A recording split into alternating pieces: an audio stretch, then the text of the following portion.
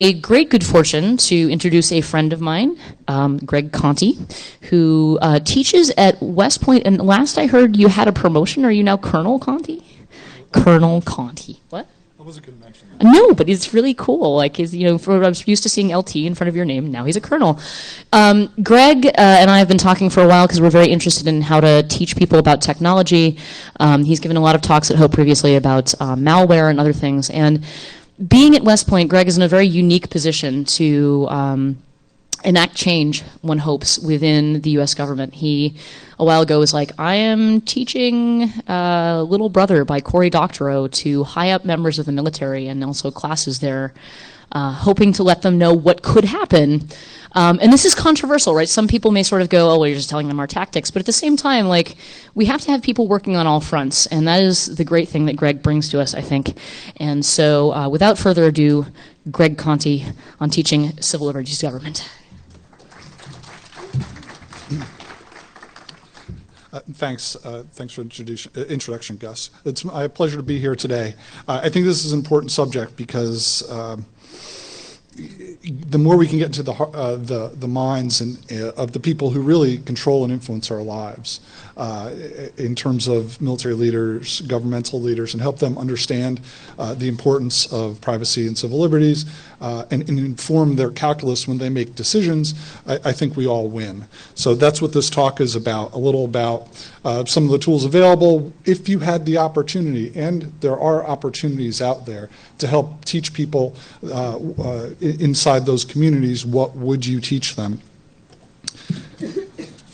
Pardon me, the notes, it turned into night pretty quickly. And we'll also talk about the tools that are available for doing that. So I have to add the mandatory disclaimer, and one, I understand no one reads them, but I'm here as a free citizen, and these opinions are my own, not that of my employer. And personally, I think nothing better evokes faceless bureaucracy than that of Pink Floyd's The Wall, the scene from it. So this is my third time speaking at Hope. The first time was on malicious interfaces, how interfaces, particularly on the web, are designed not to help us, but to actually trick us and harm us in a variety of ways. Last Hope we did, Hope 9, Lisa Shea and I came down from West Point and gave a talk on countermeasures against surveillance. So I think that was a timely subject. And then we were asked this year to come back and talk about some of the things that we've been doing inside and where it could go, how it could scale up in terms of teaching inside the military, the governments really around the world. A key aspect of this, I think, is your personal awakening to the importance of privacy and civil liberties. So there's some people in the room probably haven't gone too far down that path, but there are others, and I'd ask you to think about this. What was the event? What was the series of events? Was it a friend who helped educate you? Was it your own personal, just reading the news and suspicion that something's going on? But what transformed you? What raised your awareness, the importance of privacy and civil liberties to the point that you want to sit in this room and learn more? You want to, actually more than that, just sit in a room. You want to go out there and make a difference. For me, I can point to largely DEFCON 9, which was about 13 years ago. I went there, and I think I had kind of this innate kind of libertarian worldview, but I went there and I realized that, why are they passing this hat around for the EFF? Right? Who is this EFF? And I look and go, oh gosh, that all makes sense when I took a look at what they were talking about. And I started paying attention and grew from there to the point where I, really, it transformed me personally, where I took this on as a cause and a research area and a advocacy area to try and get out there and make a difference. So that in the last 13 years, have done a lot of work in this space, trying to go out and make a difference. And this all is available online for those that are interested. And I think it's important because each of us, the more you embrace this, the more you want to make a difference. And having advocates that try and make a difference both inside the system and outside the system is very important. And particularly inside the system, you're part of that tribe, and you can, you know how that tribe thinks, you know how to communicate these ideas and principles in a way that might be more effective than just trying to do it from the outside in. So some framing questions, because the answer to this isn't necessarily evident to some people, right? I would argue, yes, it is possible, but if we're not careful, we can destroy it. And helping, when we're making decisions, we have to have people that are thinking about both sides of the various aspects of this so that we don't destroy the democracy in an attempt to protect it. And we'll get back to this at the end, but I wanted to just kind of list it up front. If you had the access to people, senior leaders, mid-career leaders, junior people in the government or the military, what would you teach them? And we'll talk a little bit of my perspective on their perspective, kind of what's a common view of the world. But at the end, we're going to, I hope, to go to Q&A and then have a bit of discussion on ideas that you might have toward this end. Ultimately, I think the objective would be helping encourage people to have this mental model, this mental framework to take privacy and civil liberties into account when making decisions, often security decisions because of the tension between security and privacy. And it can't be out of a sense of compliance, compliance, like we have to do this thing. That never works well, and people generally do the minimum standard, but from a true appreciation where they get it. Because a lot of decisions, for a variety of reasons, either time, right? Their decisions need to be made very quickly, or because of classification or other forms of sensitivity. A lot of decisions aren't transparent, or they're made in rooms that we'll never have access to. But the more that these ideas permeate various decision makers, you've heard this, probably the phrase, when security decisions are being made, it's good to have a hacker in the room. And I agree, because I've been in rooms where there wasn't one, or it was just me, and people who really don't know how the internet worked were making very important decisions about it. So the more that we can have people who are informed, the more likely they will be in the room. And I also think there's a trend, in the community, in this community, it's been this movement, the hacking renaissance that we're in now, has, early on, it was a bunch of young people, arguably, right? There was a lot of young people, and there was, obviously more senior people as well. But that generation is now rising to prominence, where they're C-level executives in corporations. They're colonels in the Army. They're in positions where they can influence things now, and also groom the next generation coming up. So I think that gives hope for the future. Now, I gave a whole talk on this at DEF CON about the instrumented world that we're, increasingly instrumented world that we're living in. And I've boiled it down to one slide because it's a bit like preaching to the choir here. But I think it's common knowledge that more and more sensors, more and more aspects of our daily life are being surveilled upon. Sometimes with our willingness. We have a fitness wristband that tracks our day-to-day activity. But every aspect, and increasingly so, and it's not showing any signs of slowing down. If anything, it's speeding up. From satellites in space to red light cameras to license plate readers. And it was once moderated, these type activities were once moderated by the human workload required. Well, that's going away with ubiquitous network sensing, and that's why this is important. We are living in a historic time. If you'd asked me 2 years ago, I would have told you that the attention span of the general public was about, they didn't largely care about privacy or security. And events, although significant, like the AOL search query disclosure of 2006 or WikiLeaks, those got people's attention for a period of time, but then they kind of faded. They're well known in this community, but they faded rapidly. But now we're really in a historic time where we have everyone's attention.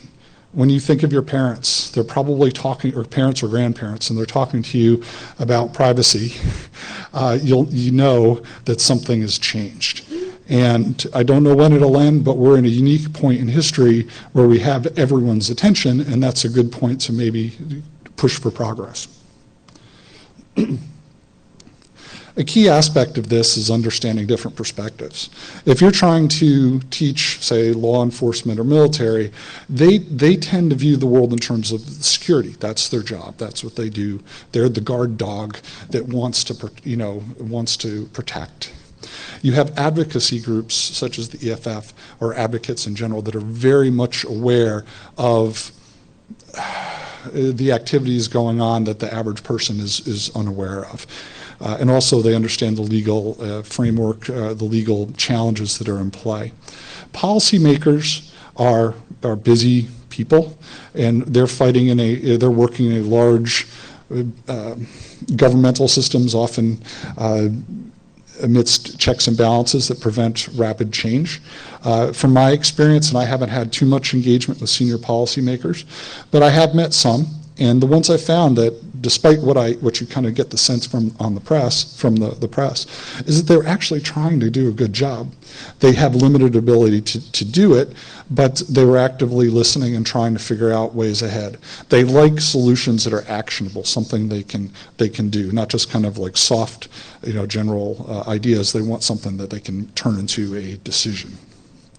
Industry in general, we're drawing broad generalities here, very much concerned about the bottom line and how does this impact their revenue coming into the company, the reputation of the company, legal compliance.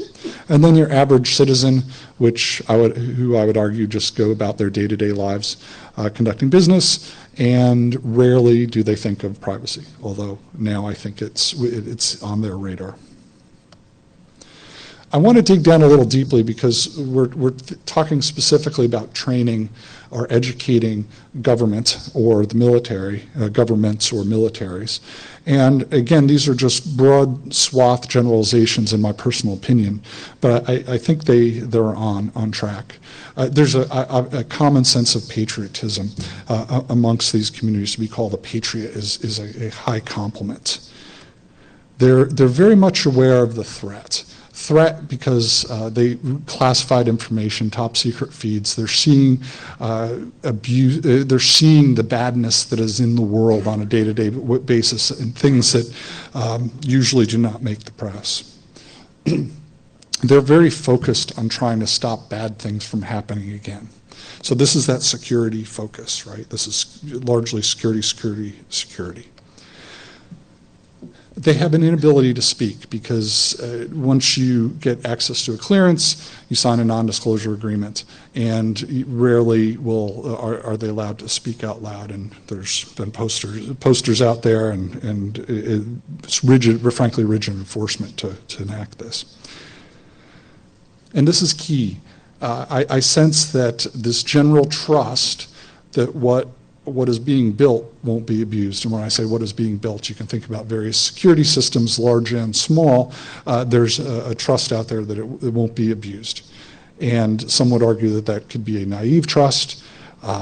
And just so you know what this picture is, and when you do rappelling, this is kind of in industry, when they have the fall backward and your coworker will catch you, the military equivalent is in rappelling. The person on the ground is the belay man. So you're supposed to let go of the rope and fall, and the belay man, if they pull on the rope, you'll stop. If you don't, you'll hit the ground. So that's what's going on here is a trust exercise. They also feel that their hands are tied because they don't have the information they need to protect. And I think this is a great quote. Their hands are tied by legal authorities. And I'll just read it because this may hit an MP3 one day. If DoD defended the land domain in the same manner as cyberspace, a Russian land invasion of New Jersey would have to be fought by U.S. citizens and commercial entities with whatever weapons they possess. DoD would only defend Fort Monmouth and Fort Dix. So that is kind of what I'm trying to do is expose you to the mindset of the audience, the students, what they might be. And again, this overarching desire to protect. And that straining at the leash of authorities, like I want to protect more, I want to protect more. And the leash would be the legal authorities. So if you're trying to educate that population, how far, how fast down the rabbit hole can you take them? right? How do you get into, given that, and I think that what I just painted is reasonably accurate, how fast down the rabbit hole do you take them, and what do you teach them, and when? And this is obviously not scientifically generated, but and in that population of people that you're trying to teach, there'll be some that never get it. That is pretty scientific. If you look at studies of social change, they have a very similar graph for the same categories. So, yeah, it's science. It's science. Okay, I've just, and even if and we'll get at this later, even if I had the ability to survey people and come up with the scientifically generated results here, it would probably be very embarrassing and would shut them up. They'd never do it again. Part of this, and maybe a strategy to help frame people's thinking, would be to get them in terms of thinking in terms of security and privacy. And I like this. Well, we put together this model where you've got two axes, two continuums, a security continuum and a privacy continuum, where security can be, a security solution could be detrimental, ineffective, or effective. So you've got that axis. And then on the other side, you have a privacy solution, could be invasive, neutral, or beneficial to privacy. And then from there, you can kind of bucket things into quadrants. The first quadrant accomplishes neither privacy or security, and I would think in terms of security theater, right? You spend a lot of money, and it makes privacy, and it makes you less secure, and costs money, and threatens privacy. So that tends to be security theater, a la Bruce Schneier. Then you have solutions that are accomplish security objectives, but reduce privacy in the process. And if you're not thinking about privacy as being an axis, if you just take off the privacy axis altogether because you don't think about it, it's not part of your decision making, this is where you could likely end up. Then you have solutions that are detrimental to security and but beneficial for privacy, and we see those all the time in terms of countermeasures. Then ultimately you have solutions in the bottom right quadrant that increase security and increase privacy. For example, maybe a code audit of a transparent code audit of major software that people use, and helping push people to try and seek solutions closer to quadrant 4, maybe one acceptable way that you can help get these people to start thinking in terms of it, because I don't think they consider the privacy axis very much, if at all. So I'll give you a few successes, and I won't claim that any one of these has changed the world, but I see them as building blocks, right? These are significant, and you can build upon them. One, as Gus mentioned, that we were able to get Little Brother into flagship training course of the major government organization, and over 600 mid-career and senior people have had a chance to read it. And it wasn't just read it, there was also discussion afterwards, a framed discussion with structured discussion questions about the importance of privacy and civil liberties to democracy. So we were able to make that happen. And the organization was supportive of including it. We had in 2012, and again, this is like, shows you, what I'm trying to paint is inside the system, how you can make brick by brick, you can help facilitate change. At West Point in 2012, they had a senior conference, and they brought in the sitting director of NSA, U.S. Cyber Command, 2 former directors of NSA, was able to get a panel on privacy and civil liberties as part of the discussion. And there was about 50 senior leaders in the room, not just military, but leaders from industry and government, and able to get on the panel, Marsha Hoffman and Jeff Moss, sitting on the panel with a former director of the NSA. I think that's very cool. And to have that type of debate in front of an audience of people who are really empowered to make a difference. West Point just hired a ethics fellow that's going to be focused on privacy and civil liberties. Again, I think it's the first of its kind. Stephanie's in the audience sitting there in the dark. But again, I think it's very exciting and a positive move forward. So she's going to be focusing on this area specifically. We have formed a privacy research group now, and it's about its fourth year, because I found that there are actually, despite what you might think, there's a good number of people who are interested in this and wanted to help make a difference. So reeled them in. And a lot of those publications and talks and things that I showed you in the beginning, next to the DEF CON badge, came not just my individual work, but by creating a team of people who are interested. I think this is the only privacy research group in DoD, and I think the government, but if anyone knows differently, I'd be interested. Again, I think it's positive. Okay, so those are building blocks, right? What could end progress? We know how the world works, right? If you insert the wrong embarrassing headline here on the front page of the New York Times, people will back off immediately and will shut down. So you have to do this at a pace and in a way that we just have to operate in the constraints of the system that we're in. Okay, so let's look a little bit at solutions.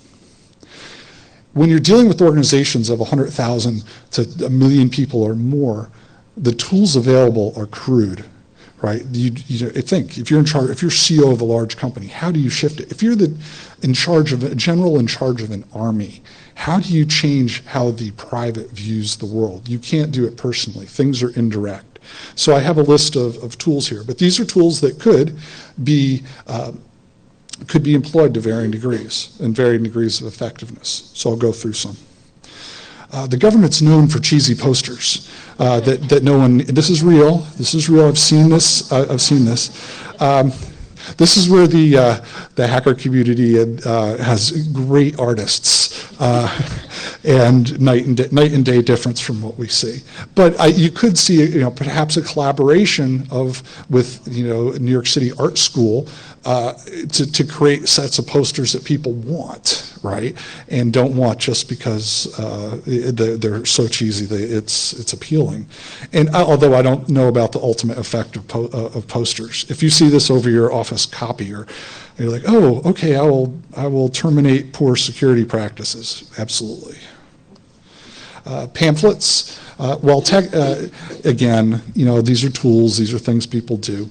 I like this one. While technically not a pamphlet, it is pamphlet-like, and it's one of my personal favorites. It was Communities Against Terrorism, FBI and Bureau of Justice Assistance document, potential indicator of terrorist activities related to an internet cafe. And I thought it was funny that if you're overly concerned about privacy, paying cash, using an anonymizer or encryption, and you download information about electronics, that you could be, considered someone to watch out as being a terrorist. But nonetheless, pamphlets are a tool. Professional reading lists. There's actually a lot of professional reading that occurs within the military. Senior leaders publish lists. Getting a book, getting the right book out there. And these are actually quite thoughtful. They'll have discussion questions, and groups around the military will use these to form discussions, like a monthly, read a book a month and then bring everybody in and have a discussion. So I think that it would be possible to get something appropriate here. Conferences can be a tool like this. You bring a bunch of like-minded people together. They've gotten much harder to organize of late, as indicated by the NBC Nightly News and the woman dancing with the $ bedazzled medallion around her neck. So conferences are harder, but they're also a tool. And there's this thing in the Army and in the military called mandatory annual training. And again, this is kind of more of a compliance mode. You have to have a certain amount of training every year, either in the classroom, some of it's computer-based, but it's real and it gets out there. I don't think including privacy and civil liberty, the importance of privacy and civil liberties will not come from this type of training. Okay, so I have just a couple of examples, and to be fair, I've chosen these because they're the absolute worst example I could find in terms of training, but the most humorous example I could find. So one idea came from, you want to turn your computer on and use it. Before you can use it, you have to answer a question on a given subject, right? Okay, it would frustrate me, but it might be when you're trying to educate 100,000 people all at the same time. All right, so let's take a look at this one. And if you see the gray boxes, I've anonymized the logos that were all over this system. Okay, and here it is. This is part of workplace violence training. Would slamming a sandwich in the garbage can in anger be an indicator for workplace violence? All right, so I don't know. Ask yourself.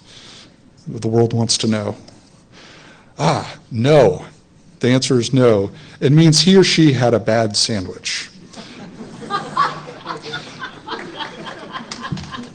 So thankfully, my friends worldwide send me these, and then I can use them in talks. And again, there's actually a lot better. This is the worst one I could find. So this is an outlier. And another. Okay, this is computer-based training. And this is part of the mandatory protect classified information, protect personally identifiable information computer-based training, presumably built by a contractor. And this is the protecting classified information scavenger hunt. Right, so we'll get to the details of the scavenger hunt in a question, but you see various things on the desk like the open safe and the folder with 5-inch high letters that say PII and the fax with a secret cover sheet on it. Okay, they give you clues. May be used to talk to people in different locations. Now don't shout out the answer if you get it. All right, so you can think again. Clue 1, used to talk to people. It must be plugged in. Again, clue 2. Finally, and the ringer. It rings when other people contact you. So at this point, I'm about ready to slip my wrists because this is about 4 hours of training and that you can't just click next on. And there's no way to just take the test. You have to go through this. Okay, and let's get to the final screen. Okay, and I added the arrow in case anyone was wondering. The answer was, you use your desk telephone to talk to people in different locations, and it rings when people use it to contact you. Unlike your mobile telephone, it must be plugged in when in use. Okay, so again, I don't know that computer-based training is the right answer here. And if you'll forgive me, I think this is somewhat relevant and it's also part of my personal therapy for my sanity. To just share this with you. The military and civilian organizations have robust civilian leader development, or military and civilian leader development programs, years of education. As an officer in the Army, you'll have 3 years of classroom experience, formal, like away from everything classroom experience in 20, if not picking up a master's degree or other things along the way, and then myriad other things plugged in. And the same thing on the civilian side. So but getting into lesson objectives or lessons in those programs has potential. And again, that's the type of momentum you can help build. If you start getting an increased degree of people who understand the importance of this, they can start embedding this. And there's a great deal of professional writing that occurs. Ultimately, though, it takes senior leader support. If you go in with this idea like, hey, let's do this thing, you need to win over the senior leaders and have them help champion it. So targeting senior leaders in some way would probably be very optimal. And an upcoming opportunity, and what we're hoping to do is apply what we get comes out of the discussion today, is this is National Defense University, it's down in DC. We're going to be bringing in about 200 military senior leaders for basically a one-day event where people will be providing talks, and Stephanie's going to give a talk there on the importance of privacy and civil liberties. So what we're trying to do is get feedback from you all for ideas there. And then I won't go into all of these, but I think that there are strategies and kind of things we need to keep in mind when trying to train and educate people from these type of communities. We want to win them over in terms of their worldview, not out of a sense of compliance, and understand that there's a limited rate of change. I think ultimately a good starting point would be coming out of mutual respect So, like, not just dismissing that hand, but out of mutual respect. And the message comes best if you have an ally inside that community working from inside because they've got street cred there rather than trying to come in. And if you're trying to come in and you don't have kind of excessive background in that, you can at least work with people who do to help calibrate you.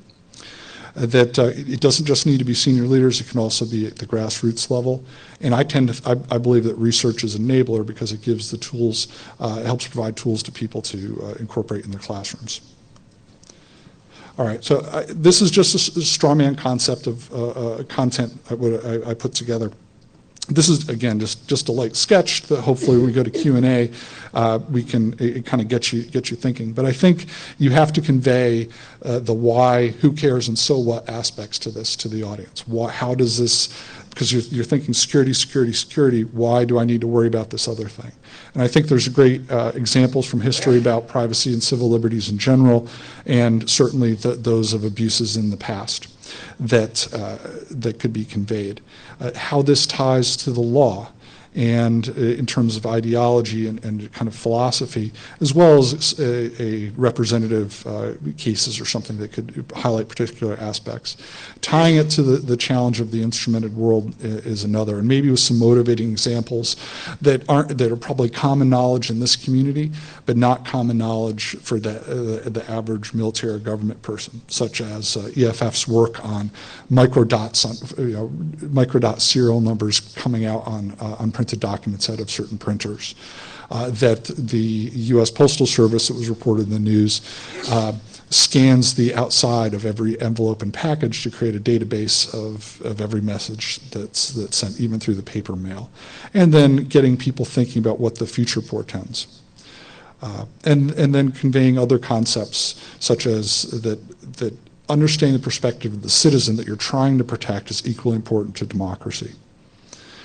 And that you can't always be sure that your worldview is right. You need to be open to new ideas, that engaging the population is important, and that freedom of thought, freedom of our expression really are fundamental tenets of our democracy. If you destroy those, you risk destroying our democracy.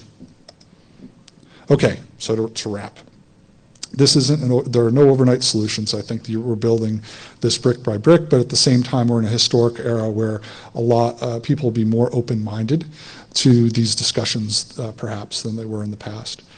Progress can be fragile, like I said, front page of the New York Times. It requires engagement on both sides have to try. All sides have to try, right? I'm trying to work on the military and government side. And not just to reach into the military, but it's the policymakers ultimately that control our fate. Okay, so I was hoping to, is it possible to raise the lights? Okay. But these are the questions that I hope to maybe, during Q&A, which we're about to go to, if you want to comment on anything, or to bring up some point associated with this. How have you seen an awakening occur in yourself or others? What would you teach people? What strategies or techniques would you recommend? Other sources of content and ideas, because this is the internet era that we live in, and I recognize there's tremendous resources out there. And any other ideas you might want to share. So with that, if we can go to Q&A, I'll happy to take questions and hopefully get a little discussion going. Can you please, can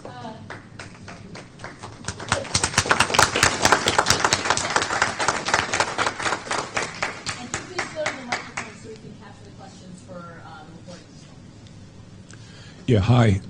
Regarding your outreach to the military, as you start thinking about their experience and the things they're trying to do, and it sounds like you have a pretty good understanding of it already, one of the things that sometimes works is they have a wonderful historical sense. I mean, they read history all the time.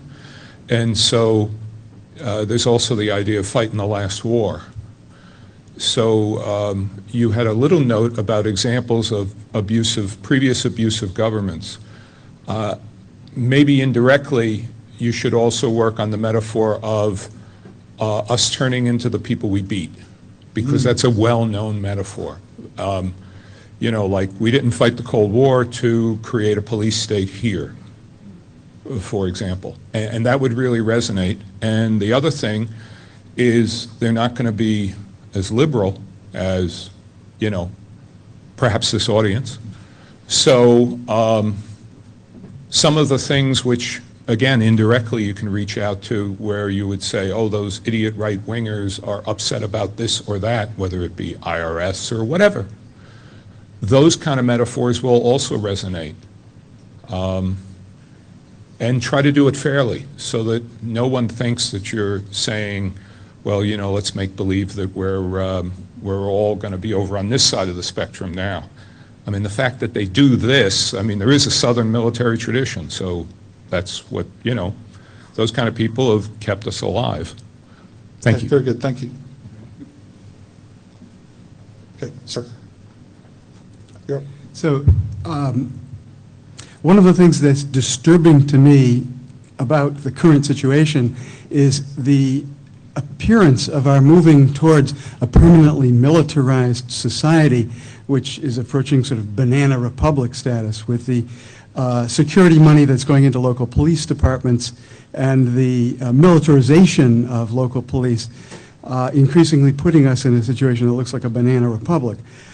You can't have dissent when the police are much more effective at kettling the protesters and will lock them up for 3 days and then let them out, et cetera, et cetera. The tactics that have been pioneered so effectively here in New York, the Republican National Convention and the Occupy Wall Street demonstrations. So that relies on the recruitment of entry-level folks who are coming primarily from low-income communities now. The citizen army is rapidly falling away, and you're seeing recruitment from as a way for low-income kids to get education, to have a secure job, and to get out of the ghetto or whatever conditions they're in.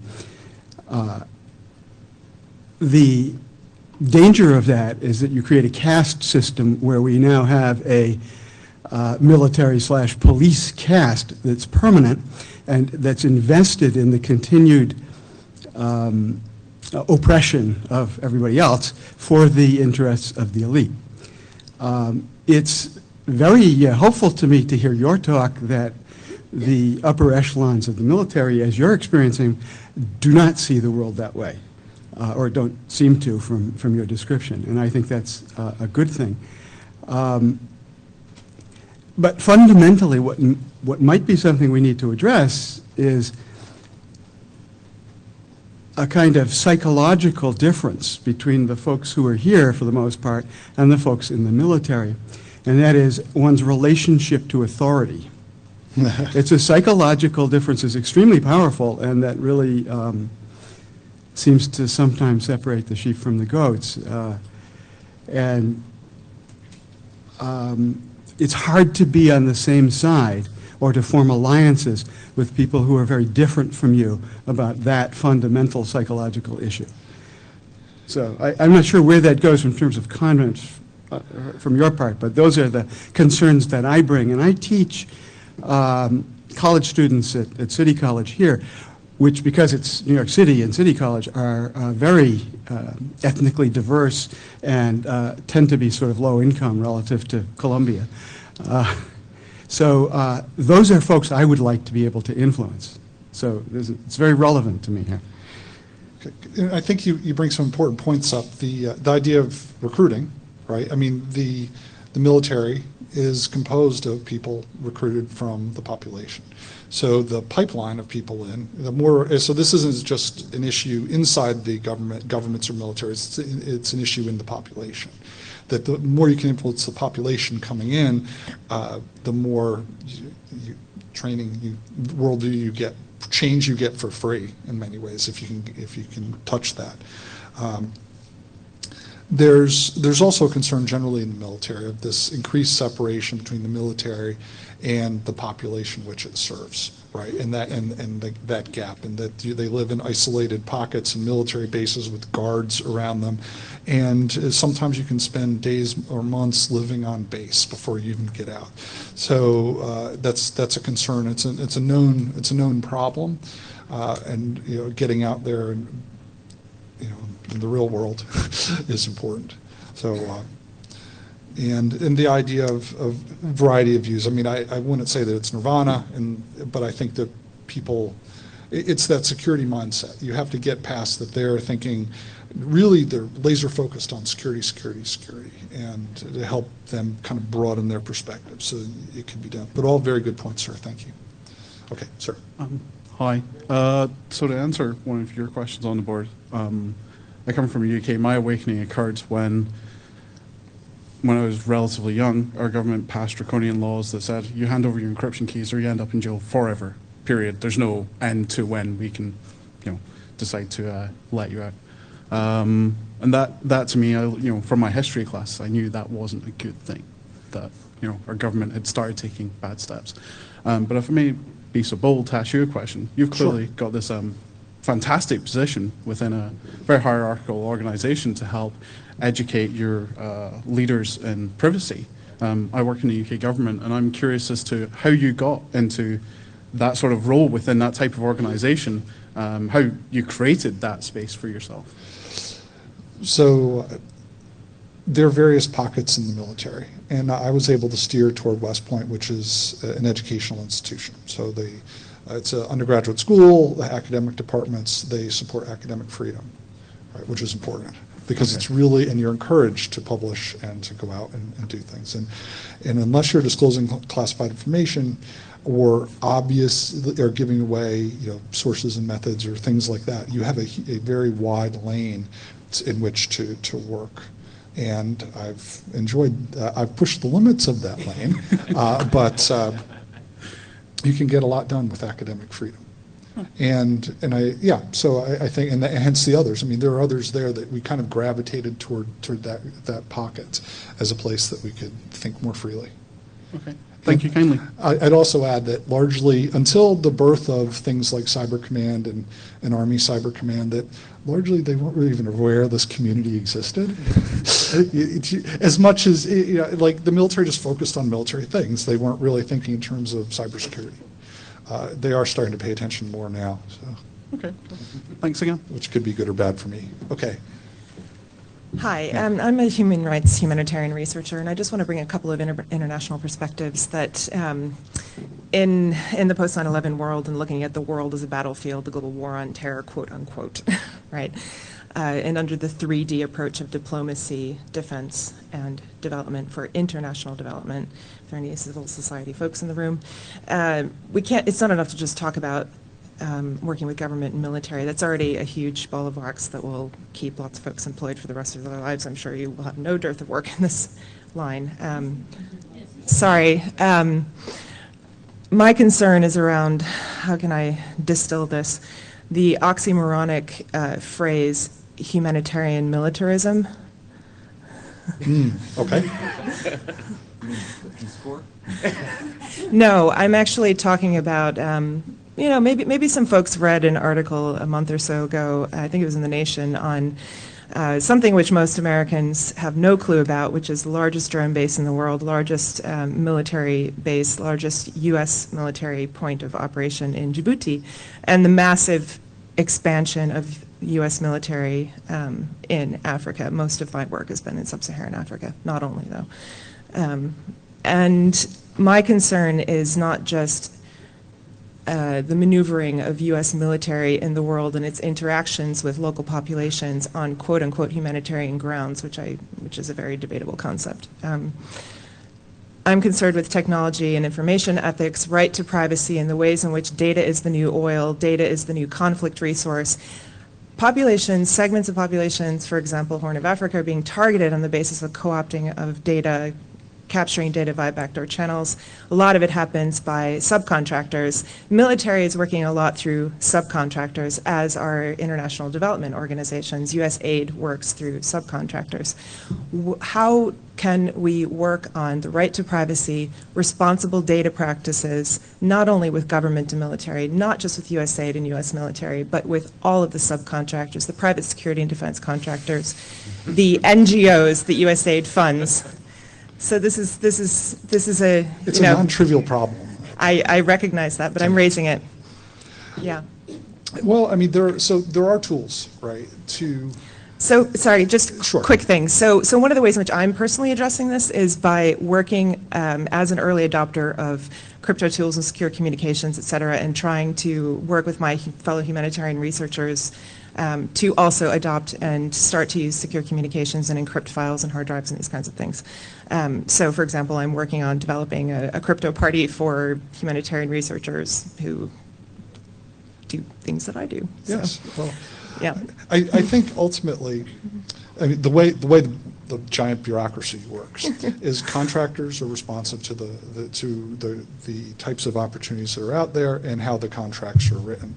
If the people that are funding the contracts care, you'll see contractors caring more and subcontractors. So, and it can literally, so I mean, that's the tool. That's how they respond. It's via the contract Right. or the culture, and if they think that there's something beneficial for them in terms of reputation or in terms of getting the contract or money, then those are, I have to think about it some more, but off the cuff. Very good points, though. Thank you. Sir. Sir. So I have a question for you, which is, let me give you a little background. Hopefully I can phrase this correctly. We're really good at negative reinforcement. When we see abuses, when we see things that are done incorrectly, we shine a spotlight on it. You know, there's no lack of that in the media right now for concerns as to how the government's acting, behaving, et cetera, et cetera. Rarely do we see positive parts, but when we do, like you are this little bastion of light in a place that we normally, you know, try to negatively reinforce and say bad government. What can we do, since we aren't in the chain of command and we can't promote you, that actually help with a positive reinforcement for the small good things that we see? So this is a very fair question. The first thing that comes to mind, and this doesn't answer your question, is that an organization I work for, they use the motto, informal motto, absence of criticism is praise. They even had it translated into Latin? to Latin, yes.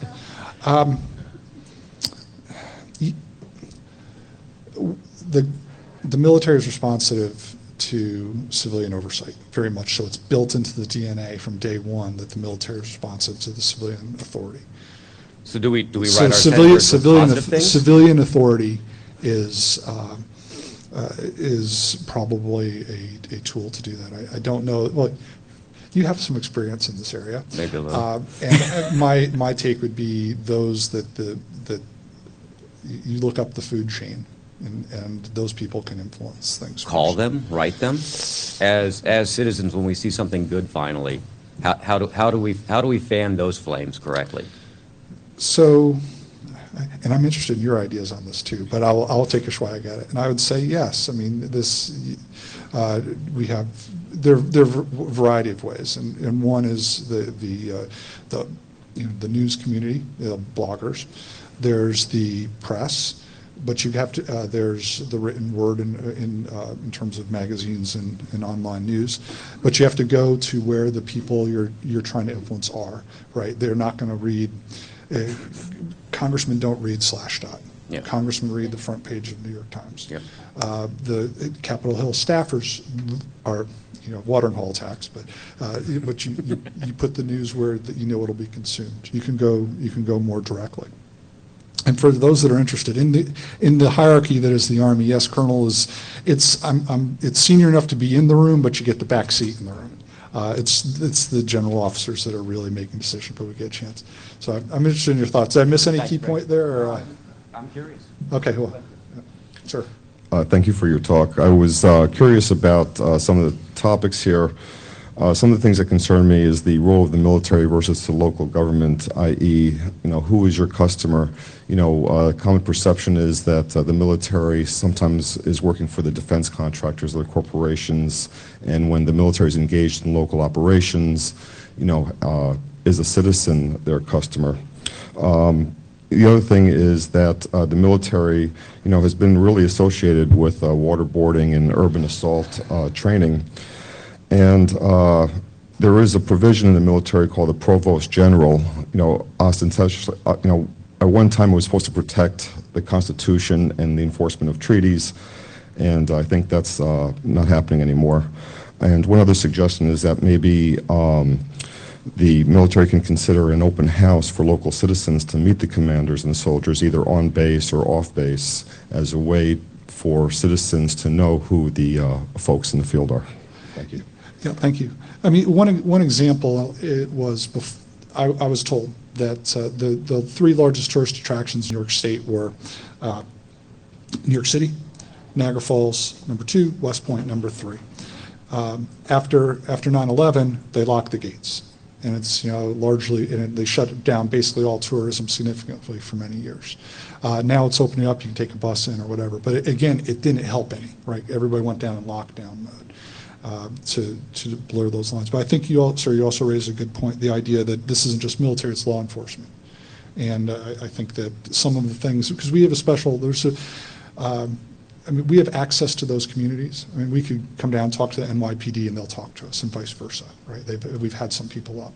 So we can have discussions, we have access, we're in that circle, that if we're making progress or have materials to share and maybe start winning over some people in those communities, we can have some influence there.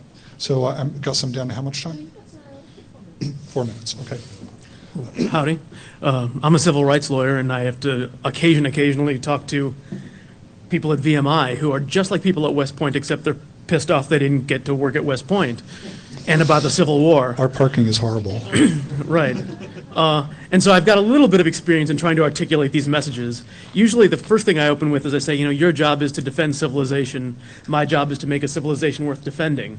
So there are kind of two halves to this. But the big thing I've found, the big obstacle I found in trying to get them to grasp civil rights is that they're very procedural. In the military, people are very interested in what did you do or what are you going to do, and civil rights law is not about what you did or didn't do. There's two elements to a civil rights violation, right? There's the motivation for the action, and there's the effect of the action. Motivation and effect. Nowhere in civil rights law does it ask the thing you actually did. And if you look at Jim Crow law, right, in the Jim Crow laws, it doesn't matter if you stop someone from voting because of their race, or you stop them from voting because of a literacy test, or you stop them from voting because their grandfather didn't vote in the county. All those things were motivated improperly. They were all motivated because they didn't like the race of the person. And they all had the effect of preventing people from voting based on race. And that's a huge hurdle, because for people who are trying to, you talk about people saying, well, I don't want to do it, or I don't want people to do it because they feel like they have to. Once you get them past the hurdle of understanding, it's not about cleverness. It's not about thinking, how do I get around this requirement? How do I get over this requirement? How do I get through this requirement? It's about actually doing the right thing. That's the big transformation. That's when they say, okay, I get it. I'm not supposed to try to get behind the rule. I'm supposed to actually be part of the system doing the right thing from the beginning.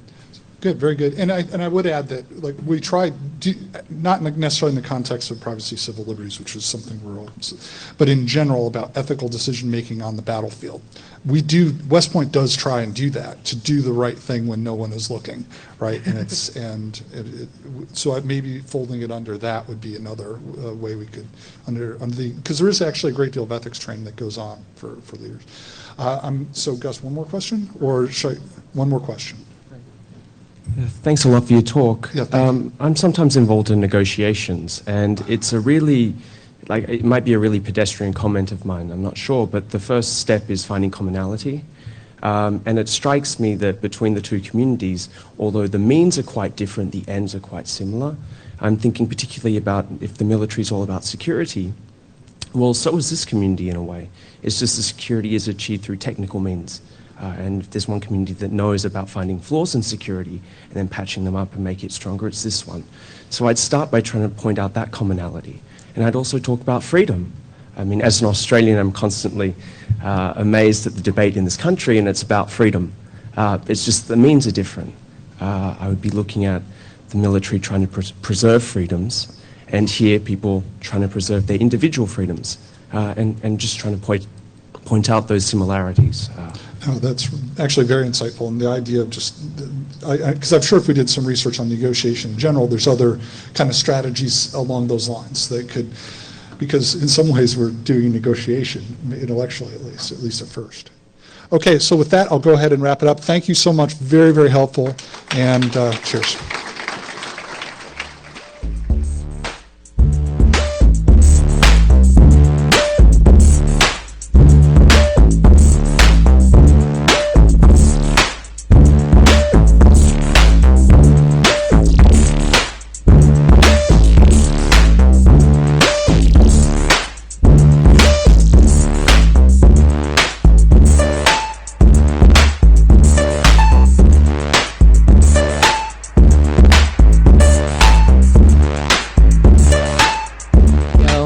Did I see Greg Newby come in earlier?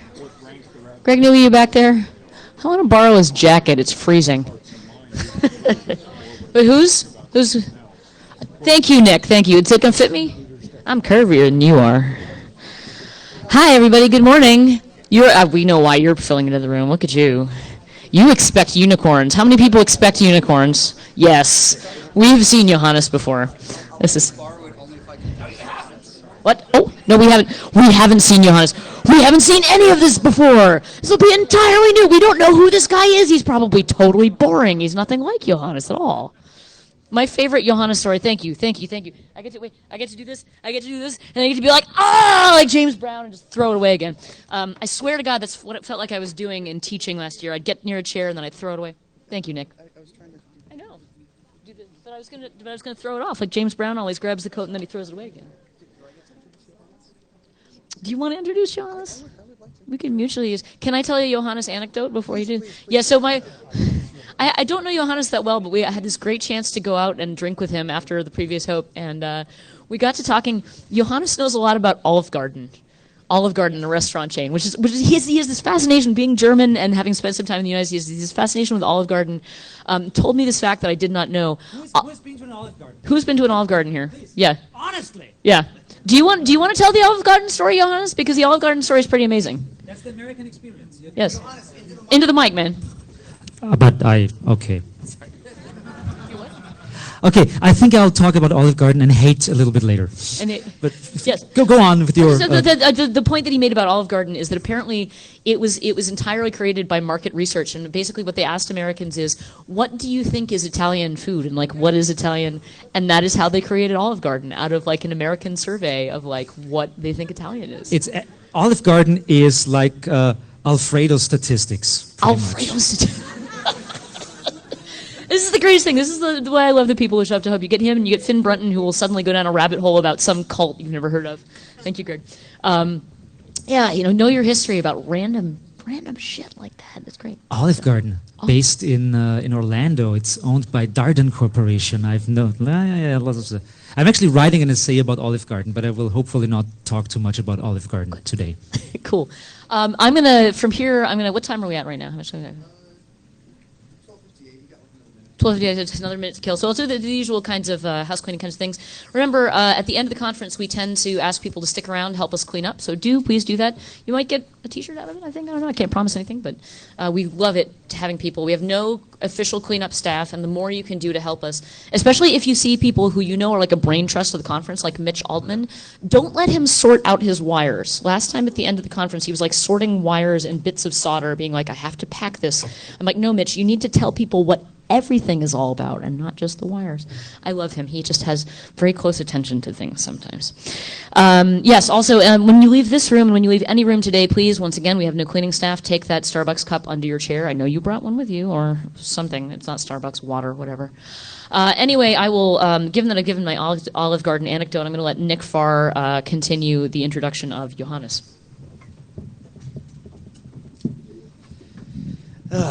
All right, good morning. I actually have a couple of announcements of my own. One, if you work for the MTA, the people that run the transit here, please tell your staff to keep their tool chests locked in every station. Thing number two, you need to have better metal bits, or I'm sorry, better metal blades for your reciprocating saws. Thing number three, the payphone that I left in the lockpicking village is still unlocked. So if you know anything about unlocking payphones and getting it open, you can keep all of the change inside, but I just would like the locks picked off of that payphone. And just to cover all bases, Verizon has officially decommissioned all of their own payphones in the city. So if you happen to see a payphone in a subway station and happen to be in a subway station with an unlocked tool chest that happens to have a battery-powered reciprocating saw in it,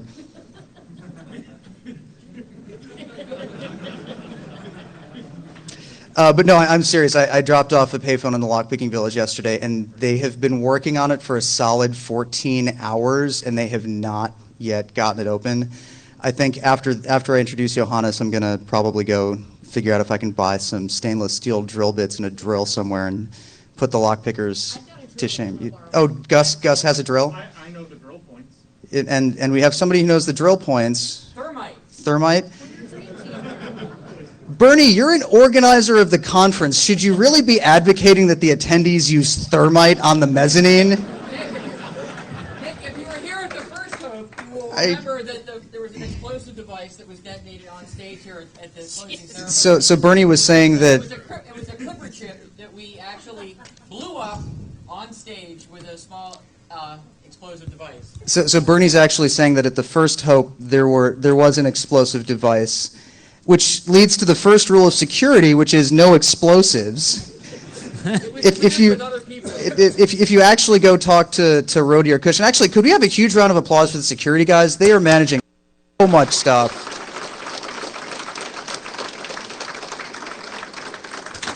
They are, in fact, protecting you from yourself, and that's really so. Well, I mean, the funny thing is that we had just a small little minor medical thing back here, and in addition to dealing with gigantic overflowing rooms from Snowden, anytime an attendee has some kind of medical problem or some kind of security problem, they do a really, really great job of dealing with that. And Rhodey and Cush and that whole crew is really awesome, and they deserve all of our love and support.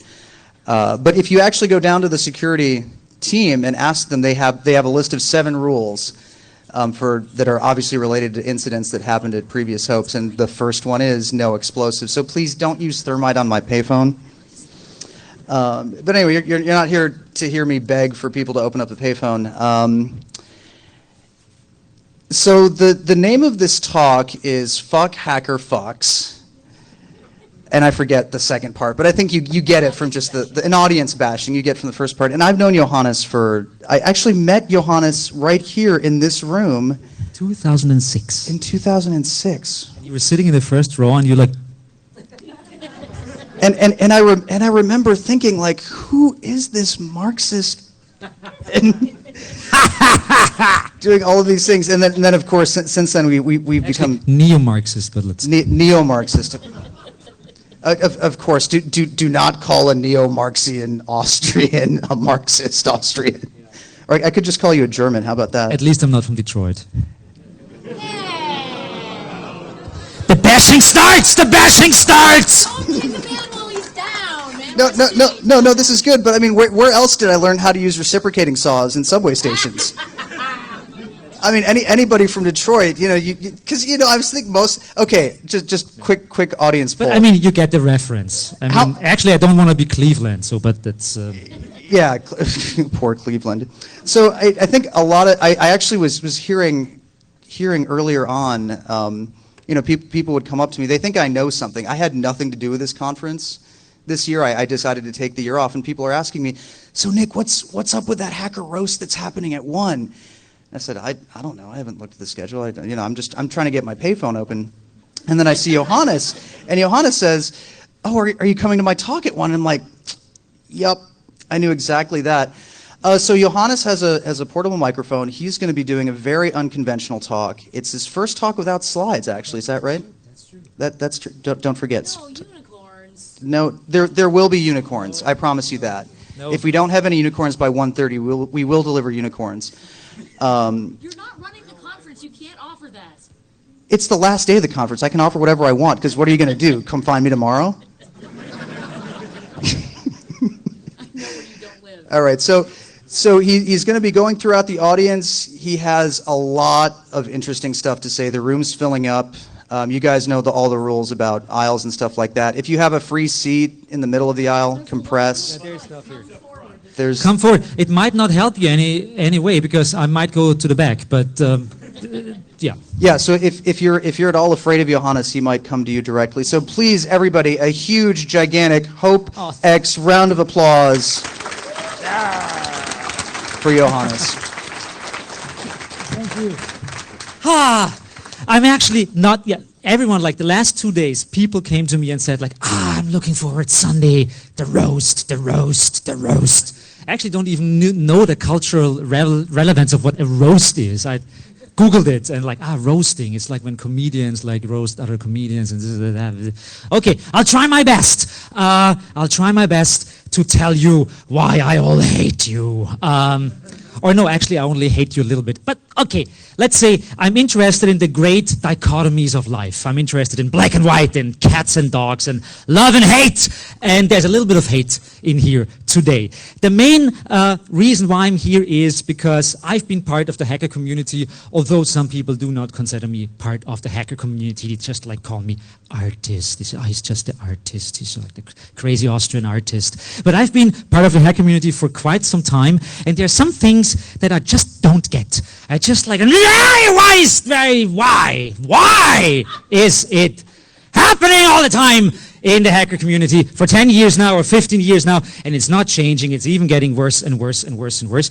And I want to spit it at you a little bit today. And then I'll feel better and get drunk. Okay, so first of all, the one thing that all hackers and hackresses should read, hacktrices or something, I don't know what the female version, hacktrices, I'll use that, is one book by a great, crazy German, and his name is Werner Herzog. Who knows Werner Herzog? Yeah, that's good. I love you already, you fuckers. Okay, so Werner Herzog is a great German director, and he made a couple of really great films, and one of those films is called Fitzcarraldo. You know Fitzcarraldo? Fitzcarraldo is one of the best films ever made. And the making of Fitzcarraldo. And the making of Fitzcarraldo. And this book in my hand is called Eroberung des Nutzlosen. That sounds like a war camp or something. No, it means, yeah, I'm from Austria. Austria is known for music and mass murder, so there you have it. Eroberung des Nutzlosen means the conquest of the useless. And it's a print of Werner Herzog's diaries or diary that he wrote while he shot Fitzcarraldo for like 2 or 3 years. The basic idea of Fitzcarraldo is that there is a guy played by Klaus Kinski, and that guy wants to build an opera house in the middle of the fucking jungle. And there we have the first hacker relevance here, like we are all people who want to build opera houses in the middle of the fucking jungle, yeah? So, some of us fail, some of us not, but that guy wants to build an opera house in the fucking jungle. He wants to do it with the money that he makes with rubber trades, but it doesn't really work. So he needs to drag a big boat, a ship, over a mountain range to another river. And that's the story of the film and how he tries to make money to build an opera house by dragging a ship over a mountain, yeah? And the problem is, or actually the greatness of that film is, that Werner Herzog not only shot a film about that, he did it. He dragged a ship over a mountain range in the middle of the fucking rainforest somewhere, yeah? And that's his diary, how he did that. Read it, you will never be the same again, I have to say. I have to tell you, because that tells so much about passion, about love, about hate, also about like the very fascism we confront ourselves with, like when our dreams suddenly become kind of like what they not should be like the opposite of dreams, nightmares, where we confront other people with our own dreams who became nightmares and that kind of stuff. So please read it, The Conquest of the Useless. That's my opening remark here for the so-called roast, or let's call it 2,000 calories of Alfredo. Okay, so the first thing I see going on, and especially in the last couple of years, hacker culture is interestingly dominated, let's not call it dominated, but obsessed. Obsessed with one thing, and it's martyrdom. Martyrdom. And martyrdom in a strange combination with stardom. There are people, I mean, you pretty much saw it yesterday with Snowden. Everyone was cramming their stupid bodies into this tiny little room over there to see a virtual presentation of a guy who said the same things that he says all the time. And, you know, yeah. But it's Snowden. It's Snowden. He's Snowden. Snowden, I love you. Make me a child. Really. It's really. The guy's nice. He did great things. But no one in the entire world deserves so much attention. Really. No one, yeah? And I'm not saying that because I'm mean. I don't even know Snowden, yeah? I like what he did. The main problem with that kind of discourse, if you have really complex problems in our world, like the stuff with the NSA, like other stuff, we tend as human people to personify discourse. And that's what's most of the time not good for the discourse. It's not good for talking about things by talking about people who talk about things. Because you end up talking about the people, and the people are unimportant. Really, they are. Snowden is not important. What Snowden did is important, and what it cost. But Snowden is not Michael Jackson, and no one should be Michael Jackson. Really, no one. Because you see what happened to Michael Jackson? He killed himself, yes. The same is true for Assange. I think that Assange is one of the biggest assholes I know. He did some really great things. Yes, he did. But at one point, that fucker should have just like stepped off the stage. He should just have gone away and leave the project to itself and the other people running it and just take his fucking stupid face out of the equation, yeah? He should have done that, yeah?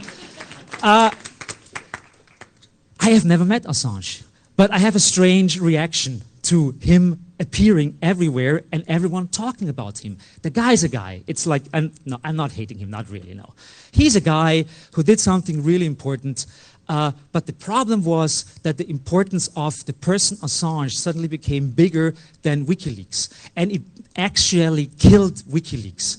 And that's the biggest sin that was committed in this whole process. Of course, the media are part of that. The media want to personify discourse. They want to have the face of Assange and talk about Assange. They don't want to talk about WikiLeaks. They want to talk about Assange. They don't want to talk about the NSA. They want to talk about Snowden. They don't want to talk about CryptoLeaks. They want to talk about Applebaum! That's what they want to do. And I like Jake Applebaum, but fuck Applebaumics. Really, yeah. He's a good friend of mine. I mean, he was so big when I first met. He's like, nice guy, yeah? But no. Because there is something weird going on in our brains if too many people are running after a person and saying, Jake, it's so great. Jake is not Christ, yeah? But some people think that he's Christ. They're almost praying to him, and that's where the whole martyrdom comes in. Martyrdom is something that people really like. They like to be the martyrs. They like to be the ones who have the feeling. It's kind of like an exchange, it's a strange economy. It's like, I'm the martyr. I do all the wonderful things. I get kicked, I get fucked by the FBI and whoever else, but I'm doing it for you. I'm doing it for you. I'm your martyr, and I want to be loved by you, yeah? And that strange dynamic is going on all the time, everywhere, and it has to be stopped, and it can only be stopped by not running after those people. It's not giving them this, like, the whole idea of the yes men is so interestingly contrived, because the biggest yes men are the followers of the yes men. it's almost ironic, yeah. And the same thing is for people who are into dissent. I mean, even the website of Hope is presenting faces. It's presenting faces of people who we should worship because they did something really great. Yes, they did it, but actually the facts are important. What they want to do, the politics is important, and not who did that political thing. To a certain extent, I mean, I don't want to go into details here, but there are many things like that, Martin Luther King Day and that kind of stuff. I mean, we have an urge to do something. We want to thank someone for doing something really great. In the end, some people know Martin Luther King, but they don't know what he did. And that's not how it should happen. 1 second.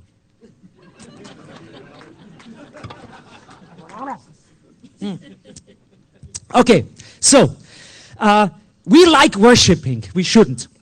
It's a person-centric debate. We discuss the fallacies of people at certain points, like Assange is the best example, when we should talk about the project itself. It's a debate about single people when it should be a debate about content and about theory and about themes. It's actually anti-topic. It's quite easy to not reflect on topics when you talk about people. Dissidents as heroes is okay. I mean, people do great things, and that's perfect. But the problems with the very notion of heroism is a problem. It's a very, I mean, I'm using the term now, and you probably will misunderstand it because I'm a European leftist, but I don't like liberals. Liberal discourse means that there are certain liberal virtues. You know, there is, the hero is a very liberal virtue. The hero, someone we have to thank for doing something. The hero is a really crazy narrative because the hero is like a one person, and that one person does something really great. And it's like, you know, like Frodo, yeah? Everyone is talking about Frodo, yeah? Nobody's talking about the other hobbits, and you know, like a struggle is always a struggle of people and groups, and usually not the struggle of one single person. Even the whole discourse about Aaron Swartz that is really, really super tragic is actually a discourse about the whole scene and people who did not support him or supported him or whatever it is. Yeah, of course it can be transported over the person very tragically, but that's not how it should be. So the story of the hero narrative is destroying a lot of good stuff out there. The same stuff is going on when, especially in the US, all the debates about, I should move around. Yeah, so all the debates in the US are factually, in the US hacker scene, are, am I breaking your necks? Is it okay? Turn on. Move the chairs if you like. You can do that. It's okay. Yeah, it's okay. That's good. That's good. That's good. She got it. Yes, she got it. Okay. And it is about freedom. It's about the wonderful terms we have here: freedom and liberty and constitution and we the citizens and all that kind of stuff. The main problem is that all those words mean nothing. In fact, they're all bourgeois crap. What is liberty? What is a freedom? Where is it? What's a fucking constitution? Can someone really explain what the fucking constitution is to me? The main problem is that we are, especially in the hacker scene, we like to point that out. I am a citizen. The NSA is doing bad things against me. I'm a citizen of the US. Nobody gives a shit, really. It's a fucking state in a fucking capitalist system. That's what it is. Yeah. What do you expect to happen? Yeah. Of course, you can say like, I'm a citizen. I'm a proud citizen of the U.S. and I don't like what the NSA did to me. Yeah. Yes. I mean, you know, like capitalism is 200 years old and it fucked everything up ever since. The very notion of freedom does not exist. The very moment I have to earn money to live makes me unfree. I'm unfree from the very second that I get born, you know? And fighting for something like freedom is almost like fighting for, I don't know, what is it? It is a strange term. We want freedom, we want liberty, we want the upholding of the Constitution, all of that stuff is just like that's templates, you know, like don't use those stupid templates. Nobody needs them, yeah? Talk about the basics, talk about what that freedom means to you, and most people that I talk to find out that they actually don't mean what other people mean with freedom. Because I could talk to you and you say a completely different definition of what he believes is freedom than she believes that freedom is, yeah? And most discourses, especially in the hacker scene, are about words and terms and beliefs, and I could guarantee you half of the people in this room here do not agree with the other half of the room when they talk about terms like liberty and freedom and constitution and rights. I'm pretty sure about that, yeah? So we have to go back to the basics. It's not that easy. It's not that easy, and sometimes hackers make it very easy for themselves. Okay, so the next one is that hackers have a strange ignorance towards history. Many have. There is a narrow-sightedness, I would call it. Many people, especially young hackers, are not interested in what happened in the 90s, are not interested in what happened in the 70s. The whole debate about hackerspaces, I wrote a stupid pamphlet about it a couple of years ago. Of course, it didn't change anything. But hackerspaces are pretty much as a concept as old as the 1950s and 1960s, yeah? Still, people believe that they are reinventing the wheel. They believe that all the stuff that's happening right now, that like hackerspaces are like sausage fests with like 95% whale fuckers in there, yeah? Male fuckers, not whale fuckers, of course. Whale fuckers maybe, yeah? That's like, I mean, there is a background to that. It's not that that background is naturally rooted in hacker culture. Some of it is, yeah, but I mean, we live in a fucking patriarchy, that's why, yeah? And that's why certain jobs and certain segments of society are highly male-dominated, some are highly female-dominated, and this and that, and that. I'm not even talking about like transgender and that, I mean, oh my God, yeah. So the problem is that the historical dimensions of our movement, of the hacker movement, is most of the time completely ignored by hackers. Hackers are a subculture, or think they are a subculture, but never think about, I mean, it's almost like someone doesn't know the dead Kennedys and likes punk nowadays. I mean, who likes punk nowadays anyways? But that's the problem. So like, yeah, I don't know the dead Kennedys. Why should I know the dead Kennedys? Is any importance? I like guitars. Yeah, but that's boring. That's boring and doesn't lead us anywhere. Okay, so on the positive side, I have to say there's a reduction, I have to see in the last couple of years, of stupid infights. So you don't see people anymore walking around and like, I do not talk to you because you use Red Hat and I use SUSE or something like that. So like that kind of stuff is actually getting smaller and smaller and smaller, that like Linux distribution infights and that kind of bullshit, yeah? At the same time, I have to say, it transcended into something even worse, that people sometimes have quarrels about that they don't, like, if I would not understand the joke on your t-shirt, you would suddenly have like a grudge against me. I really had that a couple of times, that people like, they were showing off their shirts, or I looked at their shirts, and I didn't understand it, and they would pretty much like walk away. Why is that? It's strange because, and the very core of that thing is that hacker culture and hackers like to create their specialness or their elitism in strange ways. And sometimes that elitism is even played out with jokes, you know, like, I get the joke, you don't get the joke, I'm better than you, okay? And that's not how it should be. So the t-shirt joke uproar, I would call it. It's in a certain way a misunderstanding of the concept of underground and subversion. Many hackers think that they are subversive, that they are underground. In fact, I actually believe, and I'm almost sure, that hacker culture is no underground or alternative culture anymore. Hacker culture is pretty much mainstream. Hacker culture and nerd culture is mainstream. Maybe alternative mainstream, but it is mainstream. What emerges out of that problem, that you are part of a group of people that thinks it is underground, but actually got up to a point that they're at least alternative mainstream, is a problem in how the scene sees itself. an example. There's an example in Germany. It's a completely different field, and you don't know that guy, so I don't even name him. It's a German comedian, and that comedian was really popular in the 1980s. And he was a high critic of alternative mainstream culture, and he attacked that. So he was attacking the Greens in Germany, for example.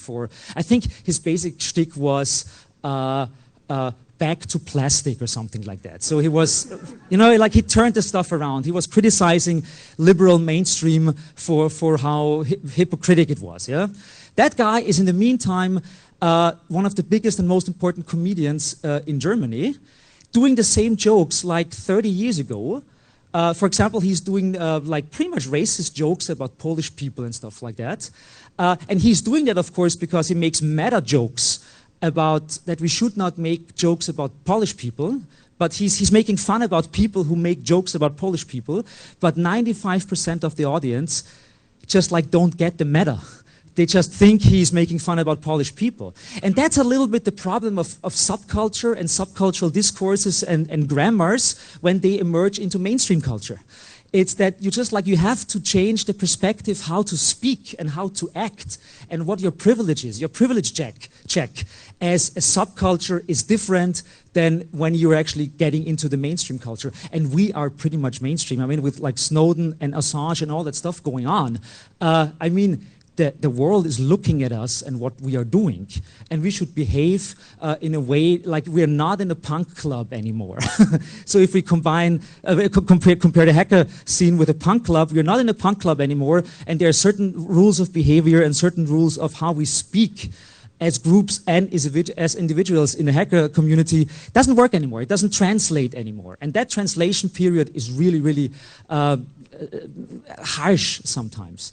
Some elements of the whole misogyny and sexism in nerd cultures is part of that scene. The whole debate at the Chaos Communication Congress the last 2 years and DEF CON about creeper cards and all that kind of stuff. I'm not getting into details about that. But the main problem is that if people within the hacker community criticize things within the hacker community, they are being in a certain way outcast. They're outcastify people. Yeah? That means, oh, you're criticizing the hacker scene. You were running around with creeper cards. Although those people were part of the scene, suddenly members of the scene said, no, they're not, they're outsiders. So we are part of this group called hackers, and people come into this group and criticize us for things, but they're not even us. So it's kind of like this process of like creating external enemies, and that's quite easy if you have the feeling that you are part of this like elitist small underground culture. It's quite easy to blame people from outside. They are attacking us. People want to destroy our way of life. They want to destroy our beliefs. They want to do this and that and blah, blah, blah. And of course, most of the time, that's just not true. But it's this like standard way that like in the punk club, if like people come into the door and they don't look like punks, the punks will look at them and say like, what the fuck are you doing here? Yeah? In the meantime, so like punks could at the same time not look like punks. You know what I mean? It's like the appearance, how we are, how we behave is not we're not a homogeneous scene. So please be aware of that. Okay. Next one. Thank you. Yeah. To a certain extent, sometimes we're fighting the wrong enemies. So sometimes within the scene, there are things going on that are sometimes worth fighting, but those fights are not being fought because there is a strange, like, no, we shouldn't do that. I mean, I would call that, sometimes we have to stick it to the stall man. Let's call it that way, yeah? So, the way is, sometimes it's really more important to have a discussion within the scene than, like in a political way, it's like, people like to run around with big banners saying, I hate George W. Bush. Of course, no problem. Yeah, it's a quite easy way to do that. If people like to criticize stuff that's easy to criticize, and you criticize that stuff easily because you have a consent in the community. Sometimes there is consent in the community and about things, and that's the stuff we like to talk about because we want to like tap on each other's shoulder and say like, ah, that's really nice.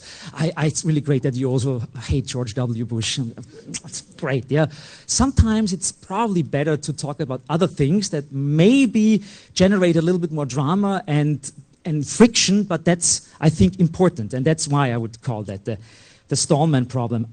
Okay, so the non-reflection of privileges, we definitely still have to talk about that, about ethnical problems, social and class problems, especially also class problems, and the problems of knowledge. Let's call it that way, that hacker culture is a culture that is based on knowing things. We are all people, we're all clever people, we have our levels of knowledge and things that we are pretty much like experts in. A problem emerges if that expertdom is being played out as elitism. And that's like one of the main problems, I think, in hacker culture is that the privilege of knowing something is exploited many, many, many times. So in hacker spaces, I've seen it many times. Hacker spaces should actually work as education centers, where I go because I want to learn something, and people are there that I can learn from, and the other way around. Most of the time, it's the same with like the t-shirt joke.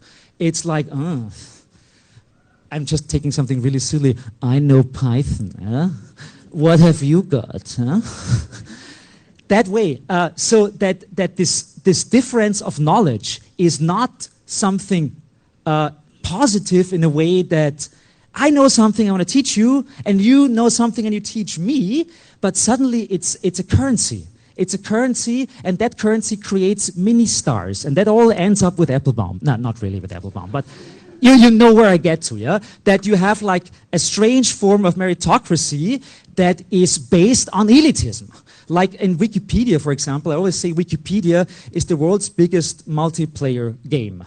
And it's about hierarchical elitism, yeah? Wikipedia does not work because people want to extend the knowledge of the planet. It exists because they want to fuck people over. That's why. It's because there are rules in the game, and you can win the game, and you can outsmart other people and delete other people's pages, etc., etc., etc. So there's a certain gamification going on in Wikipedia, and that same gamification is sometimes going on in the hacker scene, and it ends up in like, look at my schlank! No, it should not happen that way. So there is a certain, I have to say, closeness of hackdom to capitalist structures, of course. I mean, that's important for me because I'm a neo-Marxist, but what can I say? That it is no problem that like a security engineer, for example, is working for Google and at the same time is writing codes for the community and for the hacker scene. I mean, on the one hand, it's not a big deal. I mean, people have to make a living. They have to work, especially in a high technical field. People have to do that. At the same time, that like kind of like being with one leg in one completely different field of life and with one leg in another one is sometimes a strange twist, I have to say. Some people do really horrifying things in their day job, and they try to do the super good things in the hacker community, and sometimes I've seen people being ripped apart by that. It's really, some people don't manage well in that differentiation of their, like, let's call it the schizophrenia of the tech world, yeah? So be aware of that. I mean, I know that cannot be stopped because people have to earn a living in some way, and I don't think that we will abolish wage slavery in the near future. But just like if you think about that, like try to analyze yourself or psychoanalyze yourself. What is really going on in your brain when you're working at Google, if you work at Google, and when you're going to Hope? Is this the same person? What's going on? I think postmodern theory can help a lot about like the fragmentation of modern brains. And I think about that a little bit. There is the paper.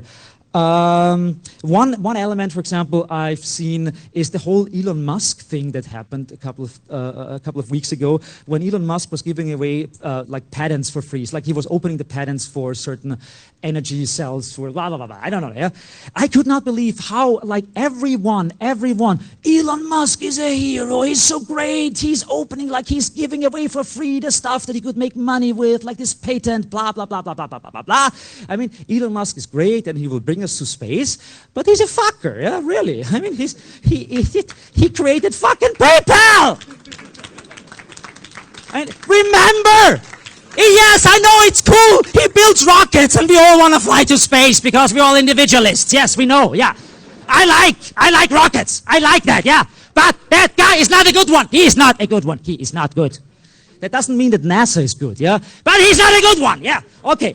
So please tame it down a little bit. When someone does something that fits into your mind and into your belief system, but not really, no, that guy gave away a patent. But most of the time, I think you would not agree with what he thinks and does, okay? So please be aware that it's just like, I would call it, sometimes alliances suck, and don't go into those alliances, even if it's only in your brain, yeah? Elon Musk is not cool just because he gave a patent away for free, okay? In the same way like Greenwald, for example. Greenwald, nice guy, does great things. At the same time, that guy is a blatant, open perpetrator because he thinks that the wall between Mexico and the US is necessary and he's defending it. I mean, I'm not for a wall between Mexico and the US. I'm against walls. I'm an anti-nationalist. And in the same way, so that stuff, I mean, Greenwald, nice, yeah, but please, the whole martyr thing and the whole stardom thing, like, no. Please disagree with the people that you like as often as possible. Challenge them, yeah? Like, so if Greenwald is doing one of his interview sessions again or this and that and blah, blah, blah, it's just like ask about the wall. Tell me about the wall. And yeah, so, okay.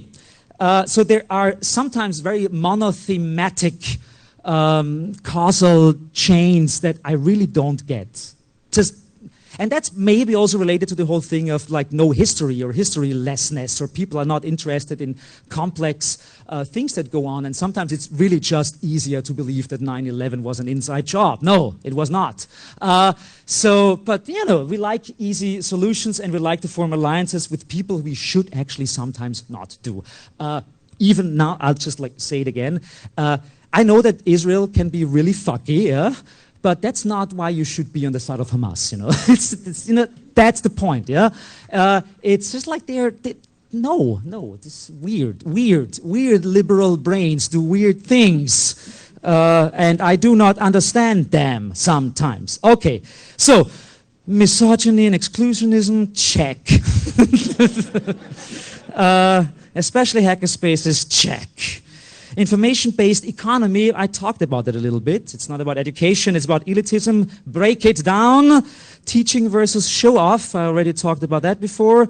The sloppiness of definitions. I like definitions because without definitions, we are in the vast field of the structurelessness, the tyranny of the structurelessness. For example, for me, there is a significant difference between a hackerspace, a makerspace, a fab lab, and a co-working space. There is a difference, yeah. There is a difference. And no, it's not the same thing. It's not the same thing to call it a makerspace than calling it a hackerspace, or calling it a fab lab, or, my God, a co-working space. Don't touch that name. Don't touch it. Please do not, yeah. They're different things. It's just like, it's like saying like, yeah, you know, like, Marxism is like, I don't know, what? Yeah, something. It's probably more like Trotskyists are not Leninists or something like that, but that would be a little bit more to debate right now. But anyhow, what I mean with that is, please be careful in your discussions and how you present yourself, because everything you say is generating an effect. One example, we would not have the debate about privacy and email if email would have been called e-postcards from the very beginning. You know, that's the problem. By calling something, you evoke an image in your mind, and mail is something that's protected. But no, I mean, there is a difference between mail and email, yeah? And just by calling it email doesn't mean, like, people think that email is secure, but of course it's not. But people think it's secure because it's called email. Or the same thing, like global warming. If we would have called it atmosphere cancer from the very beginning, we would not have the debate right now. So be careful how you call things, because that stuff might stick forever, yeah? Like that stupid term of the black hole. Yeah, someone came up with the term black hole. It's not black, you know, it's whatever, yeah? So, especially in a field like yours, where every day stuff is being created, invented, named, just like don't call it Doge something. But like think about what the name of something means to people and what it conveys and what it will probably mean in 10 years and not now, okay? So I know memes are really nice and so, but I know that dogs will be really nice still in 10 years, but I know, yeah. Okay, good. Well, what do we have here? The sloppiness of definitions in all forms. The generational change I've seen, like coming to Hope, for example, in the last 10 years, there's something going on that there is, like new people are coming in, and new people, young people, are adopting bad patterns that are emerging, and let's say it that way. I think that the hierarchies in the hacker scene are generally, they were pretty flat, just like 15, 20 years ago, but because there are more people and because people like to organize themselves, the hierarchies are getting a little bit more steeper. That's also related to the whole elitism thing and that I know more than you and blah, blah, blah.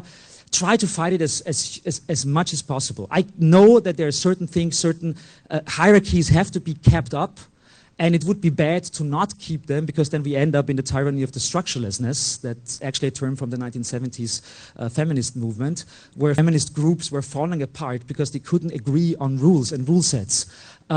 And because they tried to kind of like ban the man because they thought that having rules in a group would actually mean that we invited the man into our group. But that's not true. I mean, people need certain rule sets, need certain sets of behaviors. And if those behaviors are broken in some way, then of course we can negotiate about that, but it's okay to have structures. That's not the big problem. Some hierarchies and some structures that just emerge are bad.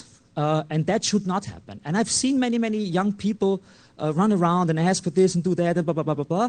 And some of them, like sometimes they ask crazy things that I do not know why they're asking. Also, for example, in the Viennese hackerspace, there are sometimes 15, 16-year-old people coming, and they are adopting behaviors and things that are not inherent in the scene, that should not be part of the scene, that are just like strange side effects that I'm criticizing, but they believe that is how the hacker scene works. And they adopt that and they keep on breeding it, let's call it that way. So think about the stuff that you're doing wrong and try to not teach people who come into the scene the same wrong beliefs and the same wrong things, yeah? Sometimes, of course, you have to be self-aware about that kind of stuff, yeah? But still, you are really teaching the next generation of people of our community, and sometimes you're doing it wrong, and that's not good.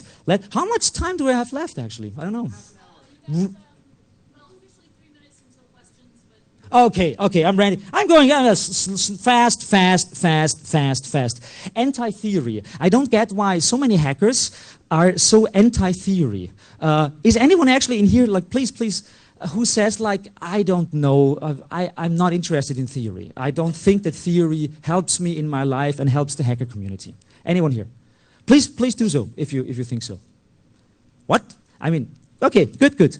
A solutionist. He is a solutionist. I think it's way more here, and you just don't know what I'm speaking of, I guess. So what I mean is that, especially if, in the hacker community, there's a certain tendency to get shit done. Yeah, but sometimes it's good to think about the stuff before getting it done. And that's what I would call a solutionist. And sometimes that term is also used in a different form. It's called the doocracy. Yeah? The people who do something are the one who are in charge. You know how inherently fascist that is. just because I'm doing something I'm right, that's not true. That is not true. It is complete and utter bullshit. Yeah.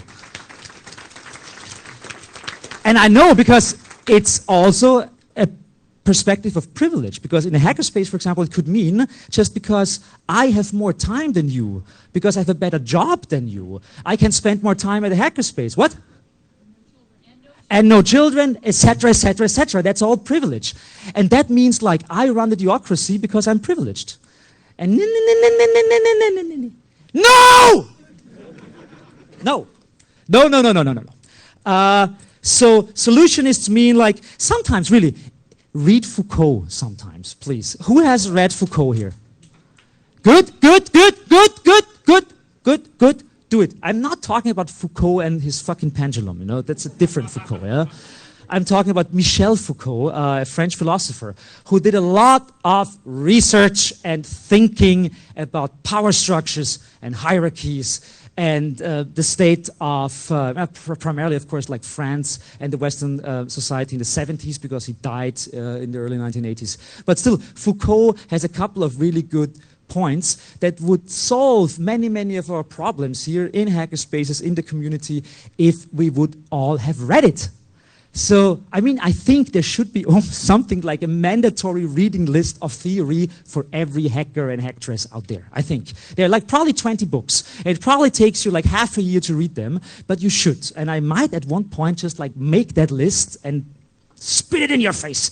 But I was always thinking you can find it yourself. I want to let you do it yourself, but I think I have to do that.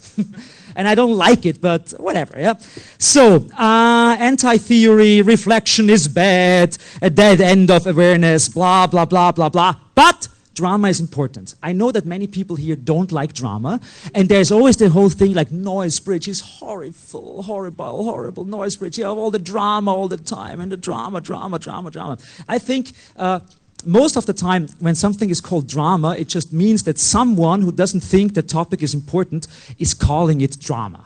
If there is like some misogyny going on, oh, drama, drama, drama, yeah. No, no, it's not drama. It's just like, there has to be a discourse before you call something drama, yeah? What I mean is, what is important, and that's why I adopt the term drama in a positive sense. I like drama. I embrace drama because drama means friction, and friction means debate, and debate means talking to each other, and not just like sitting on your computers in a hackerspace where you should actually do something together, yeah? So, debate equals drama for me because it's generating friction, and I know sometimes people get burnt. But people do not only get burnt in the hacker scene, it's pretty much everywhere. It's a human, you know, like human are fuckers, deal with it, okay? Yeah. Sometimes you have to deal more with it than other times, but just see that you are people within a social field, and I know for many people that social field is a conundrum, and they do not understand it. It's not even an excuse to say that that you have Asperger's or something like that. Sometimes not even like non-Aspergers don't understand what's going on, but just like deal with it, you know. Kristen Stubbs gave a great talk yesterday about her being a sex geek. It's like just like sometimes think about just behave in a normal way and deal with people in a normal way that you would, you know, it's not that hard. Just like, hello. No?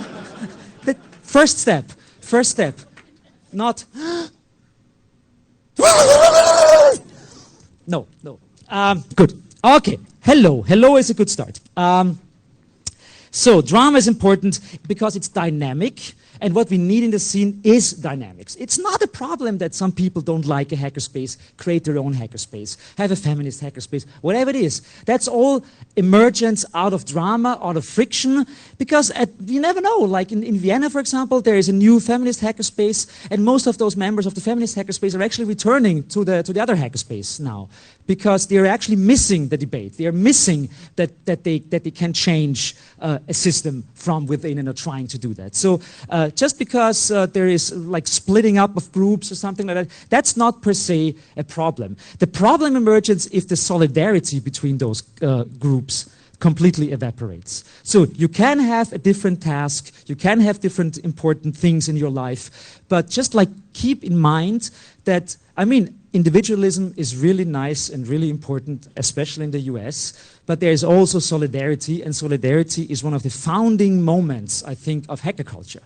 We are a group that is dependent on each other. And do not forget that. We are almost a union for the good in the world, so please do that. Please, please do that. So, drama, blah, blah, blah, blah, blah, the Chinese, the blindness of the peers, let's call it that way. That's a side effect, and a bad effect of that is that try to not see the peer group you're in as something so important that you abandon other things. So like kind of like the whole Nazi problem, you know. The völkische movement. We should not be a völkische movement. So it's just because you're part of a scene doesn't mean you have to defend that scene at any cost. You should not do that. Yeah. Okay. I mentioned that before in the case of like the creeper card incidents and all this. Even calling it creeper card incident is really strange, actually. Yeah. But 5 minutes, okay. So be aware that there should be active dissent within the community, and not just like, we're not dissenting as a community against the evil in the world. Sometimes the evil in the world is right in our midst, and we should sometimes see that. Sometimes it's even ourselves and we don't see it. So if someone criticizes you for something that you did, don't just like freak out and say like, no, you're wrong and I do whatever I like. And I know it, like some hackers think they are the big anarchists of the world, and then they're just like stupid libertarians. It's always, whatever. So reputation in the hacker scene is, to a certain extent, everything, and also nothing. So don't be so keen on your high reputation. Individualism is good, but don't forget solidarity. I mentioned that already. And as my last point is, I know we can have lots of debates. I mean, I have a different political view than many of you probably have. I think that the one thing, I mean, he's a good friend of mine, but I still would call it a bripetism. It is like, try to be not too ideologically flexible in your belief system. So try to stick with what you're doing, yeah? I mean, of course, everyone can change his or her mind whenever they like to, yeah? But it's kind of strange that some people like have like a certain mindset and suddenly flip it. Like, I'm like, wow, why? What is going on here? Without having any self-reflection about that stuff, yeah?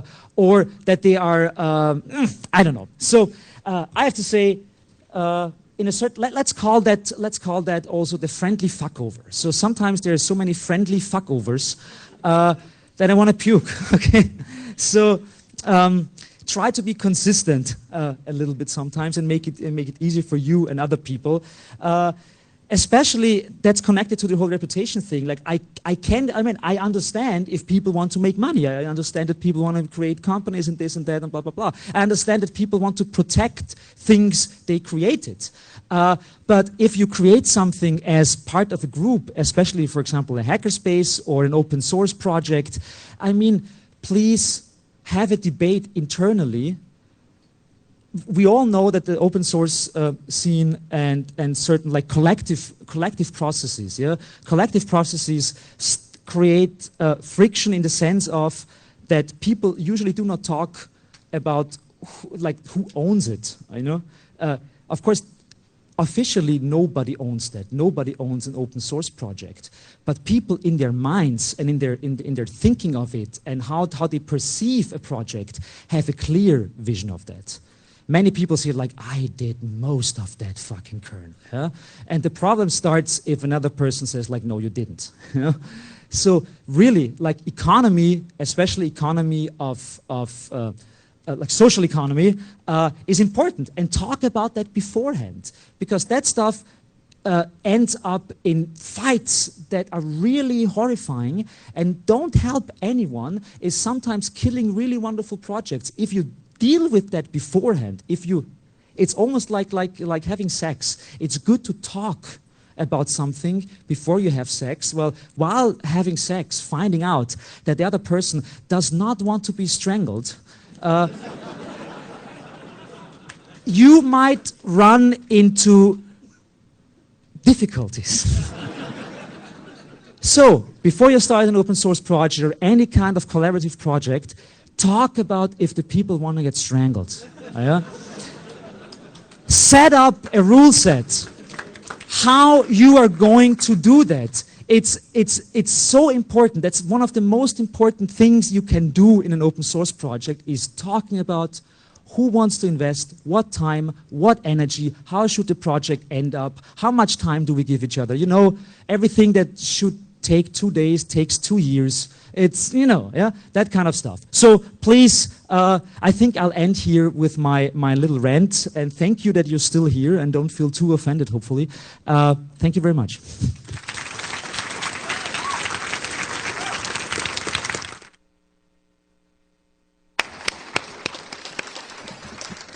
It's always a pleasure, even when there are no unicorns. Johannes Grensfurthner. So thank there you are all. unicorns.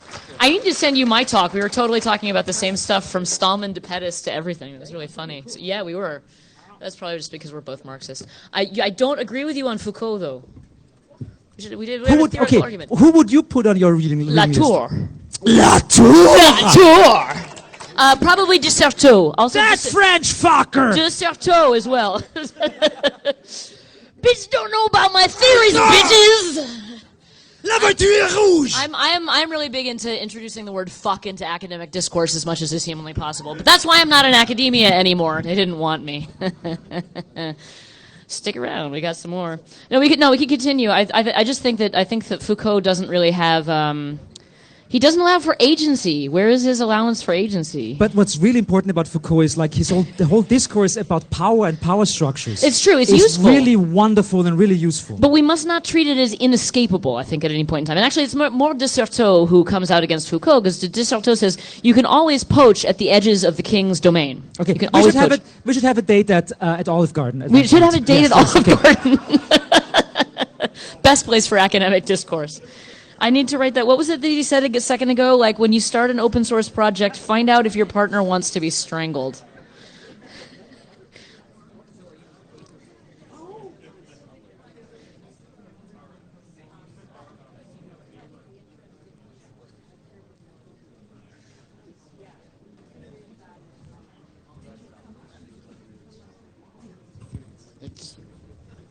Okay.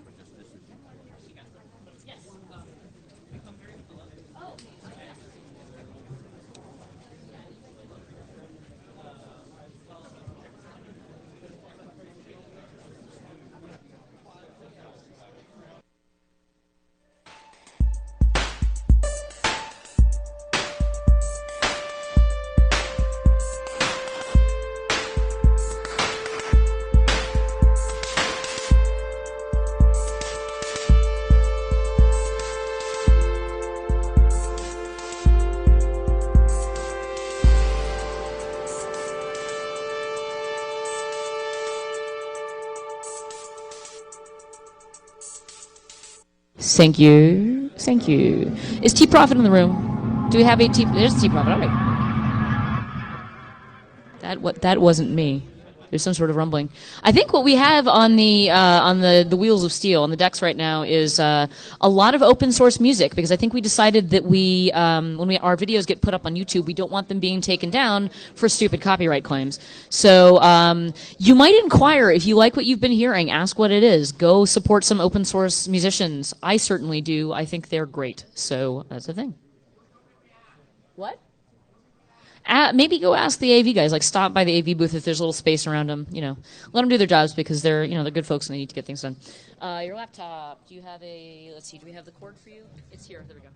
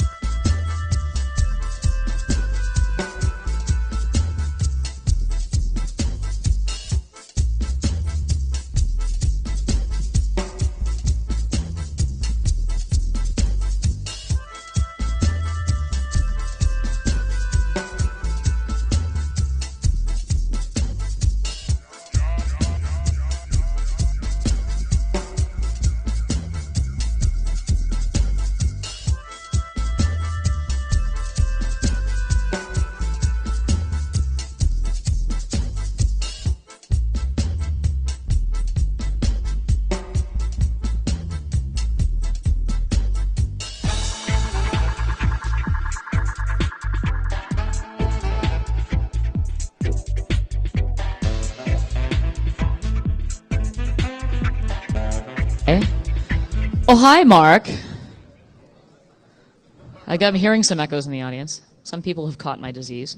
Um, our next speaker has been writing the Telecom Informer column for 2600 magazine for 22 years.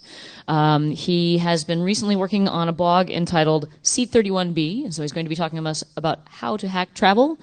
T-Profit.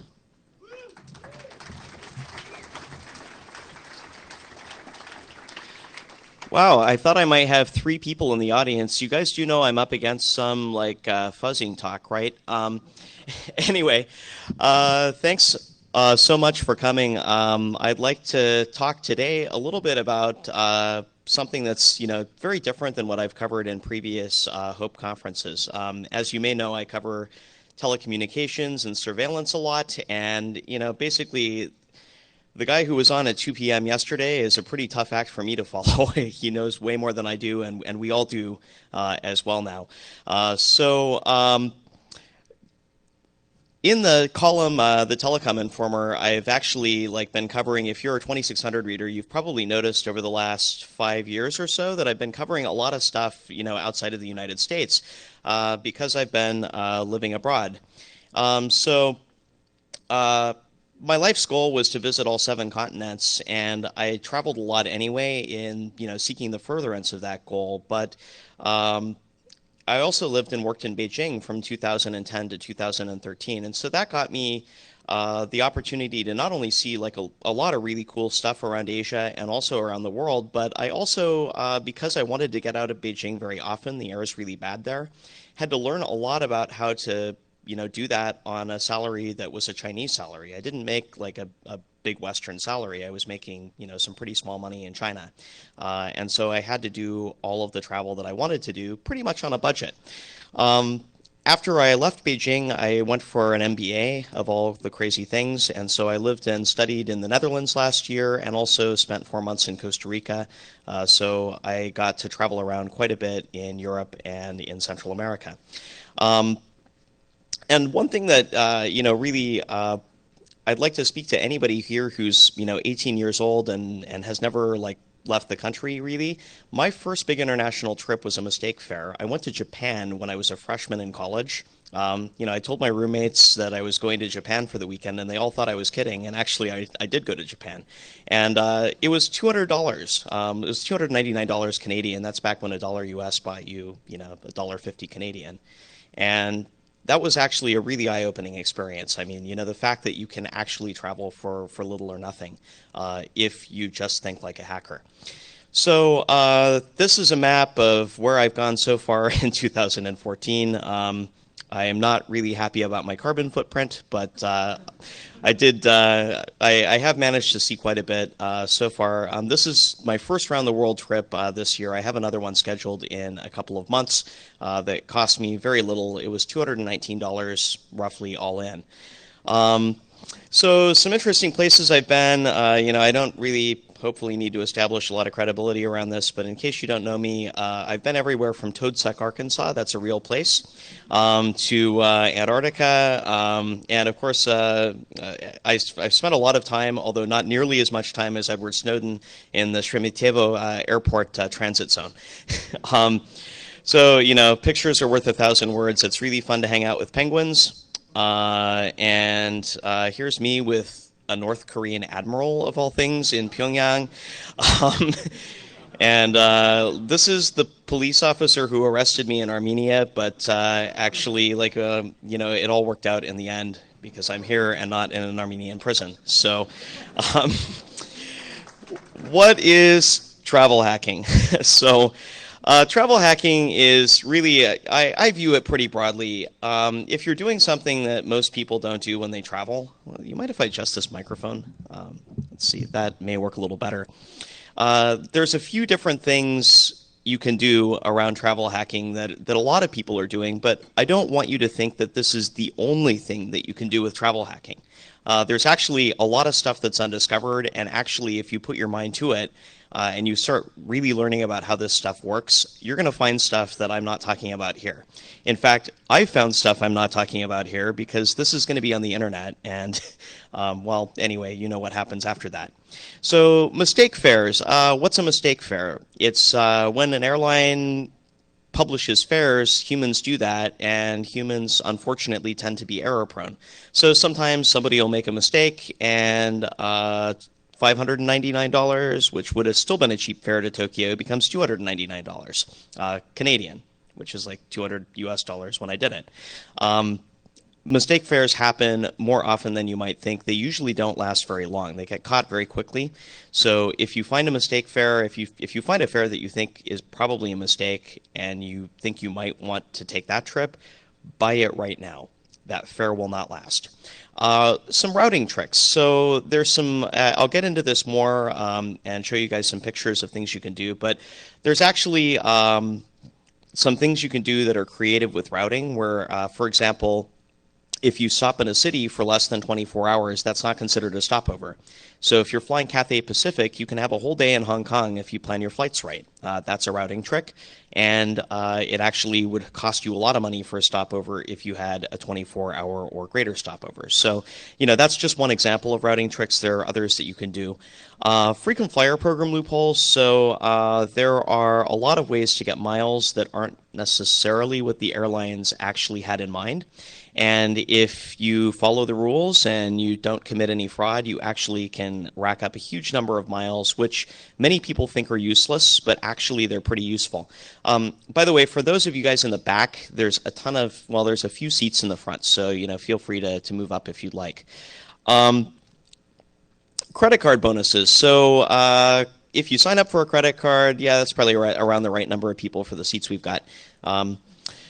So credit card bonuses. If you sign up for a new credit card, a lot of the time you can get some bonus miles.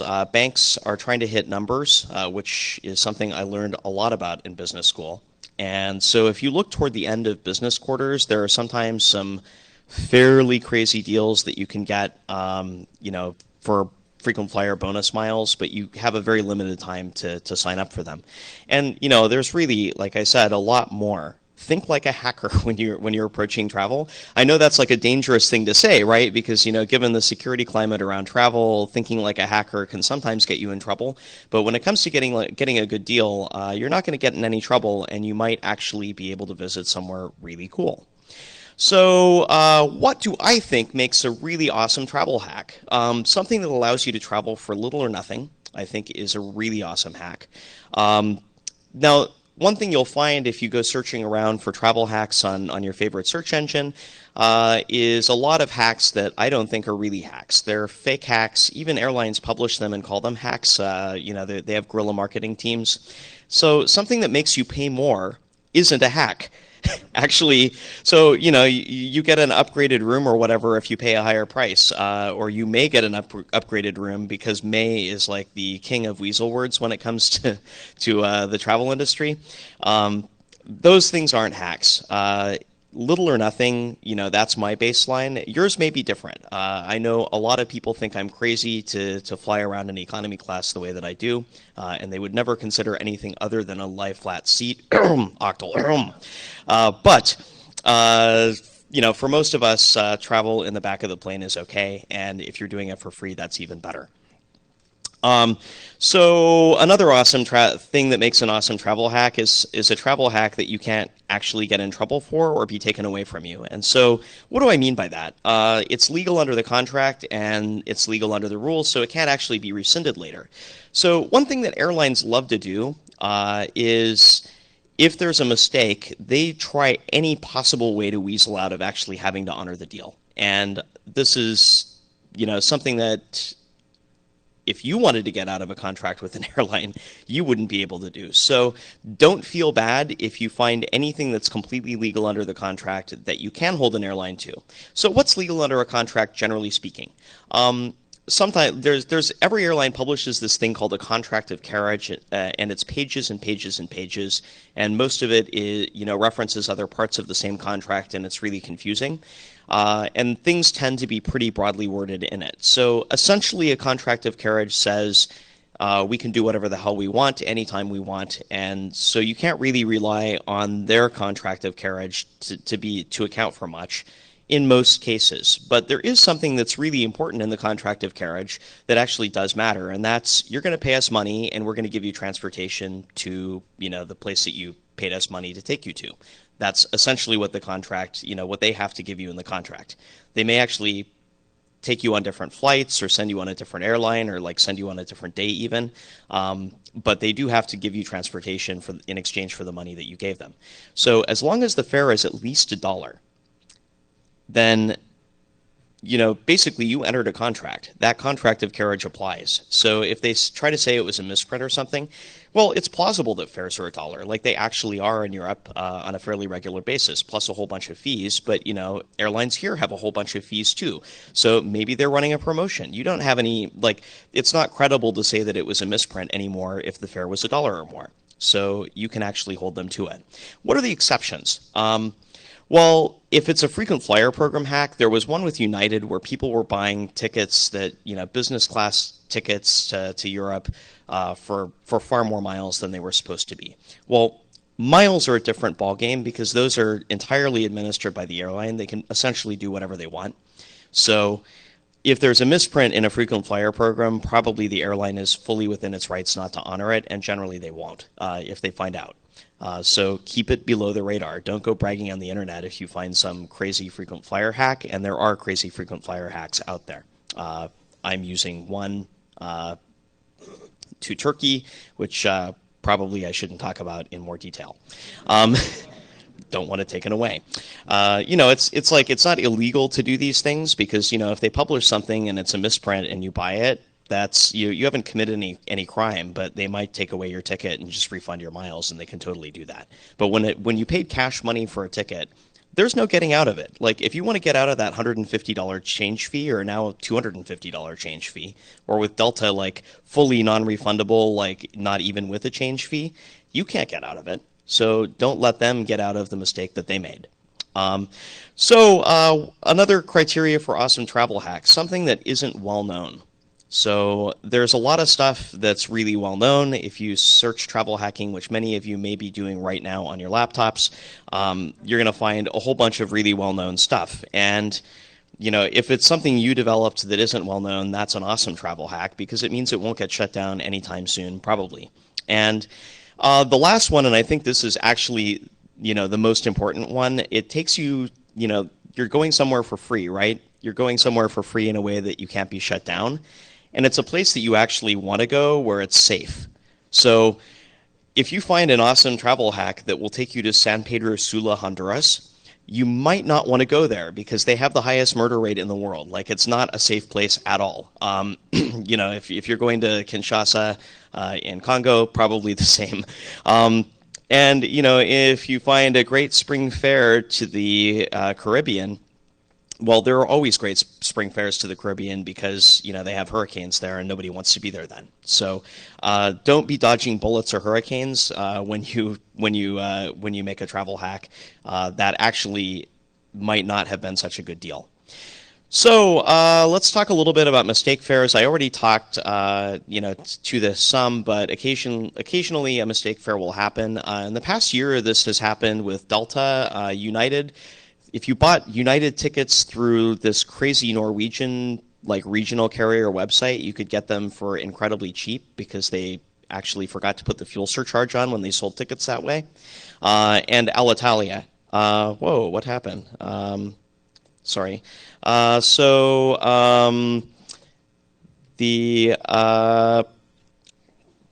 The Alitalia fare was one that I took advantage of for the round the world trip. So I'm going from Los Angeles to Boston to Rome to Budapest to Amsterdam for 23 hours to Beijing. My cost out of pocket was $450.30 for all this, but I earned miles on that, and miles have value. So if you subtract the value of the miles, what it works out to is around $219. And then I had to get from Beijing back to LA, but I had 30,000 Alaska Airline miles to do that, and I got those for free. So basically, $219 is taking me around the world, and you could do this too. Actually, I met somebody yesterday who's leaving from New York on a similar itinerary, going through Milan and ending up in Tokyo. He's an avid travel blog reader and just happened to pick up the deal when it was available. This is called a fuel dump, and so sometimes an airline will publish if there's a very complex itinerary, and I'll talk about this more if I have time.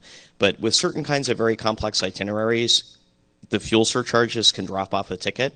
So in order to dodge taxes, airlines will publish a fare that's like a $10 fare with a $500 fuel surcharge.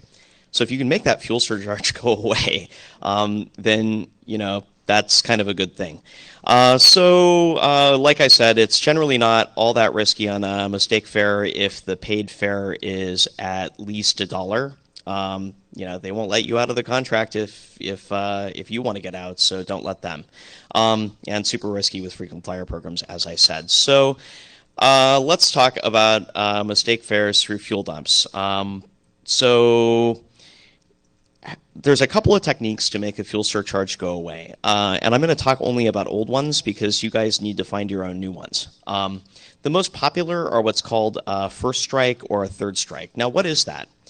You book your itinerary, and then you add a completely unrelated flight at the end that's really cheap. So the pineapple poke technique would add a flight at the end. So say that you're going from, I don't know, like Los Angeles to Costa Rica and back. So you're flying to San Jose, Costa Rica, and going back to Los Angeles. And you're doing this on, say, Avianca, which is totally plausible to do. So this is Star Alliance. And then you add an inter-island flight in Hawaii. This is your pineapple poke. That's like maybe 15 miles from, say Honolulu to somewhere close to Honolulu. Like you pick the cheapest inter-island flight that you can on United, also a Star Alliance carrier. That breaks the fare. It runs the thing through a Star Alliance pricing engine, which for whatever reason isn't able to actually calculate out the fuel surcharges. So the thing gets dropped and the fare gets divvied up between Avianca and United, and without the fuel surcharge part, and you can just go buy that. Right, so this doesn't work anymore. Like they fixed the pineapple poke. A lot of people were poking a lot of pineapples for a long time and cost a lot of money. So generally, it only works on international flights. You can't do this on domestic flights. You have to cross a continent typically, and you don't have to do your short haul third strike in even the same continent as you're flying into or out of. Like you could add like a cheap flight inside of Europe, for example, if you wanted to do that, and it could work. The goal is you want to try to force the fare through a different engine to be priced, where fuel surcharges all drop off. So what's a good candidate for fuel dumps? You want to find a fare that's a really cheap fare, and most of the fare is a fuel surcharge, because if you're dumping the fuel surcharge, it doesn't do you any good if it's not very big, right? Interestingly enough, U.S. Airways just had a problem, I think it was 3 weeks ago, where they used to price their flights mostly as a fuel surcharge and very small fare. And because they joined the One World Alliance, there ended up being a whole bunch of opportunities to do this kind of thing. So they have, for the interim, started actually paying taxes. They were losing so much money through fuel dumps that they ended up repricing their fares, as most of the money is in the fare and they don't have fuel surcharges anymore. So it's a known problem to airlines. Like they know this can happen, but as long as they don't lose a lot of money, basically it's not a really huge deal to them. So that's a third strike. A first strike, you add a one-way in front of where you're going. And by the way, with the third strike, that's the best way to do it, because you don't actually have to take that flight. You take the flight you want to take, and then there's this inter-island flight in Hawaii that you never show up for, and that is what it is. But what makes a good third strike? It's a really cheap fare, and it actually drops the fuel surcharge. A first strike is similar. So, for example, suppose that you want to fly from Seattle to, again, Costa Rica, but you can add on a first hop on from Vancouver, BC. Well, the problem with that, so you're crossing a country boundary. Like you used to be able to do a lot of sketchy stuff by starting from Canada. So if you lived near Canada, it was great. But the problem with this is you actually have to take that first flight. So if you're in Seattle, you'd have to drive up to Vancouver and take your first flight from there.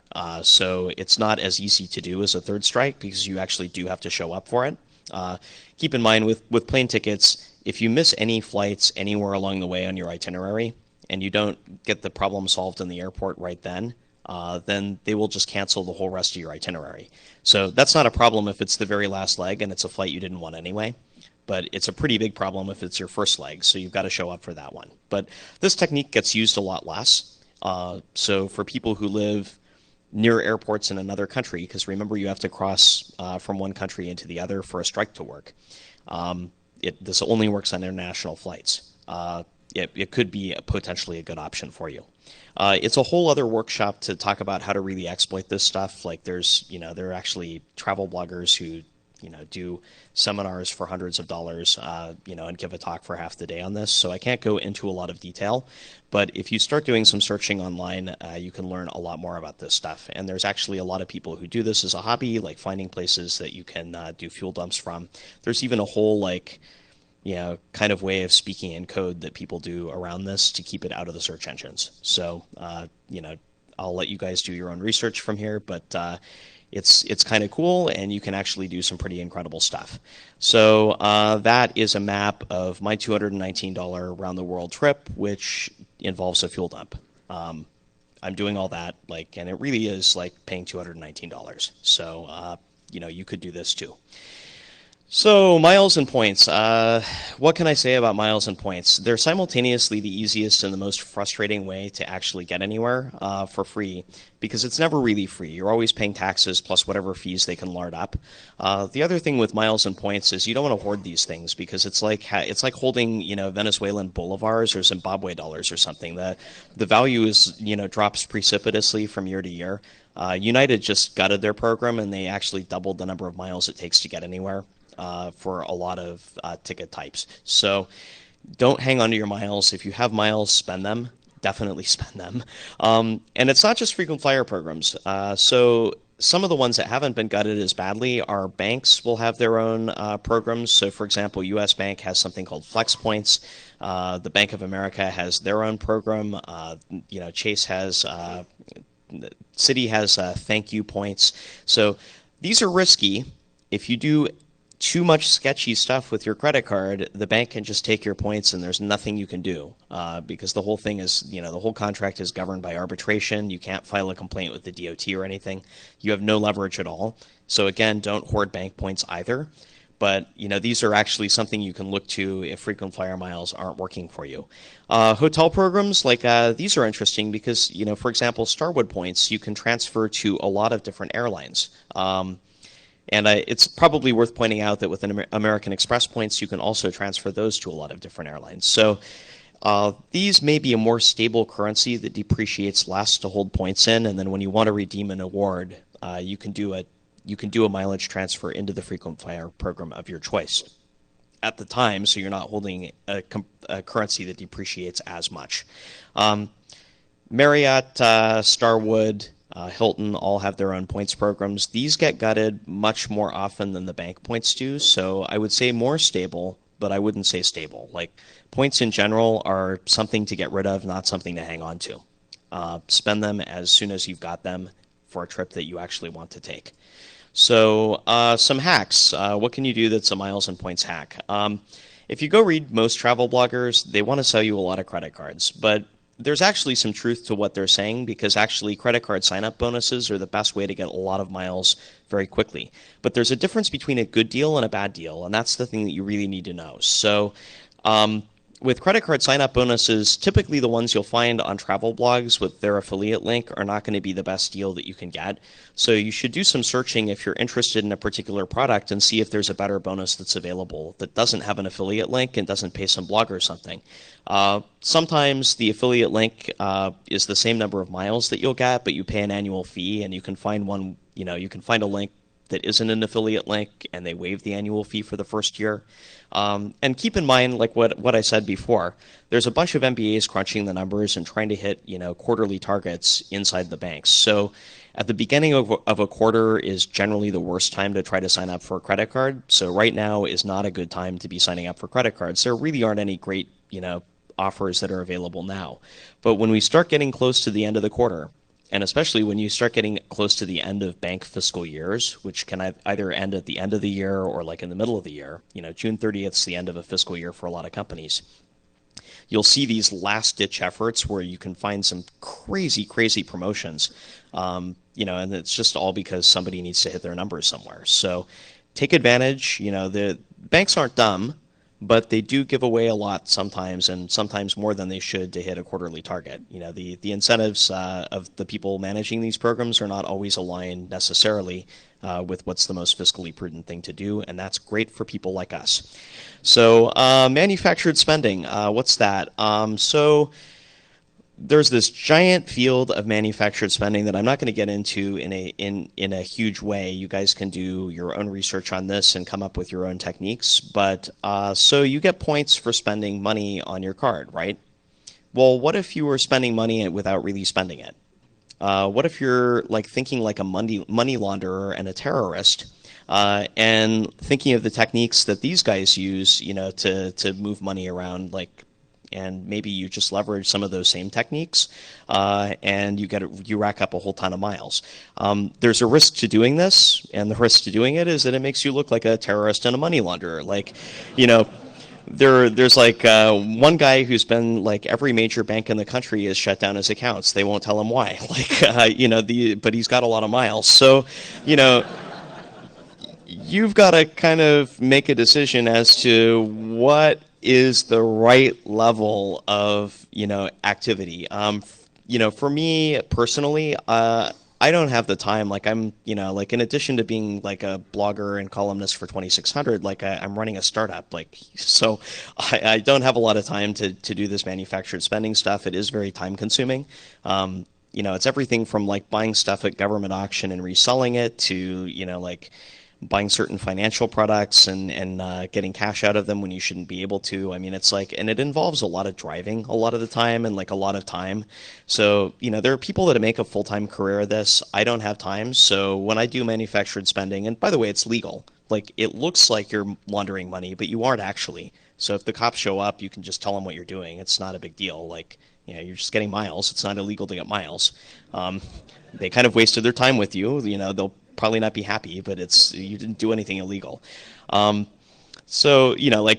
you typically, if you sign up for a credit card, you've got to spend $2,000 or $3,000 or $5,000 or $10,000 on the card within the first 2 or 3 months in order to get the bonus.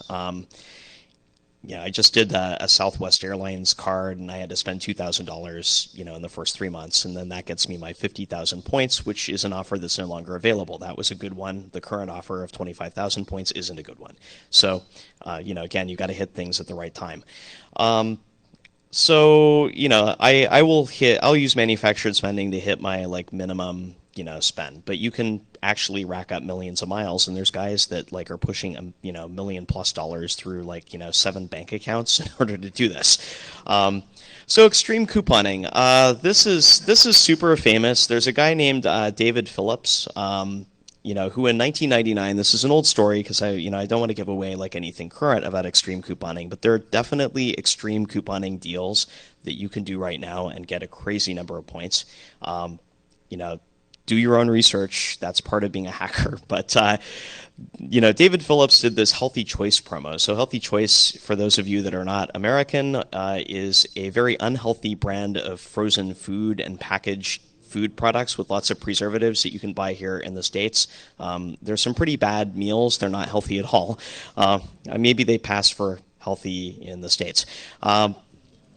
But this guy, found out that if you send in box tops from Healthy Choice products, you could get, some number of miles for each one of the box tops. And so he did a test, and he figured out that if he bought the 25-cent containers of really bad pudding, that that actually was a qualifying purchase. They didn't actually exclude that. So the guy, like, it was 1999. He went around to like every major supermarket in the area and bought them out of Healthy Choice pudding, spending like around $4,000 on this. He told them, you know, as cover that he was stocking up for Y2K, and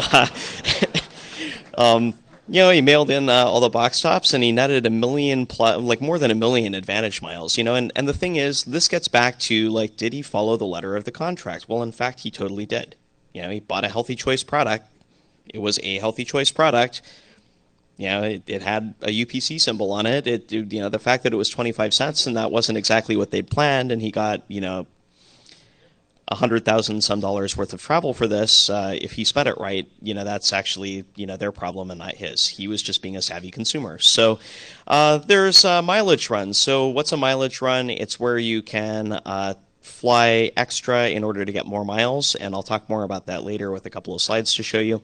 And then there are some promotions around buying miles. Like a lot of airlines, US Airways and Avianca are like two airlines that are very famous for doing this.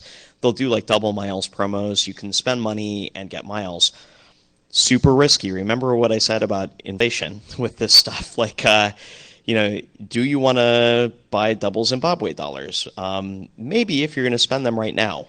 But if you're going to hold on to them, maybe not. Like, that wouldn't be a very smart decision. So credit cards are a deal with the devil, and I want to really underscore this because a lot of people get into a ton of trouble when it comes to credit cards. So, you know, like I spent a year in business school learning how to screw people in various ways. And, you know, credit cards are one of the best ways in America to separate you from your money. Banks are really good at this. So, and they're way smarter than even, you know, like all of them combined are smarter probably than all of us combined because they're way richer, right? So typical minimum spend requirements in a limited period of time. So like you don't get your bonus if you don't meet the minimum spend. That's one way they screw you. You paid the annual fee, you failed to meet the minimum spend, they don't have to give you anything. So be sure you always meet that minimum spend. You don't need to meet more than the minimum, but be sure you meet the minimum. So consider how to meet the minimum spend in some unconventional ways because, you know, some people will just like go crazy on Amazon and buy a bunch of crap they don't need, you know, in order to hit a minimum spend. And that's great for Amazon, but maybe not so great for you and your relationship when whoever you're with is really complaining that you have too much crap that you bought from Amazon cluttering up the house.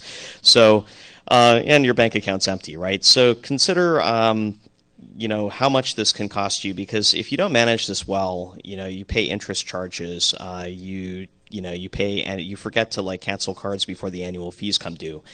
You end up buying stuff that you don't need. This can end up costing you way more than the value of the miles or the points that you got. And actually that's what banks are counting on. So, you know, don't be a statistic, like really stay on top of this stuff. If you're not good at staying on top of this kind of stuff, it's not a game for you. And I'm a big fan, you know, I just want to underscore, like, I'm a really big fan of free miles. So if you go out reading travel blogs, there's like a lot of them pointing to like, you know, 100,000 point offers for like $500 annual fee platinum cards that you can't get out of the annual fee for. Is that really a good deal? Well, maybe it is, but at some point you've got like 4 platinum cards in your wallet that you're paying $500 annual fees on, and you've got to figure out like, and then you get used to the perks that go with that, you know, the concierge service and the free lounge access and whatever else. So banks also count on this. Like you're going to enjoy having that product and, you know, you're not going to cancel it when it comes around. Like you're just going to pay the $500 annual fee. And then, by the way, like they don't actually give you a bonus the second year, right? That's the first time you get the card, that's when you get the bonus. So, you know, they're only making money in subsequent years after that. Enough people keep this that it makes it worth it for them to do these outsized promos. So, you know, stick to your guns, make sure that you keep them free. Otherwise, you're not really getting all that great a deal. Or maybe you are. I mean, you know, it's a highly individual thing whether you like the lounge. Personally, you know, the third world transit lounge, you know, with the wailing babies, I have earplugs. So what makes a mistake fare even better? Combine it with a mistake routing. Mistake fares still earn miles most of the time, and it's getting harder to do like mileage runs profitably, right? But it's still possible. There's a really great website called theflightdeal.com, and they have a Twitter account as well, The Flight Deal. And flyertalk.com, you know, there's there are a lot of private forums that are not Flyer Talk, but I'm not going to point you guys to them because they're private. Flyer Talk is a way that you can meet people that may introduce you to more private forums where like things are more freely shared. But you can learn a lot on Flyer Talk if you're new to this stuff. Just keep in mind that that's not the only place where people into travel hacking talk. What are mileage run pitfalls? So, what's a mileage run? It's when you're like trying to fly extra miles to get more points. That's basically all it is. So, how can you do that? There's a number of ways. Typically, what it involves is booking out of the way connections. So, what you end up doing is, you're ending up flying more miles and your butt's in that seat, but you get more miles in your account, and you're not necessarily paying any more money. So, I'll show you an example of how this can work in a moment.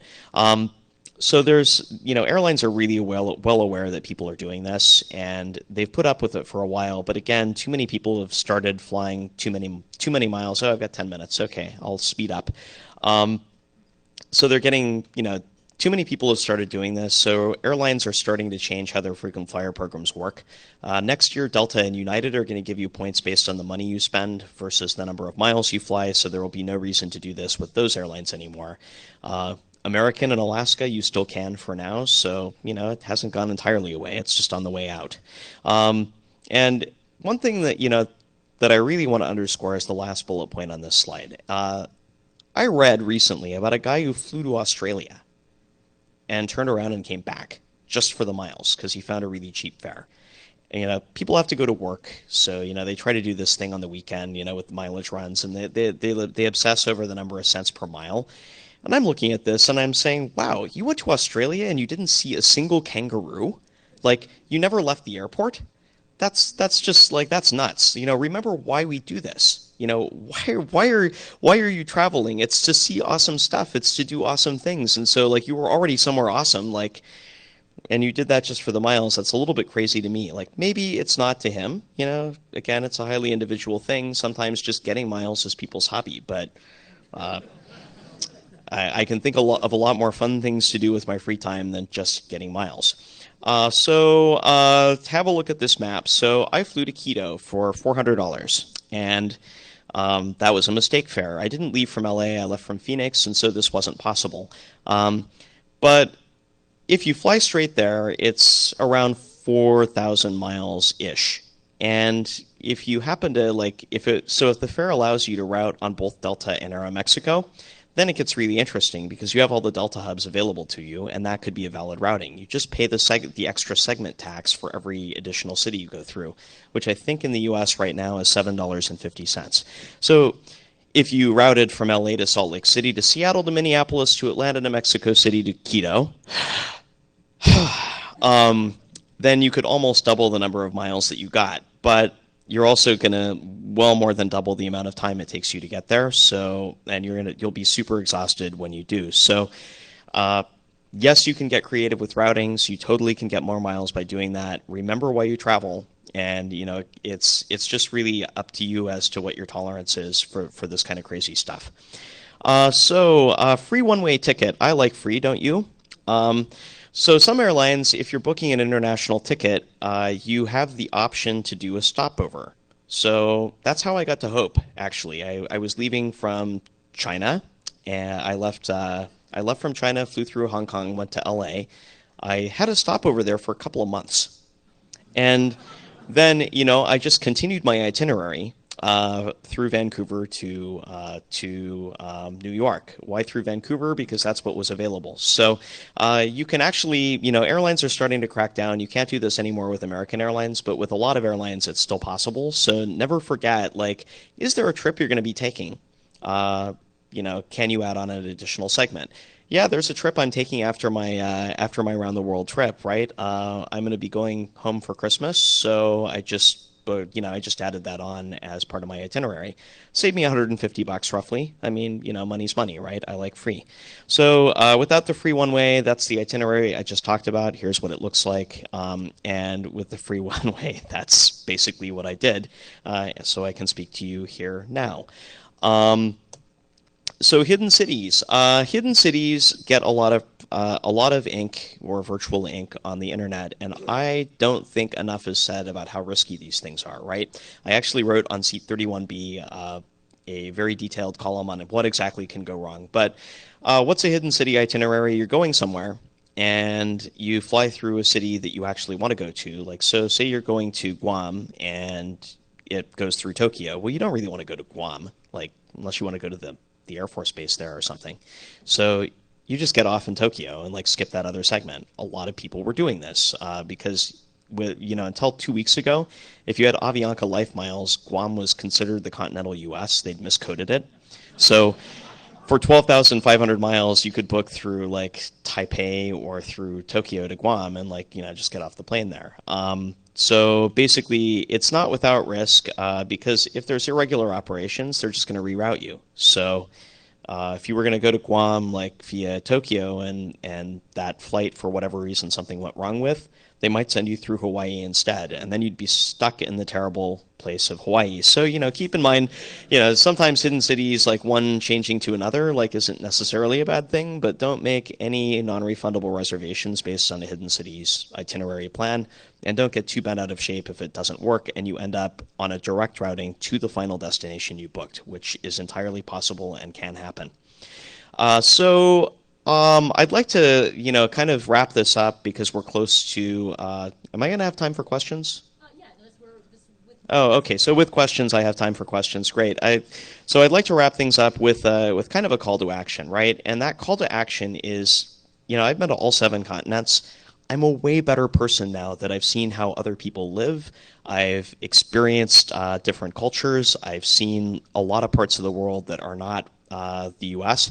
So I don't want to toot the horn of GTFO too much. There are some other hackers that run a podcast called GTFO, and they talk a lot about how hackers can make a difference overseas. But really, it's very natural for people, even hackers who are really open to experiencing other things and learning new ideas, to kind of get into a rut and a bubble. And when you get out of it, your life can become so much more amazing. So cost really isn't a barrier anymore for most people from developed countries to travel. It's gotten really cheap, especially if you're doing travel hacking. It's almost free. So, and we have a really unique perspective, everyone in this room, on how we can impact the world and how we can make it a better place. And you really can't do that unless you're out in it. So see the world, see firsthand how you can make a difference, learn what problems that you can solve that people are having that are problems you would never see in the United States or in Western countries. It was so eye-opening to me to be living in China where, people live in such a different way, and the way that they interact and use technology is so incredibly different as a result of that. So it's super eye-opening to get out. So I really encourage that you do. And finally, just a little plug for my blog, Seat 31B, which this isn't my full-time thing. It's just kind of like something I do on the side. Most of the travel blogs that you're going to be reading online are just trying to sell you a credit card through their affiliate link. You guys are all smart enough to tell whether a link is affiliate or not. Don't sign up for that credit card. I'm trying to tell everybody the real story. And the real story is that, you're not going to be flying luxury in first class for nothing. Like, travel bloggers can do that. They all have relationships with the airlines. Yeah, the chances of you doing that are roughly the chance of a snowball in hell. So it can happen. Maybe you get lucky sometimes, but don't bank on that. But you can travel for free if you aren't. If you're totally okay with being in the middle seat, in the back, in economy class, with the aroma of chemical toilet wafting every time the door opens, because that seat was free and it's not the good one, right? But if you're okay with the not good seat, you can travel really cheap or free, and that's what I do on Seat 31B. So with that, I will open up to questions, and thank you very much.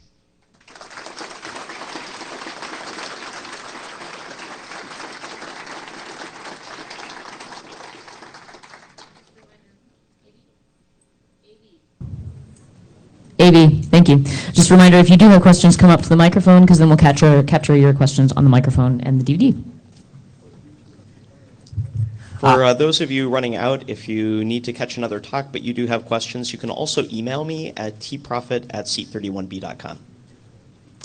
Hey, thanks for your talk. I just wanted to just contribute one little tip that's been really useful for me as well. Sometimes I'm buying tickets on like Travelocity or Orbitz, and I find that they always give the best discount deals if you don't have any cookies in your browser identifying you as a previous site visitor. If you go to Travelocity, you come back an hour later, the price goes up.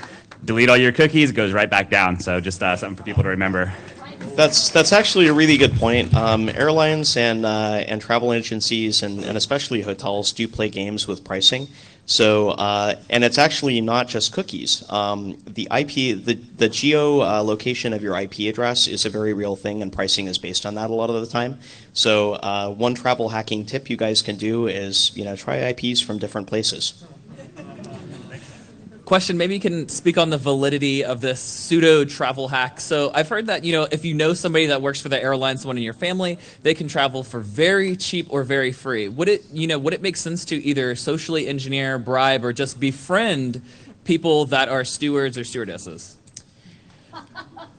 People who work for airlines are often really interesting people. There's nothing wrong with making friends, right? But one of the things that new friends ask airline personnel most often is whether they can get a free ticket, and you wouldn't be a very good friend if you were asking for that kind of stuff. Just like your friends aren't very good friends if they're asking you to fix their computer. So, give and take. I'll fix your computer for the reality is, yes, you can fix their computer. You totally can do that. You can probably fix anything with their computer, but do you want to? Thank you. Yeah, that was kind of going to be my comment about the social engineering aspect of this. You mentioned mistake fares. Don't call the airline. Don't, please. What ends up happening is the person at the computer sees it pop up. They not only know that that's wrong, but they're going to escalate it. There's that human element that's going to screw things up. But I was surprised. Maybe. See, the thing with call centers is that they're mostly run by human robots in India now. So, yeah. Who have to stick to a script and aren't allowed to actually make any decisions and have no power for anything. So if you're talking to anybody, that's totally true. If you're talking to somebody who's a thinking, person who has some power to escalate. But if you're calling United, don't worry. If you're doing something simple or you're calling United because Yeah. they're United, it's fine. But if you're asking them to do anything sort of complicated, that's gonna get kicked back to the U.S. That's gonna get kicked back to what's called a pricing desk, and they're gonna trigger that. I was surprised you didn't mention. My actual question was some of the tools you use for this, like Matrix, or a lot of us don't have access to command line tools like an actual registered travel agent. I just wonder if you could talk about that for a second. Sure. There are lots of tools you can use to do travel hacking stuff. This isn't a functional talk. This is an overview talk. Maybe next year, if this is well received, I can do a talk with some more techniques. But yeah, there's a whole long list of tools that I use to find good deals. But you don't actually need that list to start learning on your own how travel hacking works. You have to tell us about the Armenian prison story. I'd like to hear more about that. And my other question is, are there any ad hoc courier services where somebody needs something delivered somewhere and you're a trusted person and you can just take a plane and deliver a package for them for Sure. free? Well, let me start with your question. The Armenian thing, actually, it was just a traffic violation. The license plate fell off my sketchy rental car, and that's a really big deal there. So the traffic police stop you and arrest you if that happens and take you to the police station. But it all ended well. You saw my picture with the police detective. So the courier thing. Don't take anything that isn't yours through an airport ever, because if that package isn't documents and it's actually heroin, and you're going to Singapore, which these things happen. The penalty for smuggling heroin into Singapore is death. They just kill you. They don't care. They don't give a shit who you are. They will cut off your head. Don't ever take anything that isn't yours through an airport. And if you're stupid enough to even think about smuggling to make some money or pay your travel expenses, then you're too stupid to be here.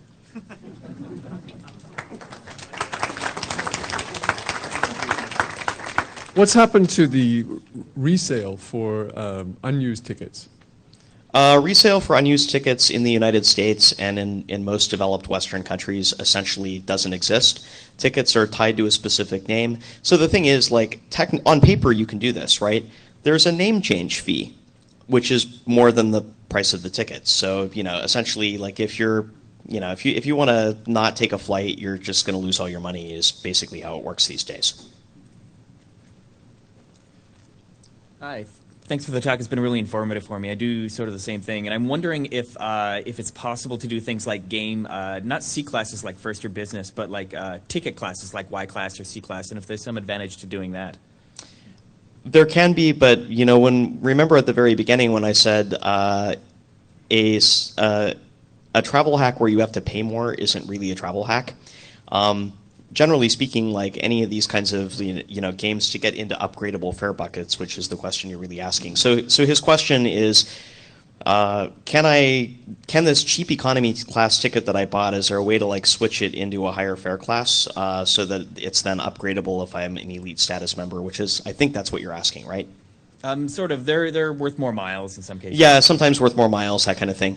The short answer is not really. There are like some one-offs, but it all depends on whether you get rerouted and whether somebody makes a mistake. Okay, thanks.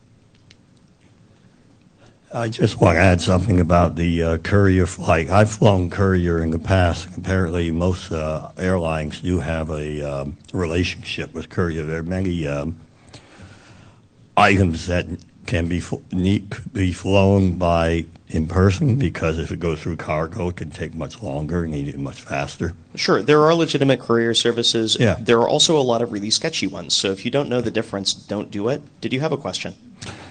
I just want to add that. I mean, for Great. example, yeah. I mean, that's the difference. There are official couriers, and they all work with all. All right, next question, please. Hi. I know this is mostly about air travel, but do you know anything about hitching rides on cargo ships or riding as a passenger in a cargo ship? Yeah, you can do that and pay money. Talk to Emmanuel. He did it and did a round the world trip, which he actually wrote an amazing blog on.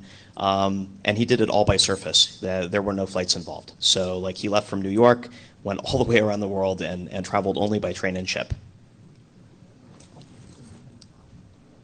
Substantial variations in ticket price because of time of day. Is that a myth or a reality?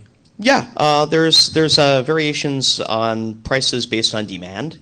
And so, there's less demand on, for example, a Tuesday afternoon than for a Friday evening, for example, like for flights. And so what you're going to find is that there's going to be like more cheap tickets sold at inconvenient times, which are Tuesday, Wednesday, Saturday, typically. You're talking about you're talking about time of flight, right? I meant the time of purchase. Oh, the time of purchase? No, there's like, airlines adjust fares all the time, sometimes, many times, like even in 15 minutes.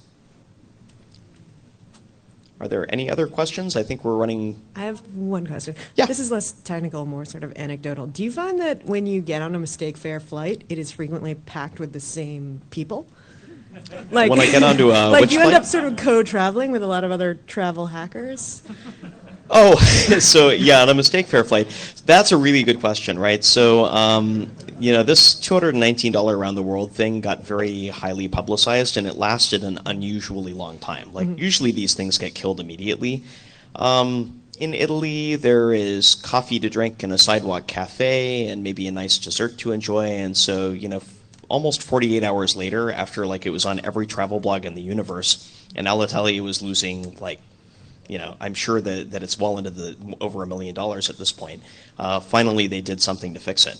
So there's going to be a lot of, people on these particular flights, especially the Boston to Rome flight.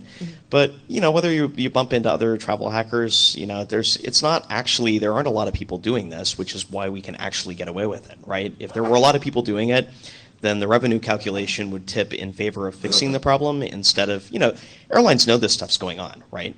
They totally know it does. They just look the other way because fixing it would cost more than they're losing. If a lot of people are doing it, then they're just going to fix stuff, which means we as hackers find new ways to get really good deals. Because that's the great thing with these complicated legacy systems that airlines run on. There's just so many ways to break them and so many ways to save money that if smart people are looking at this instead of, like the guys that are doing travel hacking generally are just like, they're not like super technically smart. they don't know how to write scripts. They don't know how to like spider sites. They don't know how to do any of the kind of stuff that we know how to do. And most stuff comes out of just like, amateurs like doing this in their spare time who aren't particularly technically sophisticated. So, if people in this room start really getting into it, maybe it'll cause enough damage, but maybe not. Thanks. I think that's it. So again, thanks. I'm surprised we had so much interest.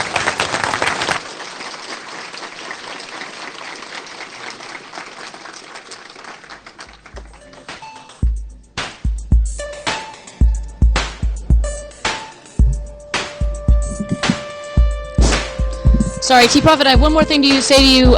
Viz, some comments you made. I don't mean to do this in public, but I feel like it needs to be done for public service. When you're talking about people who work on phones for things, please don't call them human robots. Please don't. They are people. They have jobs. We also should, all as hackers, not be saying things on the order of, thank you, we should not be saying things on the order of people who are mindless, like when they're doing jobs like that. They're just having to work a script or they lose their job. It's not that they're mindless, right? So. That's totally what I mean. Okay, yeah, exactly. The point was that they have a script and that not that they're mindless. So just wanted to point that out. We should be careful because sometimes we are not as smart as everybody else is. Thank you. Thank you all for coming. And AV, you can bring it back up.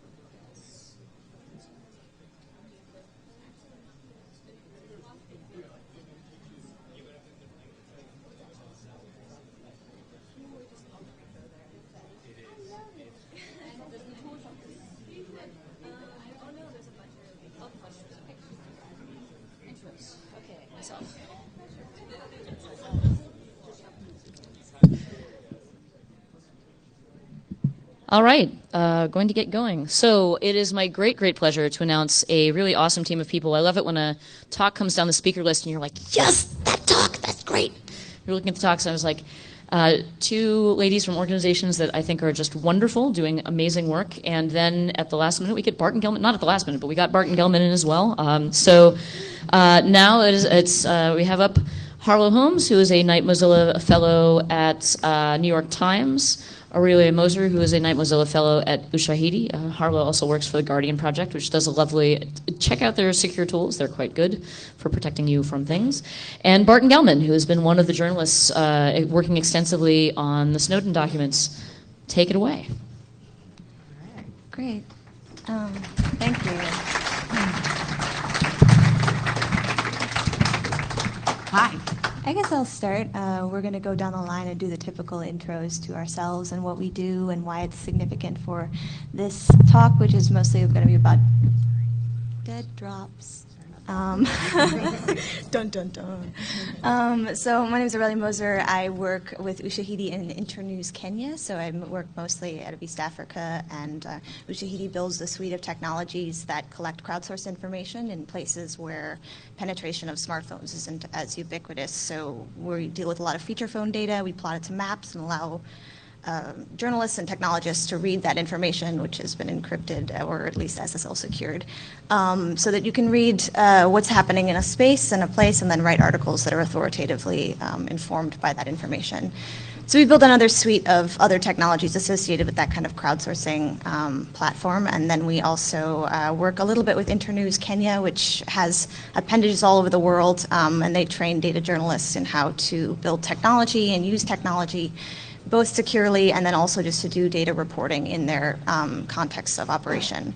So I work with them and somewhat with Harlow a bit as Open News Fellows for Mozilla. So we're going to go down the line and also do intros to ourselves.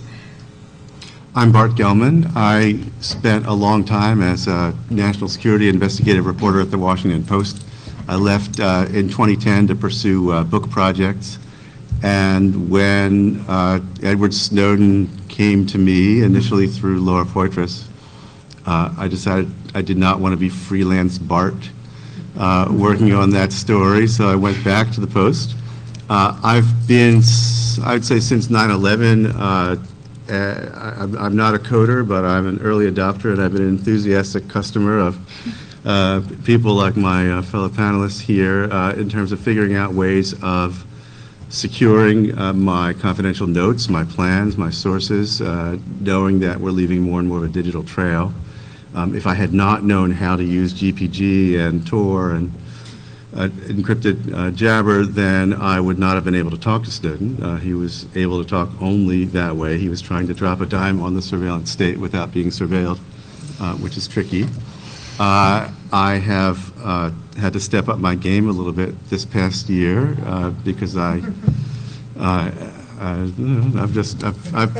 had more to protect and more people interested in peering over my shoulder than before. And I'm struck by the fact that even though I've put a lot of time and effort into this, and this may be debatable, but I think I'm not a complete idiot about how to use this stuff. It is really way too hard to use, and there are way too many holes in the security, and there are way too many sort of operational workflow issues that get overlooked when people are talking about the cool gadgets and the cool tools. I'm Harlow Holmes. I am a software developer, primarily with a group called the Guardian Project. We are featured in slide 7 of one of the first NSA slide decks that got leaked, and we were like, yeah! Which did not say they were pwned, which is also good. Of the several applications that we develop at the Guardian Project, we are also one of the first developers on Orbot, which is now taken by the Tor project, maintained by the Tor project. But it's been a pretty wild ride from that. We also have a suite of tools for secure communications encrypted voice over IP in the form of an app called Austel. But this is actually only one of several offerings. Of course, maybe you guys are all familiar with Redphone, which now is being, beta tested, I guess, on iOS, where it was always on Android before. We also have an app called Chat Secure, which is, a chat app that does, off the record OTR Jabber/XMPP communications. And we also have a suite of tools for multimedia, so like images and video. We have most notably a project called Obscuracam, which came out a couple of years ago, which is like a very, very simple tool for just EXIF wiping and actually like pixelation redaction within photos. And a really, really cool app geared towards citizen journalists. Well, not only citizen journalists, journalists in general. Also Sorry. citizens, Yes, as it turns out. we're also citizens, called Storymaker, which allows you to craft news stories, on your mobile device. It has like an editor in the device. And it also includes lessons about how to create features for, for publication in news or organizations that are actually like make sense in terms of telling the story. And we wrap all of that in, with, that all comes bundled with encrypted storage and stuff like that. Guardian Project also has a variety of developer libraries that we really, really, like every time we go out, we encourage people to use and contribute to, submit patches, incorporate into your own projects. Most notably, as it was discussed here, SQL Cipher, which is an encrypted port of the SQL libraries. Also IOCipher, which is a package that you can use that provides the same amount of encryption with a wrapper that looks exactly like java.io suite. So for all of the developers there who want to use that. And a couple of other things that we tool on, to make PGP available on Android devices, stuff like that. So please do check us out. Oh, also I'm working at the New York Times this year as a kind of in-house security dev with the Open News Foundation, also with Aurelia. Yeah, totally. So before we get started, oh yeah, we just want to direct your attention to our lovely slides, which will not change. You can go to that URL, which has all of the links to tools and things. One thing that I always notice at talks is that you end up taking notes, or you don't take notes and then you forget everything. And there's no reference to the people who are speaking if you come in late, and you can't angrily hate tweet them when you disagree with what they say. So you can do that, as it turns out. So we'll keep this up, and we'll also talk a bunch of tools. There's some other things that couldn't be submoduled that are down here. And then just general journal resources. We write a lot of guides, at least Internews does, for safer journal OPSEC practices. So you can totally check those out. There are also some other guides that we recommend or will probably reference at some point. So you can page through that as we're talking. We're going to kind of structure this pretty loosely as a conversation, but what we wanted to start out with is a few anecdotes of why operational security. I think we're all probably aware of why operational security is important for journalists, but there are several examples of not just I guess I would say irresponsible OPSEC on the part of journalists, but also just information breach that they couldn't have protected themselves against. So we're going to talk through a few of those just general examples and then get into some scenarios where we would want to encrypt things or would want to protect our information and would want to securely drop information to our colleagues, but don't know exactly how to do that. So we're going to start off, I don't know if you guys want to start, if you want me to just... Really quickly, a note about this GitHub repo. For better, for worse, actually, a lot of the developers whose projects we've included as submodules here are in this conference. So reach out, make friends, talk about code. Also, if we've included anyone here that for some reason does not want it to be shared in this particular way, please do let us know as well. Although, commit history is commit history, so... Yeah, our superstar friends, really, a lot of awesome people who contribute to really awesome projects. And then also that also goes for, submit an issue if you find that there's some flaw with something we've recommended or we've at least mentioned. We'll probably talk about those loosely, but we might not mention it on the GitHub repo. At that URL, yeah, yes. exactly. Go check it out. Mozilla. Yeah, so you can keep it on your mobile or on whatever device. Exactly, yeah, that's why we gave it to you as a link.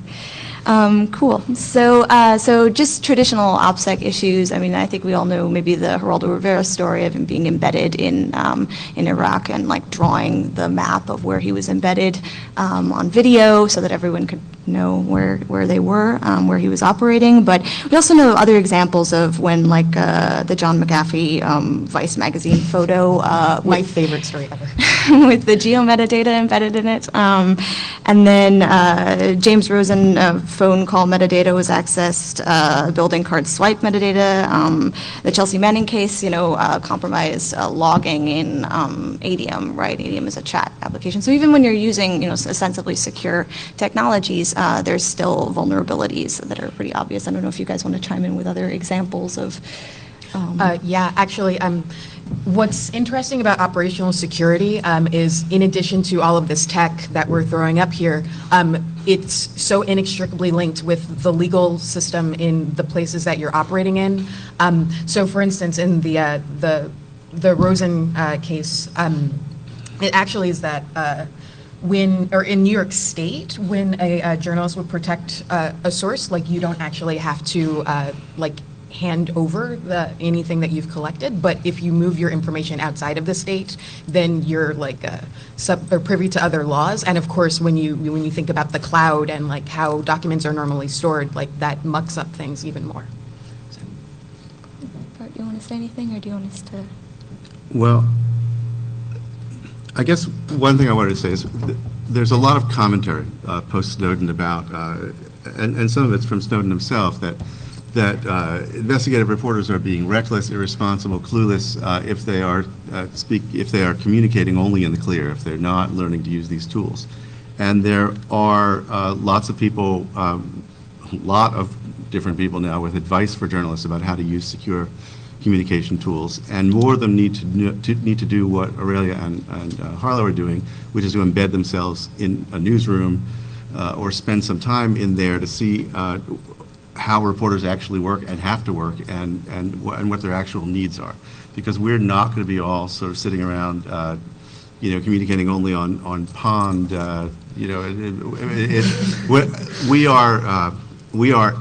We need to be open. We can't be off the grid. We're completely on the grid. We need to be open to communication by any channel from anyone. We need to speak among ourselves. Newsrooms are open for a reason.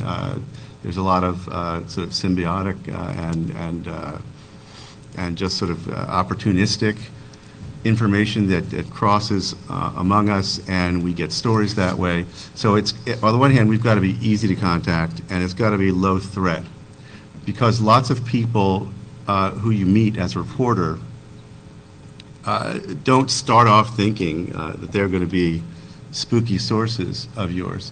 So here's a scenario where I think technology can't help us an awful lot, but I'm looking for ways, and I hope any of you have any interesting ideas on this. So I go to a conference like this, and by accident I'm seated next to someone who works for some entity that I want to know more about, and it's very secretive. I mean, essentially my work as a reporter is to find out stuff that organizations and powerful people don't want me to know. That's the definition of the job. So I've meet employee X, and we have a cup of coffee even, and we want to exchange contacts. And if I pull him aside and say, all right, from now on, you'll call me Popeye, and here's where you download Tails, and we'll set up secret spooky accounts and encryption. It's as if I were saying, here, let me have your phone number, and by the way, can you show me any recent STD tests, and which brand of condom do you like? I mean, it's sort of, who are you? What are you talking about? I mean, I didn't agree to anything like this. And a lot of times when I'm talking to people who I regard as sources, they will even explicitly say to me, I'm not a source, right? I'm not breaking any rules. I'm not going to break any rules with you. And they tell me that over and over. Then while they gradually start moving towards the line, and when as the line sort of starts to shift, and they talk themselves into thinking, well, I didn't really tell him anything. He already seemed to know that. I'm just giving some context. And most of the most sensitive stuff I've gotten over a career as an investigative reporter is not from people who see themselves as whistleblowers. So how do we get to the point where where I can offer any sort of meaningful protection using technology or communication security procedures, where I can protect someone for whom there is already a trail showing that we've been in contact in more innocuous ways. That's one of the big problems I'm trying to solve. Okay. I actually, I'd like to, well, oh gosh. What? I wanted to launch into like a discussion of some of the technologies, like perhaps if we start with email as being like, yeah, the communication aspect. What do you use in terms of securing email, and do you have any particular tips and tricks that you recommend? Yeah, well, I mean, there is another use case, right, where someone does know from the beginning that they would like to talk to me securely.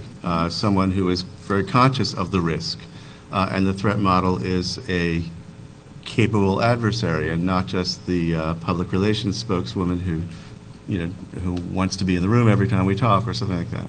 So in that case, for that kind of case, I publish my GPG key as part of my Twitter profile. And a Jabber address that I can use with OTR, so people who know how to use those tools can be in touch that way. I'm going to soon have a secure drop instance that comes to me, so which makes it somewhat easier and makes it harder to screw up, because so many of these tools work really well if you use them exactly right every single time. So suppose you create an email address for Popeye using Tor, so you're anonymized, and 100 times in a row you log into it with a Tor browser, and then one day you're a little sleepy, you didn't have your coffee yet, and you go on your regular browser and you log into Popeye, and all of a sudden, as if you never used Tor. It's as if you never were anonymous, that you are now tied to it. One of the great things that Secure Drop is doing, and I'm grateful for it, and that Tails does, makes it harder to screw up, makes it harder to make those just sort of thoughtless errors. So, I mean, I publish keys. They're therefore associated with me.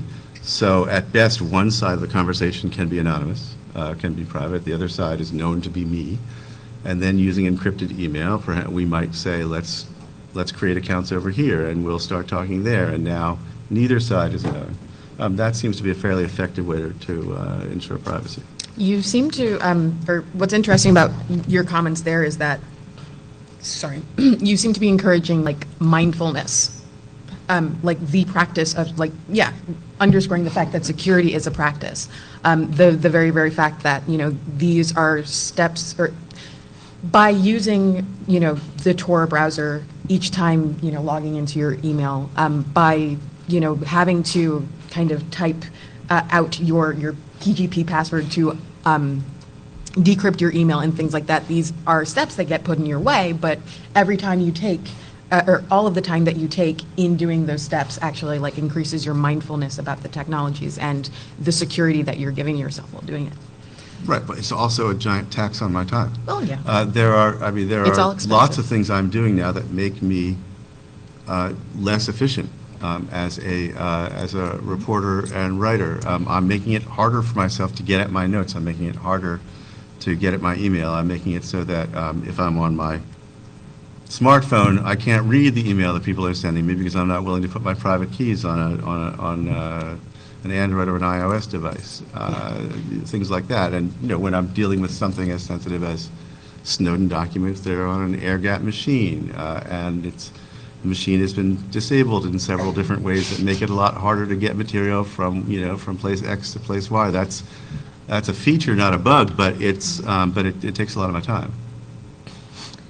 Yeah, I think something, if I can chime in briefly, a lot of what our educational materials on privacy and security focus on for Internews, because we teach journalists in East Africa, we teach journalists all over the world how to secure their communications, and often we don't even teach tools, we teach really mindful operational security practices. because those are easy to implement, or not easy to implement, they're actually quite tedious, but implementing them everywhere doesn't require a certain infrastructure. It's not dependent on your accessibility to certain devices or things. And often those behavioral modifications are actually the most difficult. So people make fun of having code names for everything, but if you actually, the only reason that's worth making fun of is because it's so poorly implemented often. If you implement it right, it actually is really effective.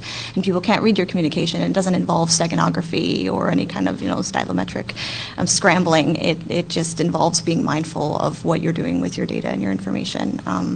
So a lot of our guides focus more on those behavioral practices, and also just not logging into social media and not being proud about your location, or about broadcasting the fact that you as a journalist were tied to a particular communication, or tied to a story, even being like an anonymous journalist in Damascus, for example, and signing all of your articles that way, instead of saying, I have to be this person with a persona, because a persona is dangerous. At the Times, actually, when I had gone up to, the guys in security and asked them about, what exactly, what's in your handbook? What's in your rule book? Day one, when a journalist comes in, you sit them down, you say, all right, you're going to install this software and you're going to, establish this practice. And such a thing actually does not exist.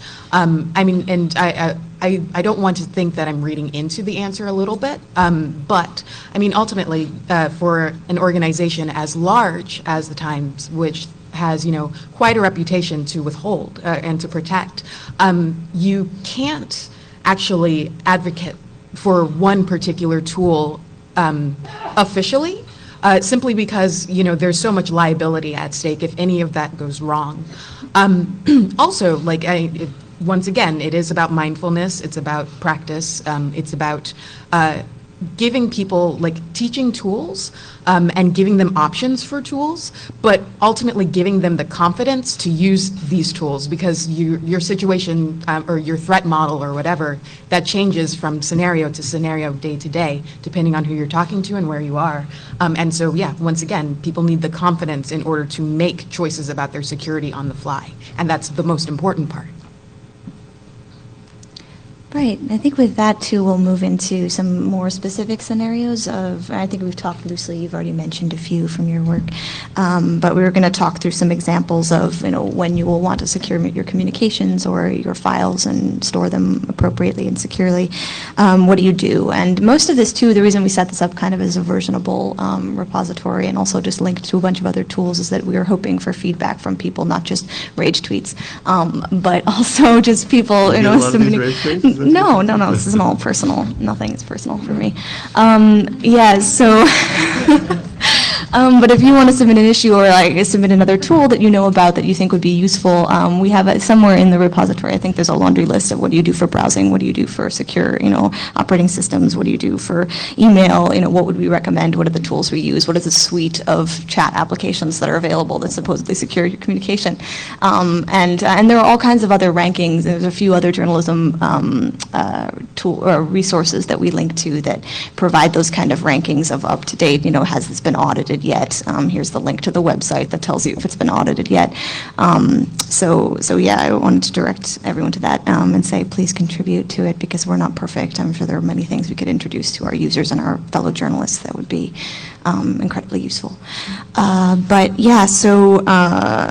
First scenario, we kind of talked about getting data out of if you're operating remotely, for example, and corresponding with a source, or just operating as an investigative journalist embedded somewhere else. I work mostly with training journalists who are already in a particular location, so they grew up in Eritrea and they want to be journalists despite the fact that it's illegal and they could die.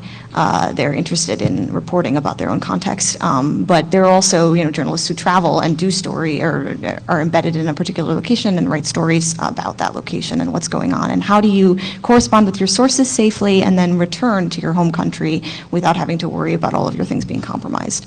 That includes your notes and your hardware and everything. So I think you had a more specific anecdotal example of that maybe everyone's aware of, maybe. I went to visit Snowden in Moscow. That's what you came to hear. In December. So one of the things was, how do I arrange to meet without being followed by everyone in Moscow. I mean, one of my threat models was other journalists who have spent a long time, all the Moscow-based journalists and a bunch of visitors, trying to find him, figure out where he is. He didn't want to be found. There were also people who, if they were aware of his presence, would have tipped off the Russian media and had camera crews waiting for me when I arrived, which I didn't really relish. And there are people who are, sort of purport to be on his side, but are not reliable. So we had to work out a way to meet. And all I knew was one place I was going to be at a certain time, and then I was going to get a signal about where the other place would be, and so forth. But my bigger problem was when I was done. I spent 14 hours of interviews with him. I had photos, I had audio, I had a lot of text. And I did not want to hand that either to the U.S. government when I arrived there or to the Russian government when I departed. And so, simple problem: how do I keep this material? How do I maintain control of it so that I'll have it when I get back, and not hand it to anybody else in a way that they could have access to? And I asked a lot of very competent security people this question, looking for advice, and it was surprising how hard it was to get an answer where someone said, well, clearly, here's the 10 things you do. Just 1 through 10, that's your list, you're done. That doesn't exist, as far as I know. And so I did the second best thing, which is part of the skill set of a reporter, which is interview lots of experts and weave together an answer to sort of master the information and simplify it and figure it out. And so I came up with a method, and I'll tell you some of it. I wanted to do it anonymously, so I worked over Tor. I encrypted I did not bring any private keys with me. I didn't bring any key material with me to Russia. I encrypted to a public key that I controlled, but it's because of the way GPG works, the person to whom it's encrypted is discernible to an adversary. So I then put it inside a symmetrically encrypted package that did not reveal that information, and I stored it inside still another encrypted container using different material, and I kept some of it on teeny little micro SD cards and conveyed them back physically to where I was going. And some of it I sent to sort of multiple anonymous online temporary storage facilities. And I hope that I would remember all the passphrases. Because I have locked myself out before, sometimes temporarily and sometimes not. It would kind of suck to get it all out securely and not be able to open it when I got back to New York and write my story. And it all worked, but it took a huge amount of time for me to sort of work out how I was going to do that and then create accounts in ways that would not be linked to me, because I don't want that stuff to be pulled down by a foreign government or by any of you, for that matter, who say, look, I can obviously pwn a journalist, and I wanted to keep it and keep it secure, and I would love to have better ideas for how to do it next time. One thing you don't want to do, based on experience that is now publicly known, is you don't want to give it to your significant other to carry through Heathrow. You don't want to send it by FedEx. I mean, there's lots of good stories about how not to do it. There aren't a lot of good stories about how to do it. I think, too, that's one thing. Harlow and I have talked about this a little bit, and I think the Tao Center is doing some work on this. You might have gotten there was a book that was printed along with all the stickers for OpenITP and such that was out for digital security for journalists. And we're kind of talking about this general need in journalism programs for some formalized operational security education and presenting students with, complex problems where you have multiple media types and you need to get it from one location to another. How do you model, the various threats along that trajectory and figure out what are the most secure ways to store that information? If it's digital, then there are a whole suite of ways to do it that way. If it's not, if it's physical, how do you transport physical materials or duplicate them, or is that advisable? And nobody really is ever educated in that. You kind of ad hoc learn, or you find some security friends and then they help you, but everyone has a different methodology. So kind of institutionalizing that in journalism education, I think, is a real problem and gap and something that needs to happen. But yeah, if you have suggestions for that scenario and want to submit them, I'm sure he can give you a Actually, I'll give you reference one and very coding. practical problem that I have not solved to my satisfaction, right? So I have, because there's a blossoming of tool creation now, and because people use different things, I have identities on a bunch of different services, not all of which I trust as much as others, but they're what people use. So I have Silent Circle, and I have Redphone, and I have SureSpot and Threema and Wicker, and multiple Jabber accounts, because if it's someone very sensitive, I don't use the same account for two different people. And it gets to be a very big number of things, and how do I remember all those passphrases? And I am very unsure what's a safe way to use, what password manager, if any, would be safe to use. Should I GPT encrypt a text file? Well, if I do that, then every time I open it, the whole thing's there in clear text on a computer. Or do I have 10,000 little teeny little text files, each of which is GPT encrypted? You could fall all the way down a rabbit hole in this stuff, and I don't have a good answer that is reasonably usable and secure. Carla, do you have anything you want to say, or should we move on? No. Right, so we kind of already addressed the what do you do when you correspond with a new source, and I don't know if you wanted to go into any further, like how you initiate that correspondence, or what have been the various types of source correspondence initiation you've engaged in. But if not, we can move on to another one. Do you have any additional thoughts, either of you actually, in case you've corresponded with remote source? Well, here's another basic problem. How do you arrange to meet? Face-to-face could be by far the best way to do something.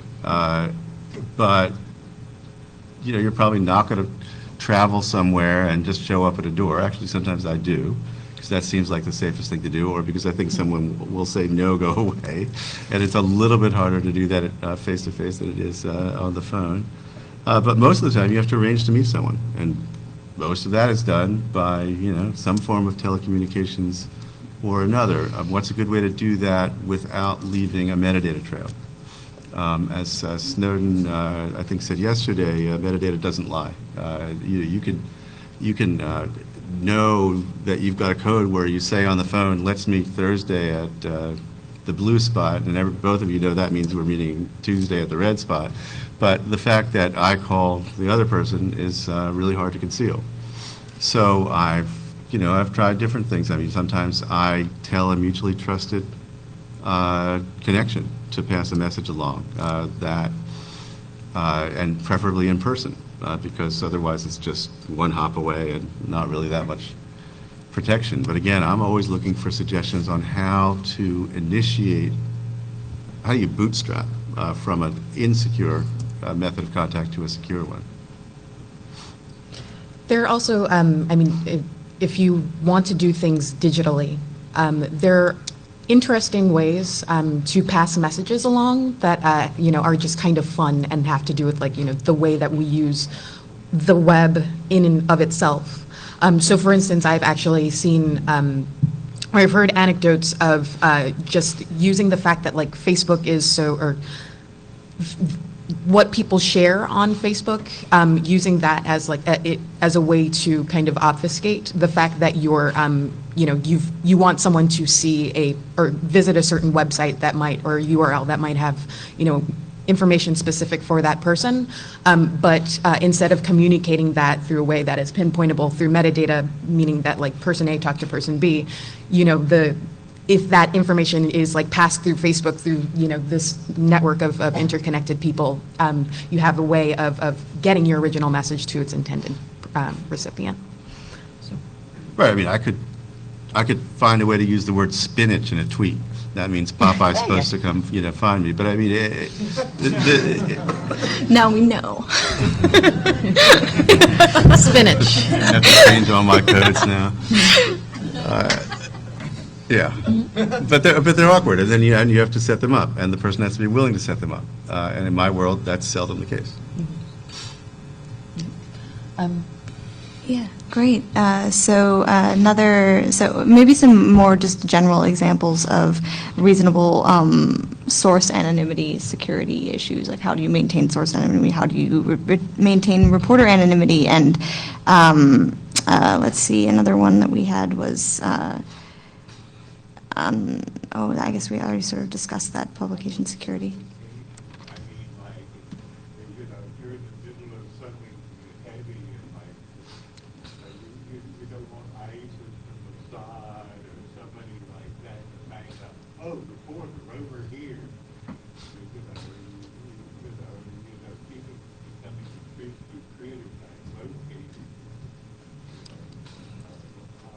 Yeah.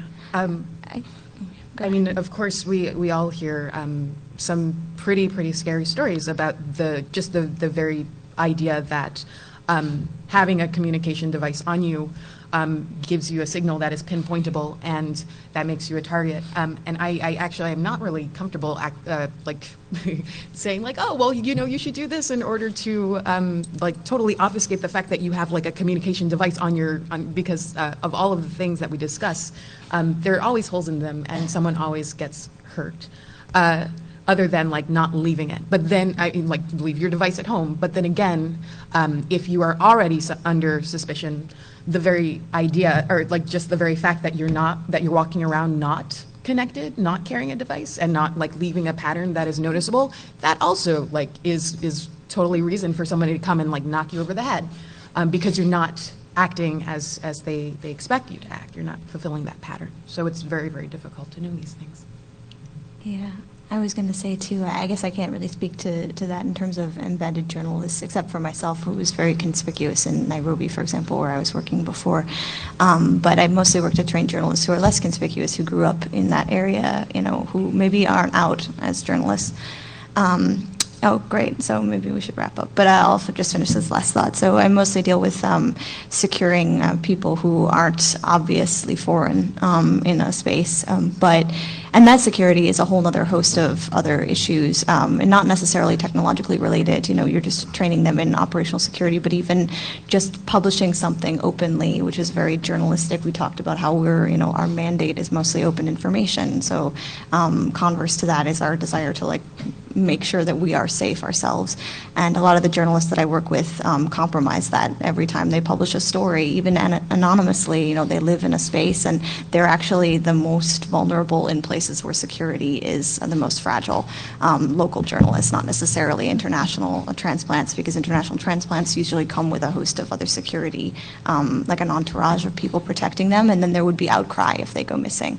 But in most places in the world where journalism isn't very welcome, people go missing all the time. The disappeared happened, and people just pretend that it's not happening, or they're told to pretend it's not happening to protect their own safety.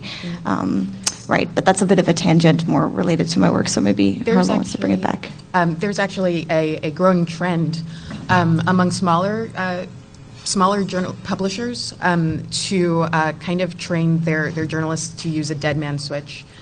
So like, and this is actually really big in Mexico. There's an app that has been under development called Hansel. And it's been under development for like about 3 years, really, in like various stages. Now produced by Amnesty International. That is for the, in response to the fact that like journalists get kidnapped all the time, and so being able to check in with your editor or with your desk, and also to like kind of have a panic button if something goes wrong. So like just with the press of a button, you can just send out, like spew out messages that contain your current location, and that also includes like not just your latitude and longitude, but also like the cell towers that you're associated with, because of course those can be looked up, and also even like Wi-Fi networks, because like SSIDs or BSI, more likely BSSIDs, are actually really, really great at corroborating location. So, and these are like tricks that we took from like the ad industry, because like, that's what they're using to track our, how we're walking through a shopping mall. But these are also like techniques that we, that are used and bundled into, potentially life-saving technologies. Right, but if you, and I know you're not saying this, but I mean, I have talked to people who think, well, all you have to do is this, and then you saw, problem solved. And, it's one thing to put up the bat signal, and another thing is Batman there waiting to come and save you. The Washington Post, if it ever had one, lost its Batman, and likewise there's I think it was one of the buyouts back in the 90s. So there's always trade-offs. I mean, as a consumer, I desperately want someone to say, all you have to do is this, this, and this, and you're safe. Well, just in terms of the physical security that you were alluding to, Sarah, I spent a couple of months in Iraq during the last war, and it was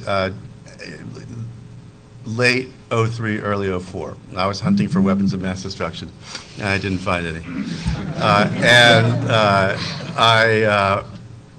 It was about the time it was starting to get dangerous for Westerners to move around there. And also one day I was told that there was someone who was not me, who was claiming to be Bart Gellman and asking a lot of questions like an intelligence officer type would ask. And that made things more dangerous for me to show up as the second Bart Gellman in the neighborhood. The artist formerly known as. Actually, can I interject one thing? And I'm sorry to do this. That's actually a really, really interesting thing, the typo squatting problem. Like, for instance, my name is spelled Harlo, but there is a common spelling of my name, which is Harlow. And actually, because I have like, Harlow.Holmes at New York Times, I've heard like, people saying like, why didn't you respond to that email? Like, I never got your email. And of course they're sending it to like, into the ether. But if it's the same thing on Gmail as well. So like there are people out there who have, or there is someone out there who has Harlow with a w.holmes at gmail.com who actually gets like a lot of stuff that is intended for my eyes only. And yet I have no recourse because Google does not provide that protection for people. Yeah, I was going to say, and we'll go to questions. I have doppelgangers. My name is too weird. But just in terms of the trade-off thing, that do you carry your phone or not? If you carry your phone, it could be tracking your location. If you stick it in a Faraday bag, it looks really suspicious if you get stopped. If you don't carry the phone, then you can't communicate when you might really need to. The point of the Baghdad story was, right around that time, some reporters were trying to blend in and not be noticeable as reporters. Others were giving up and driving around in really expensive armored vehicles with, no flat tires and that kind of thing.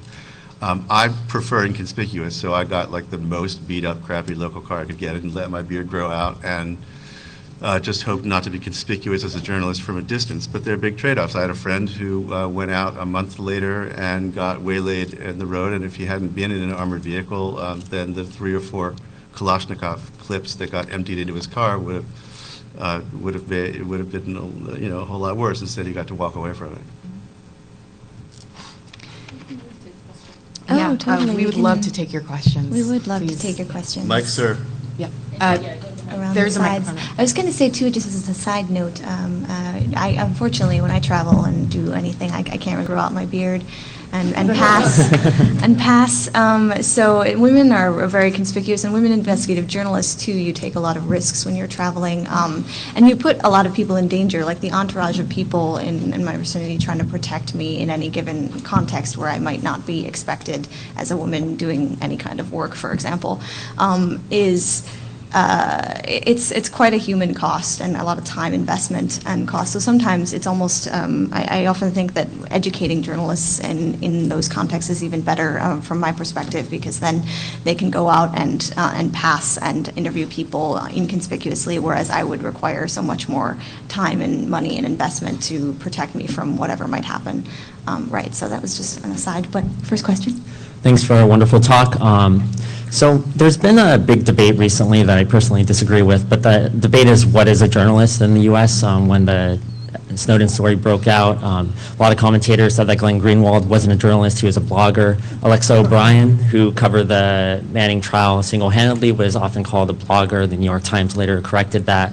Personally, I'm a First Amendment attorney, and I represent clients who are often called the journalists who are called other things than journalists. And my question is, this talk largely focused on journalists, but does that necessarily play into this debate and create a barrier that shouldn't be there when journalism is really a practice that's engaged in by everyone? I completely agree. I think journalism is a function. I mean, if you are gathering information for publication for other people to share, that's it. I see no distinction. I wouldn't claim any special right or privilege. The idea that we would license journalists either explicitly or by pretending that we can decide who's what seems un-American to me. Also, I mean, that's just the American. Oh, yes, please.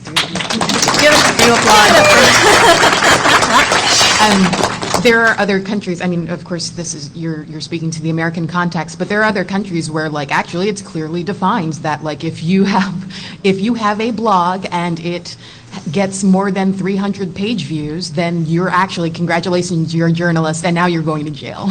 So yeah. It's good news, bad news kind of situation. Yeah, exactly. So the good news is you're a journalist. The bad news is, and also the way that journalism inside the United States is changing, just as an industry, is going to be very, very interesting, and how we define these roles. So, for instance, like I don't know, like if you're like writing for Gawker or whatever, like you are a journalist, but like, are you a journalist? Are you a blogger? You can, of course, like as a Gawker user, like set up your, everyone has like the Kinja account, right?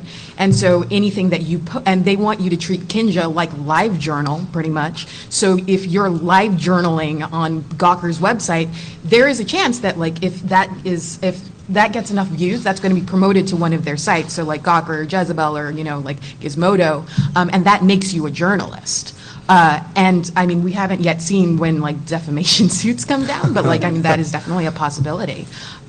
So like in terms of these technologies, it behooves us that like, we have like this right here, and a lot of other things that are not on this list or whatever, because these tools are, kind of lightweight and enough for you to take control of your own security if you're putting yourself in that situation.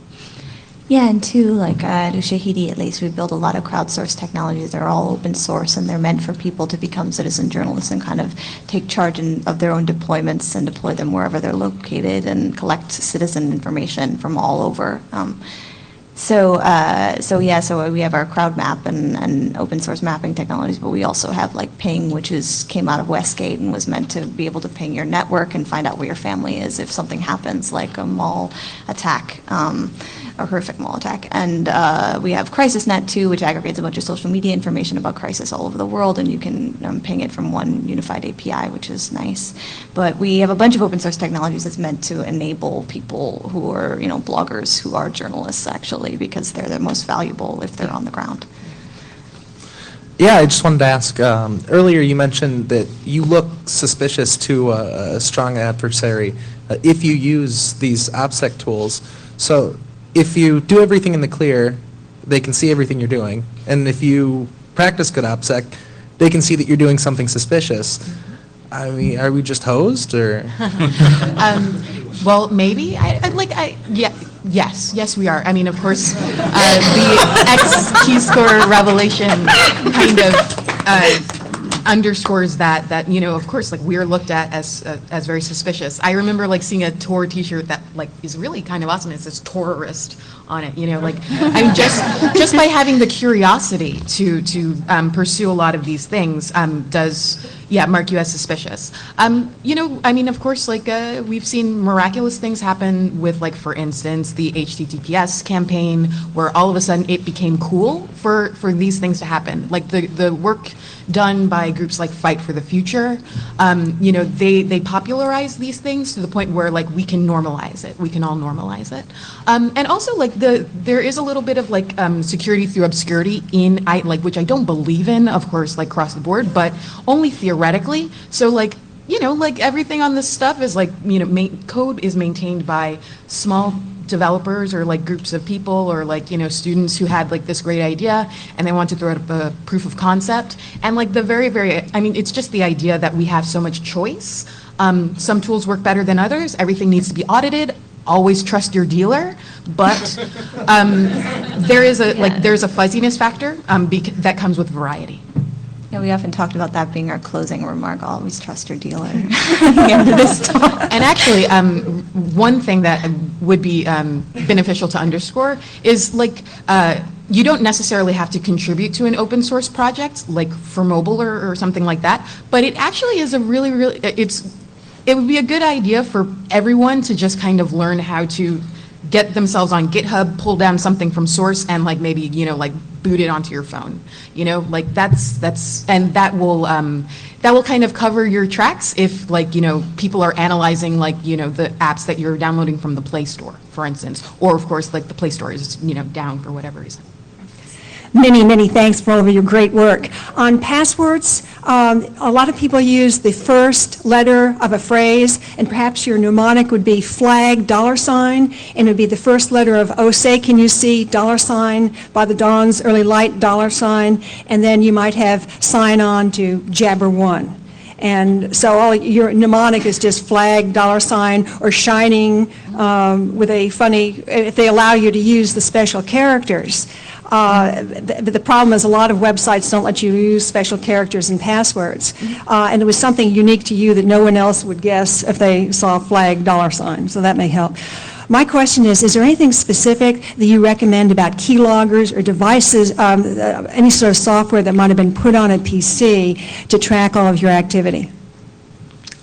Well, nail polish? No. Yeah. Glitter nail polish and Quite has often a glitter necessary. nail polish. I didn't used to do this, but I keep my devices under my physical control or the physical control of someone I trust a lot, and I have tamper-evident stuff that would make it harder to open it up and me not notice. But the truth is, how often am I going to pull out, turn the device over and look at the nail polish pattern and compare it to the photo I took of it? There could be an app that does that.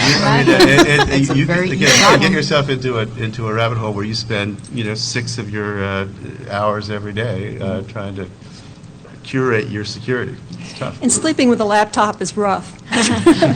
Thank you. Okay. Oh, bummer. Thank you very much. Send us questions on Yes. the GitHub repo. Yeah. Please. Thank you for listening.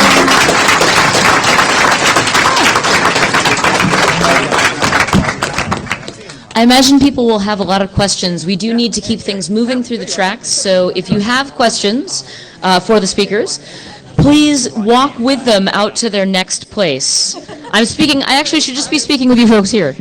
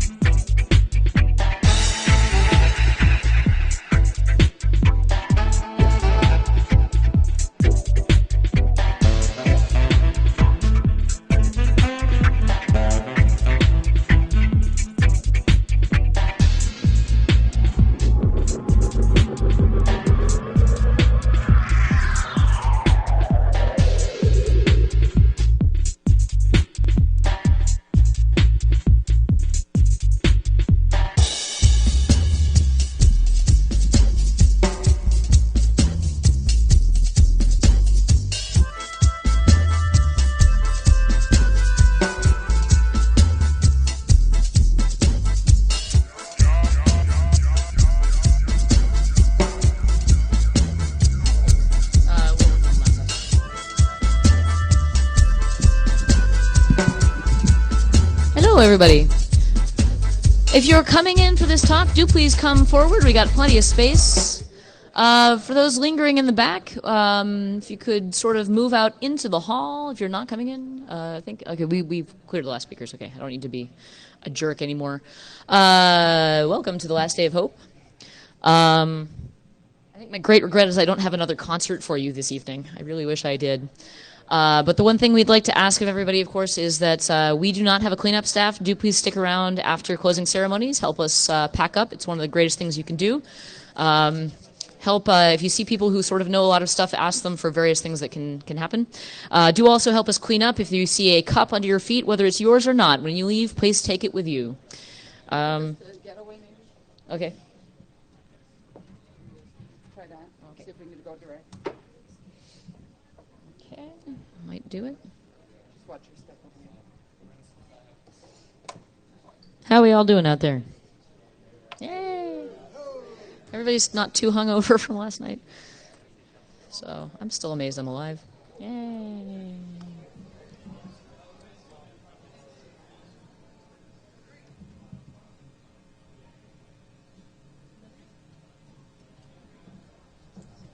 How many people out there, is this their first hope?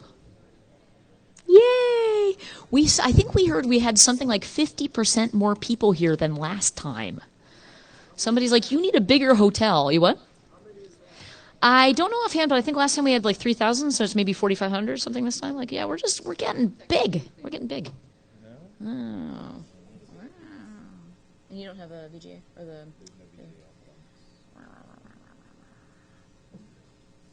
Because you know what we're really good at hackers is technology. Yeah. Yeah. It does. Do you have a spare box? I have the presentation on a USB key. Oh. I have the presentation on a USB key if you have a spare box. I will grab you a new computer. Thank you. We've got the right connector. We've got the connectors we need. The thing is, there's some other...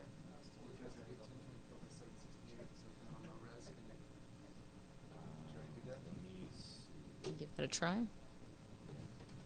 Yeah, no, that's already set for that. They're grabbing it. Shipper, you don't have your box with you? Help the boss out.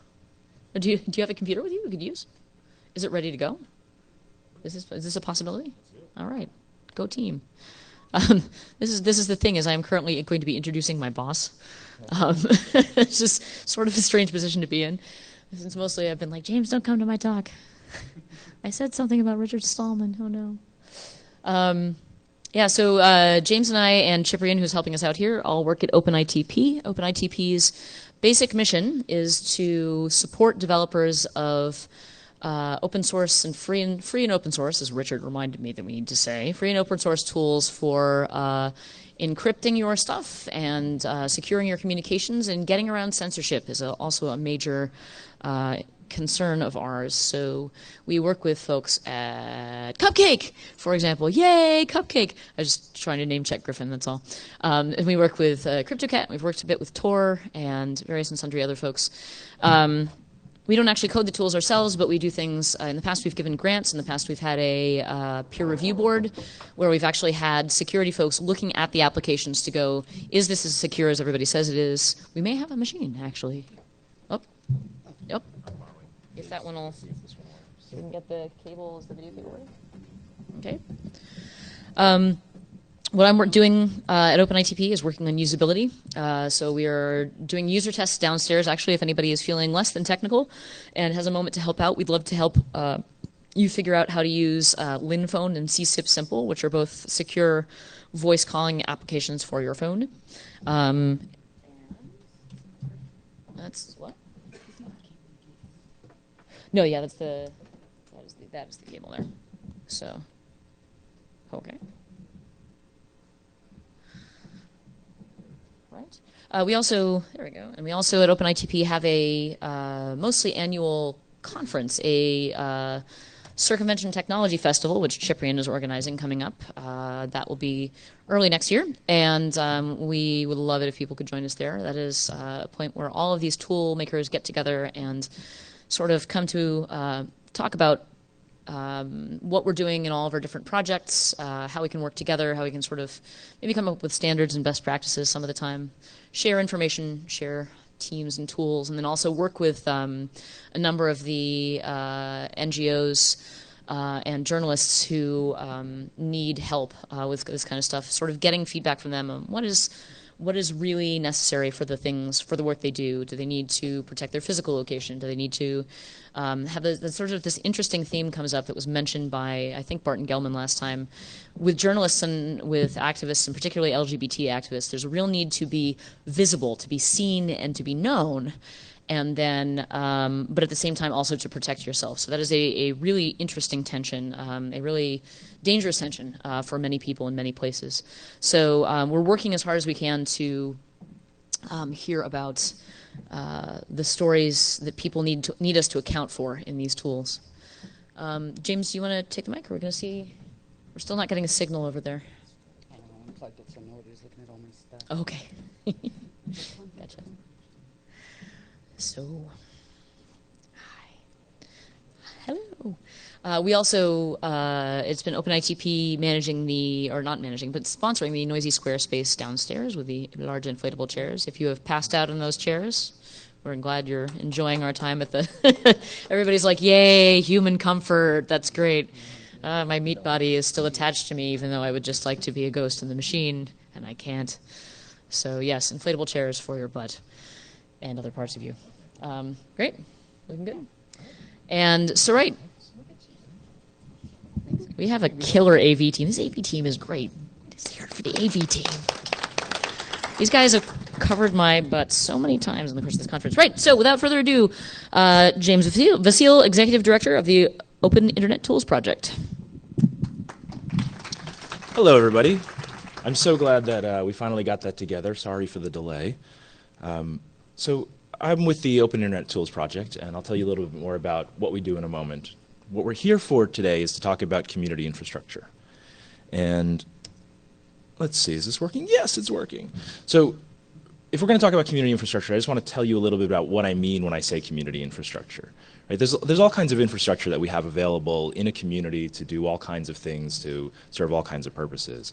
And when we talk about infrastructure, we're talking about really any mechanism, anything that can support a project in its ability to get code out the door, and any mechanism that can support a user in their ability to successfully use a project. You know, there's lots of projects, I think, that do really good work, but don't effectively get code to users where users can actually turn that into workflow that gets them secure communication.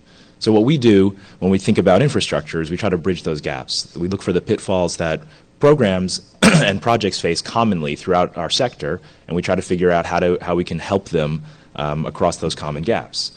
So infrastructure and a lot of projects build infrastructure for themselves, right? They develop workflows, they develop working groups, ways of getting their job done. All of that is infrastructure of one kind or another. The stuff that we talk about when we talk about community infrastructure is infrastructure that is bigger than just one project, right? When you're looking across the entire sector of circumvention tools, of free and open source software, what are our opportunities to help more than one project at a time? And what are our opportunities to aggregate collaborative energy in order to solve problems so that we fix it for an entire field or for an entire section of a field? The most important thing that we talk about when we talk about community infrastructure is the question of what kind of infrastructure we're building and where this help is coming from. We're big believers at OpenITP in the notion that community infrastructure should really come from the community. And so in this talk, I'm going to talk about how we source help from the people that we're trying to help and from the development community that we're trying to fix problems with, as opposed to just fixing them for. You know, the picture at the bottom there says, where we're going, we don't need roads. And that's a picture from Back to the Future. And we think of roads as infrastructure, right? The roads are things that get built for us by government in this country. And that's infrastructure we rely on. Without roads, we don't get to do the things we want to do. We don't get to build the things we want to build, and we don't get to achieve our goals. But we don't think about roads on a daily basis. They kind of disappear into the background. Somebody else builds it, somebody else takes care of it, somebody else figures out how to fix it when it's broken. And that's one model of infrastructure. The other model of infrastructure is where you ignore those roads and you blaze your own trail. You build your own infrastructure. And a lot of times projects are in that model, that second model of fixing problems by redesigning their own workflow and redesigning their own stack. And so we're looking at projects that are doing a lot of this building their own roads, and we're seeing a lot of them try to solve the same problem for the nth time that every other project has tackled, and they're all kind of, doing an okay job at it, but a lot of them are not doing a very good job at it. Right? A lot of projects are trying to solve the localization problem that every other project has faced and not necessarily able to get over the hurdles because they're trying to do it as just one project. It turns out, roads, we're not going to get roads, but we can't actually just ignore the need for infrastructure that is bigger than one project altogether. So because we tend to have these two models, this centralized model of infrastructure like GitHub and the blaze our own trail model, we see all these projects that are making the same mistakes time and time again. And what we're trying to do at OpenITP is try to figure out a more of a middle ground. So we're not going to build roads. We're not big enough to build roads. OpenITP is not a government organization. We don't have these kinds of resources. And we're actually not that good at just deciding where the community needs to go and forcing it to go there. We don't know where the roads need to go. So our model of community infrastructure tends to look more like talking to projects and figuring out what they can do, working with other projects to fix problems. We need infrastructure for a few simple reasons, right? The most important reason why we need infrastructure is that it's really hard to do things one-off. If you do things one-off, you tend to make mistakes. You tend to do them over and over again without learning the lessons you need to learn. And projects, it turns out, need to do a really long list of things to succeed. In order for a project to achieve that rank where we think of them as a successful project, they have to do a very long list of things, hit a long list of milestones in order for us to regard them as doing their jobs well. And the things on that list are diverse and require many different skills and vastly different experience. Right? We ask projects to localize, especially in our space.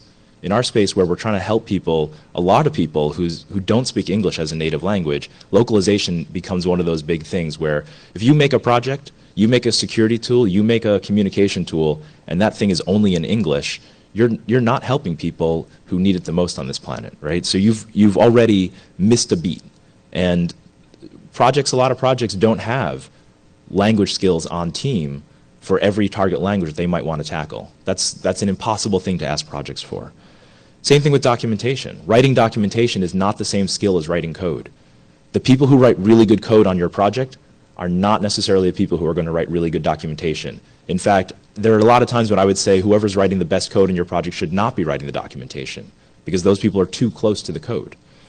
But we demand that projects write documentation. They have to. If they don't do documentation well, how could they possibly succeed? We need code auditing. Code auditing is a thing that we have asked projects to do, and it turns out they weren't doing it. They still aren't doing it. And so we started asking projects why they weren't doing it. And it turns out that most projects don't have the expertise on staff. They don't have the people in their community who know how to do that well, and they don't have the time to do it well. So we demand code auditing because we know that it's important, but at the same time, we're asking projects to do something they don't have capacity to do.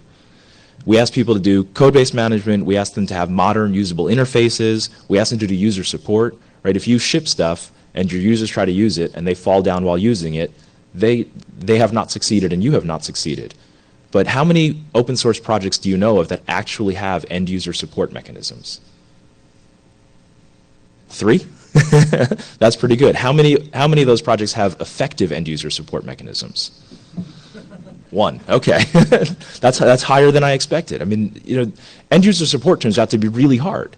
And we can laugh about projects doing a bad job of end user support, but the truth is, laughing at projects is not going to make them do any better. We can do all the finger waving and all the head shaking and all the tisk, but none of that actually gets projects over the hurdle of providing those services, this full range of services that you would actually need to provide in order to really help people. I mean, think about how wide a band of expertise and resources it takes to do this entire list of things, right? And this is just the tip of the iceberg. I mean, I made this list in 2 minutes while I was writing up this slide, but actually the number of things successful projects are doing on a daily basis is much longer than this. And every single one of those projects that are doing it well didn't do it well on day one. Those projects went through a period of time where they were struggling with each one of these milestones. and trying to figure out how they were going to develop process and infrastructure that would allow them to hit these milestones. And it took them time to do it, and they failed a bunch, and eventually, they get big enough that they can do some of this stuff. Look at the Tor project, or Apache or Debian. Those projects are big and well-resourced relative to all the other projects, and they're still struggling to hit all these marks, right? They're still, they're doing a much better job than most everyone else, but they're not doing the job that we need them to do in order to actually reach every user that we want them to reach. So projects can't do all these things. They can't do them alone. Even the big ones struggle to do them well. And so we're never going to get successful open source software if we continue to ask projects to solve this set of problems one project at a time. It's a recipe for failure, and it's a big reason why open source software has not dominated the end user market in the way that we all thought it would, 10 or 12 years ago. So, that's the community that you guys have, right? That's the community we have. All these projects out there that we can observe that are doing stuff, they're operating in a manner that is not designed for success because they're dealing with just the constraints of trying to get their stuff out the door. But I really also want to talk about me, because I'm the one standing up here in the front of the room, and I want you to pay more attention to me. So my background in the open source world, goes back to the late 90s when we were just sharing code because we thought it was fun, writing projects together because it was interesting. And it turns out that I'm not actually that good at writing code, right? I can write a shell script occasionally. I can look at code and tell you if it's got an obvious bug, but I'm not the person who's going to re-engineer your architecture. That's just not my bag. And that's okay. It turns out there are other ways that I have tried to be useful within the world of free software. And what I've done is, really fill myself into a support role around free software, and that has largely meant trying to build infrastructure. And so when I started building infrastructure in this way, I joined up with other people who managed to find resources to create stuff like the Software Freedom Law Center and the Software Freedom Conservancy. We tried to design structures that would just be service providers to the hacker community. We tried to just make it turnkey for people to come to us, ask us questions, come to us, ask us for services. We would provide services, we would provide help, we would provide answers. And we built infrastructure together, right? We worked on GPL v3 to make that license the next, modern version of GPL so that the community could actually use it. We built the Conservancy as a fiscal sponsorship organization, right? That's a monolithic structure, a central piece of infrastructure where we take the financial services burden off of projects by doing it for those projects. And I shouldn't say we because I'm not associated with it anymore, but they get the expertise of having people who know how to manage accounts and how to do accounting and how to handle all the tax stuff so that projects don't have to do it. That's infrastructure. That's the kind of infrastructure that takes things off the plates of projects so that they don't have to worry about that stuff anymore. And that's great, right? That's one kind of infrastructure. But that's roads. Those kinds of projects are well-resourced, they're expensive to run, and they don't scale that well. The Conservancy is a great project. I love the Conservancy, but they have a limit to the number of projects that they can take in the door. They're resource limited by the fact that it takes a lot of expertise to provide those services. And because the expertise that is needed to run the Conservancy is not widespread in our community, they can't just turn to the community for help to scale it.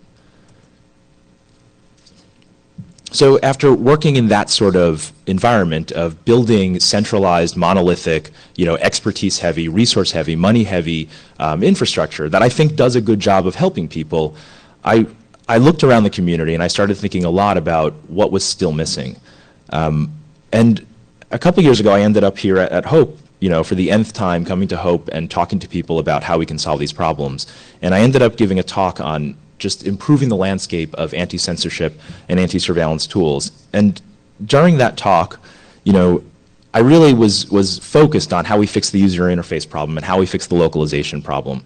And I stood in this room and I said, we're going to fix this stuff, which was an incredibly naive thing to say and an incredibly arrogant thing to say. But I really thought that if we started to build some community structure around this, we could collaborate to fix some of these problems. And it turns out Hope people are some of the most proactive and helpful people around.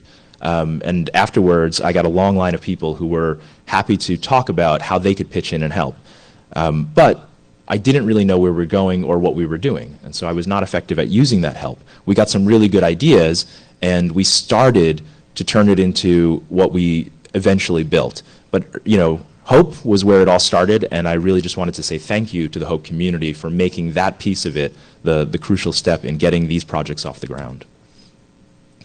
So after Hope, I was like, hey, this is a really good idea. We should do something about this. And I ended up speaking at Software Freedom Day.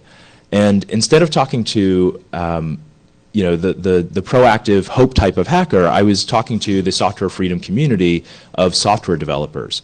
And when I explained to software developers that we could stop writing code and just redesign all our interfaces, just redesign the way people use our products, they didn't lynch me, which I was really happy about, but none of those developers actually jumped up to get on board the train. And that was the crucial difference between talking to the Hope community and talking to certain other communities. And so it just made me appreciate how we have very different facets in the world that we're operating in, and we're going to have to work with many different communities to get this stuff done. And finally, I couldn't shut up about this, and I went all the way across the country to invite other free software people. I thought maybe those weird people on the other coast would be more interested as a free software community in helping us figure out how to focus on usability and localization in this space. And the nice thing about going to a completely different community where I literally didn't know anybody there, I have never been to Portland before, was everyone, nobody had any sort of preconceived notions about the work that I do or about the stuff that I was talking about. And this was just when people were starting to really pay attention to circumvention tools. So in Portland, the interesting thing about talking to people there was really that everybody was willing to help. Everybody had ideas of what we could do, but nobody could point to any structures we could build on. Nobody was able to point to the people that were already doing this on a wider than one project basis. And so that kind of became the nucleus of what we were going to do. We were going to figure out how to build structure across projects. And like I said, we had no idea how to do this. We still, are not going to say that we know what we're doing. What we're going to say is that we did some experiments. We, in the last couple of years, have run 2 experiments building 2 kinds of infrastructure for the community. And one of those projects went really, really well. The other project went middling well and then I think failed to quite achieve liftoff. But we learned a lot from running those projects. And so this is my coming back to Hope and saying this is what I learned from the journey that I've been on that started at Hope a couple of years ago. And I don't know who that dog is, but he looks pretty smart. The first experiment is the peer review board. And, we set out to do an experiment that was, can we build a piece of infrastructure that has some of the qualities of centralized infrastructure, meaning well-resourced, full of experts, able to provide service to a community on a service basis where people come in the door and we treat them kind of like clients, and turn it around so that they get what is essentially an experience of acting with a community. So let's talk about how that went. So everybody here is aware that security audits are a big deal, right? It's a topic of conversation that people have been increasingly interested in the last couple of years. Free software has this great property that anyone can look at it. And we tell this story that free software is more secure because anyone can look at the code and they'll find the bugs. All the bugs are just there to be found for the looking, like little nuggets of gold to be collected up and polished. And unfortunately, it turns out nobody's looking. If you were to count up all the eyeballs that looks at the code, you would get somewhere between 0 and 1. Not even 2 eyeballs, 1 eyeball, right? And that was bad when it came to something like Heartbleed, and it's bad when it comes to something like, libpurple. We don't know what's lurking in our own code, and we tell a story about it, and the story is false. The story of we know what we're running because it's open source software it's a comforting tale that we tell to ourselves so that we can feel okay about running stuff that we can't actually trust. And that's, I I tell that story to myself every day when I lay my head on my pillow at night so that I can sleep. But when I wake up in the morning, I really do try to remind myself that it is really a fairy tale. So we have software, we can look at it, we're not effectively looking at it. Even to the extent that people are reading that code, they're not able to do an effective audit, right? Audits are really, really hard. Looking at code from the perspective of somebody who is looking for security bugs is completely different than looking at code for other purposes. When you are looking at code and looking for security vulnerabilities, that's not the normal reading code and hunting for bugs. You put on a different mindset. You're wearing a different hat. It takes expertise and it takes security. You know, we worked a lot with Eleanor Saita, who has a lot of experience in this area. And she estimated that for somebody to be a competent, not a good or a great security, researcher in this area, an auditor in this area, just competent, she estimated that it would take about 3 years of full-time work with colleagues that are expert enough that you're learning from them on a daily basis. Now that's a lot of expertise. The number of people in our community who have that expertise is very, very small. So it takes a long time to learn how to do this stuff well. And even if you know how to do it, the amount of time it takes to read the code and learn how to do it well, and actually do it well, is also very long. And finally, security audits are an obstacle to shipping. Every project hits that point where they can either ship the stuff that has not been audited or not ship. And the number of projects that will choose not to ship is very, very low. There are a couple, but there aren't enough. So auditing is this huge obstacle to shipping. It's a huge obstacle because you don't have the resources to get it done. And it turns out this is just a human resources issue. You don't have the people. You don't have enough of the people. The people don't have time. So because we're living in a world where projects don't have the audits that they need and don't have the ability to get the audits that they need, we can't turn to those projects and say, hey, why don't you go do an audit? Or, hey, you didn't do an audit, shame on you. None of that conversation makes any difference. All of the work that we've done to socialize people around audits, to make audits a thing that people feel like they should be doing, to make them feel like they should not ship without an audit, has not actually resulted in more audited code. What it's resulted in is more people feeling kind of guilty about what they're shipping. And that's not useful. That hasn't helped anyone do anything. That has not helped anyone take any of this work forward at all. So our response to the situation, Ella's and mine and OpenITP's and everyone working there, was to realize that we weren't going to just crowdsource auditing. There are a few good auditors in our community, but man, they're also, overworked and they get asked to do stuff on a daily basis. So we decided to try to pull in auditors from the commercial sector. And what that meant was we were going to have to pay not quite commercial rates for auditing services, but we're going to have to pay more than, getting people in our community to do stuff at the friend rate. We were going to pay, very expensive people at a slight discount. And we also realized that we were going to need a process to manage those audits, because we wanted whatever we were doing to be a piece of community infrastructure. And what that meant was that there had to be due process around finding bugs, disclosing bugs. There had to be a standard way of treating projects when they come in the door, and a standard way of dealing with vulnerabilities when we found them. And also that we were going to have to close the loop on making sure those vulnerabilities actually got fixed. So there are some projects out there, most notably the Open Technology Fund, that have just been paying for audits, right? Hiring commercial services directly for projects and paying for audits, and you get an audit report, and that's great.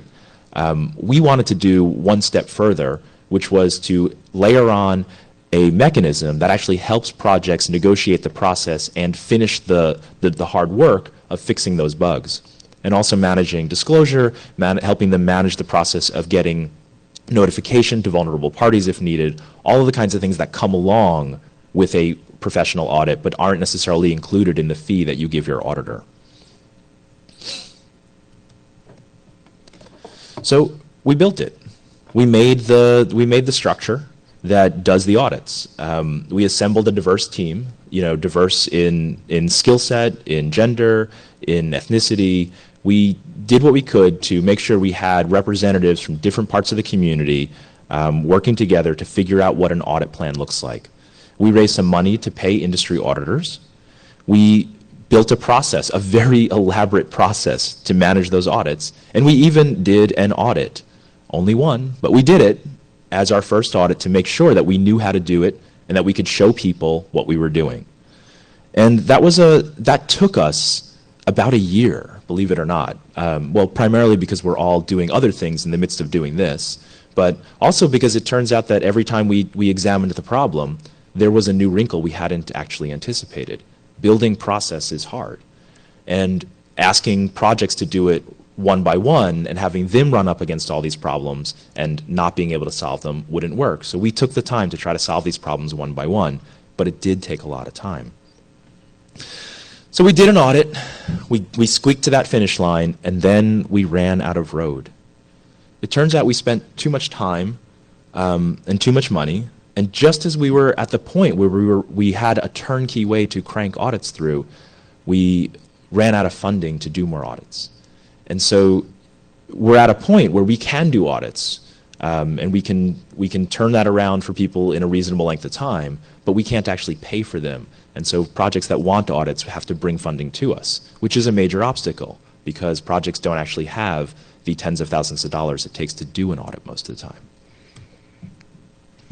So what did we learn? We took a project, we built a structure. The structure is good, the structure works, it has good results, but the project didn't quite achieve liftoff. We ran out of road.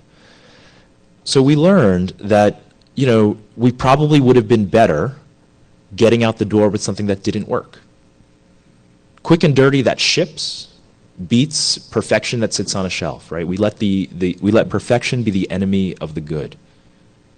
And that's not a new lesson. We all know that lesson. But we thought when it came to process that we really needed to nail the process down. And we did, I think, but we should have shipped sooner. We needed to ship sooner.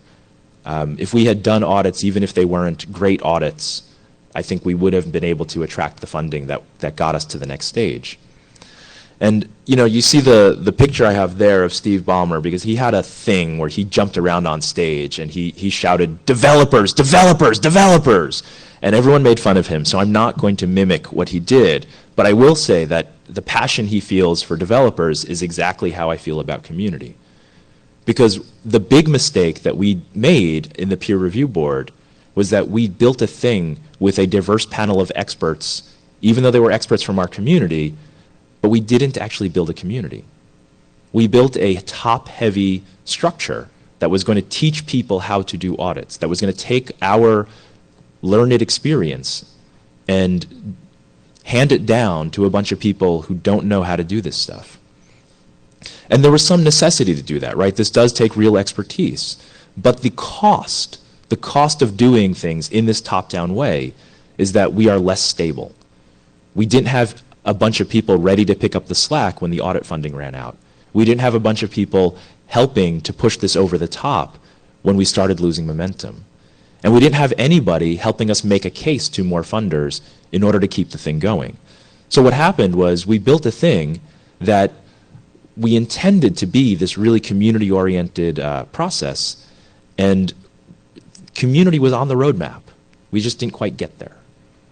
So that's the sadness for me, is that we didn't quite get to the community part, and really what we should have done is build the community part in from the beginning. We needed to involve more people and open our process earlier than we did. So that is the big lesson from the peer review board, is that you can build community structure, but you have to start with the community. You can't end up there. So community, community, community. I won't jump up and down, but I will say it many times in this talk. So that was the peer review board. We did another thing, a more successful thing, and that was the localization management project. I talked earlier about how localization is this huge problem for especially us that are trying to help people who don't speak English as a native language. And the communication the miscommunication that goes on between the people making tools and the people using tools is kind of this giant marsh of epic failure. It's this big problem where we make stuff, we have some intentions around it, we describe those intentions in words that nobody reads for a variety of reasons, including that they are not native English speakers. And because our target users often don't speak English as a native language, they can't understand our words, they can't understand the tools. And if you cannot understand a communications tool, a security tool, you're not going to be able to use it. And misusing security tools, especially security tools, can be dangerous. So this is the problem. We actually, we host a lot of events at OpenITP, and we do them in various countries, and we go to a lot of conferences. And one of the things I always do is I talk to people about what tools they're using. And I always ask them why they're using it and what their biggest obstacles are. And whenever we talk to users from the Middle East, the language barrier was one of the first two things mentioned about every single tool. Was, my English isn't that great. Or, and you would often, people would say this to you in perfect English. My English is not that great. And sometimes it's just confidence, right? And sometimes it's just that when you get down to technical language, the experience that people have does not give them the ability to follow what you're doing. So needing to translate tools is a very obvious thing, and every project knows that they have to do it. So we started trying to figure out what a solution looked like. Now, again, being at the Open Internet Tools Project, every day somebody says to me, wow, what you guys do sounds really interesting. There seems to be people we should be helping. How can I get involved? And a lot of those people say, well, I don't have any skills. I'm not technical. I don't write any code. And they miss the big contribution they could be making, which is that they have cultural knowledge and they have linguistic knowledge. They have skills that we lack. We could not possibly cover every culture and language that we need to in order to work on these tools. And for a long time, people that described themselves as unskilled but actually had vital skills to offer had no entry point into our community. They had no way to help. People would say this to me, and I would say, oh, that's too bad, right? I wish I knew how to take what you have and turn that into productivity that helps people. But we didn't have a way to do it. So there was this huge community of people who speak all these languages and have all these skills, and we were not going to take advantage of it.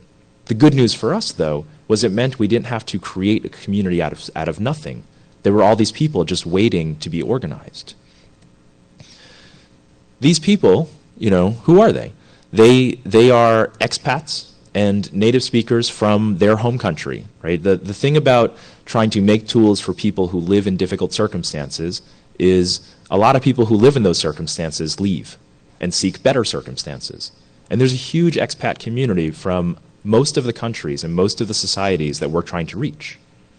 Reaching out to those communities was one of the first steps in finding people who could teach us enough about how to talk to the people that they need to talk to so that we could actually provide some help.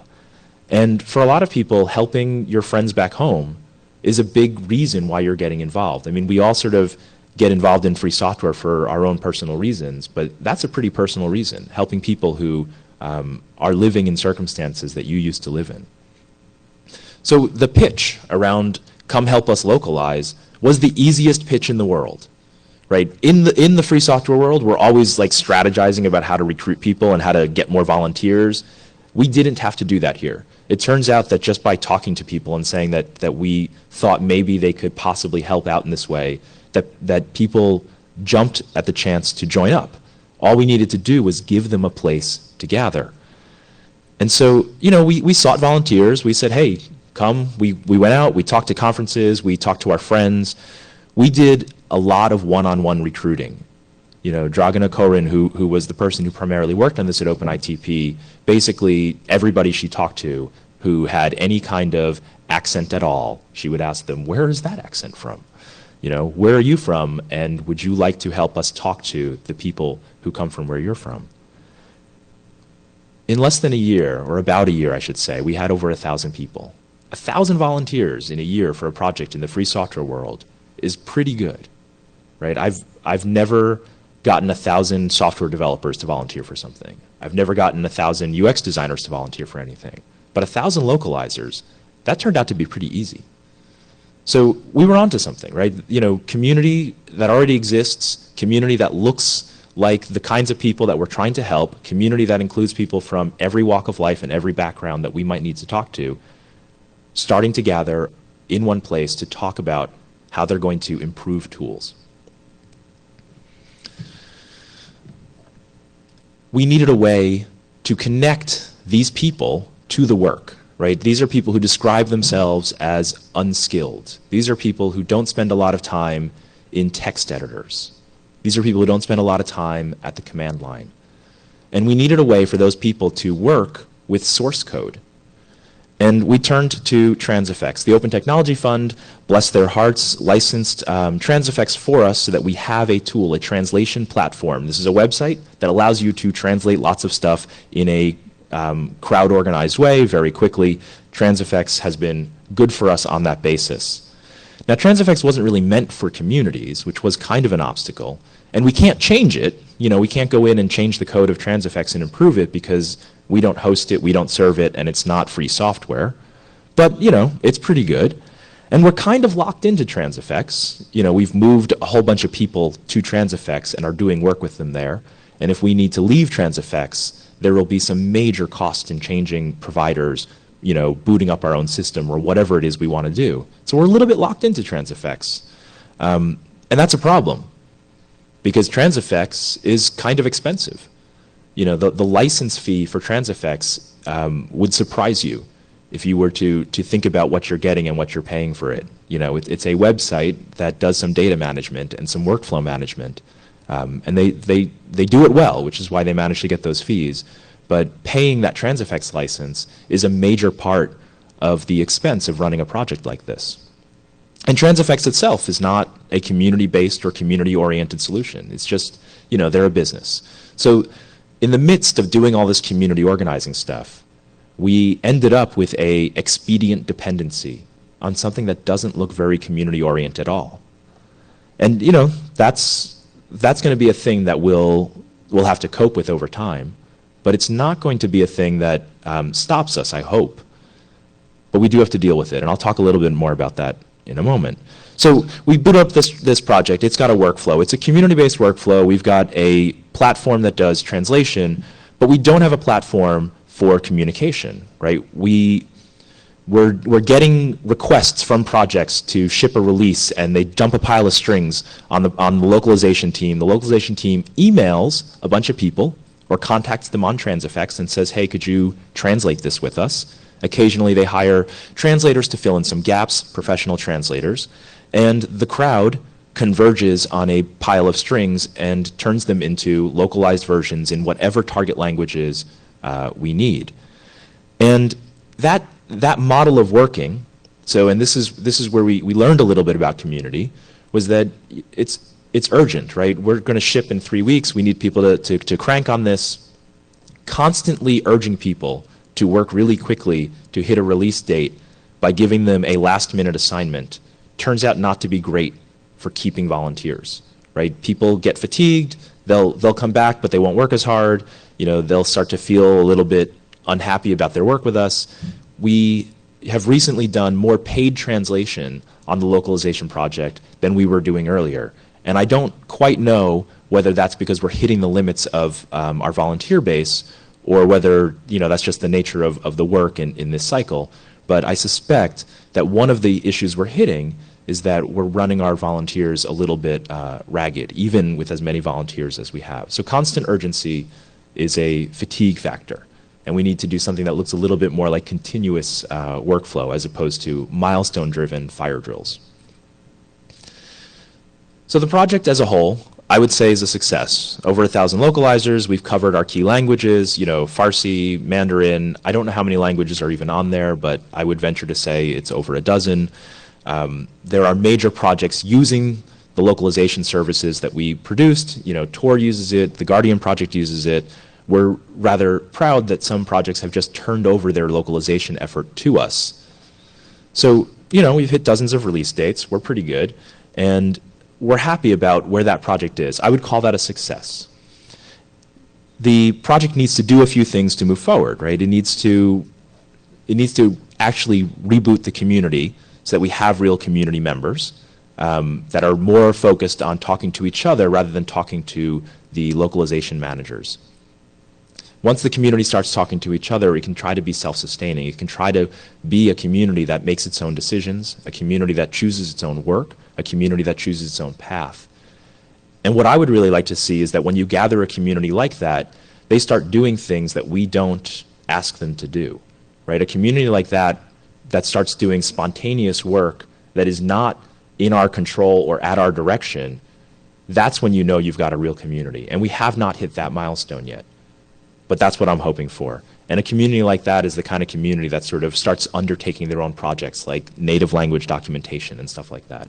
So localization was a big success for us. We're really happy with where it is.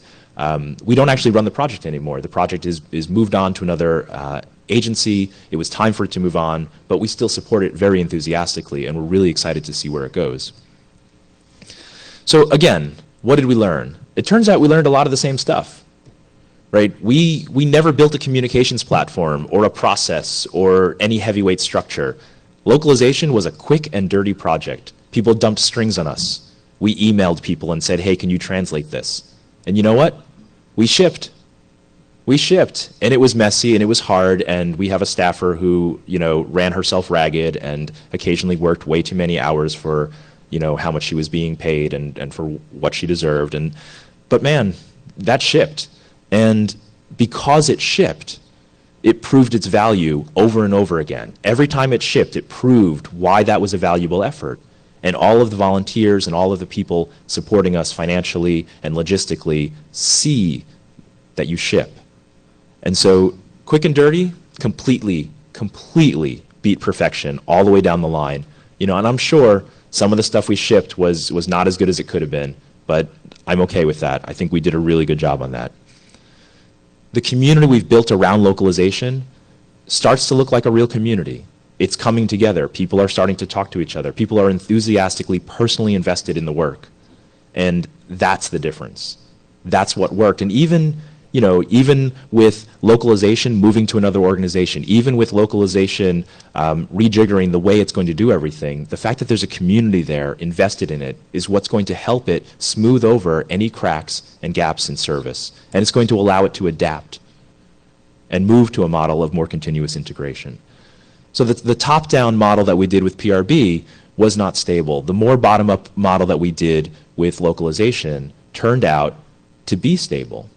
We could not kill that project if we wanted to. It is moving. It is working. So, the big thing that we learned in the process of localization, the other big thing, is that when you recruit 1,000 volunteers and throw them at projects, they're not all going to land.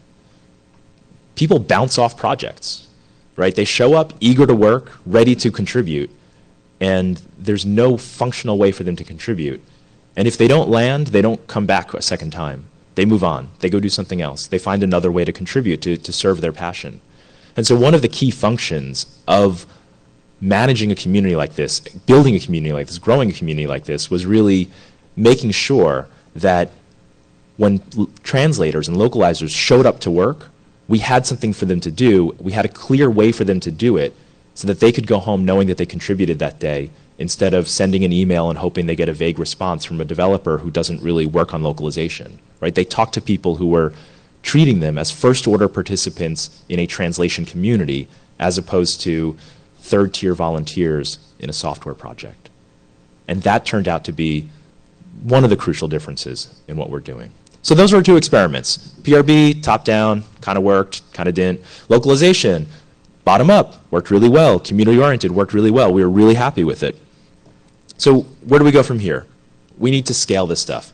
It turns out that we're bottlenecking on the central managers in these spaces, and learning how to grow something above the scale of a few projects is hard. Growing things to serve an entire industry is going to be a whole new challenge. So that's the first thing, scale. The second thing is, how do we replicate it, right? We now know how to do localization really well for a sector. Are there other sectors we should look at? Should we be trying to do it for the wider community as a whole?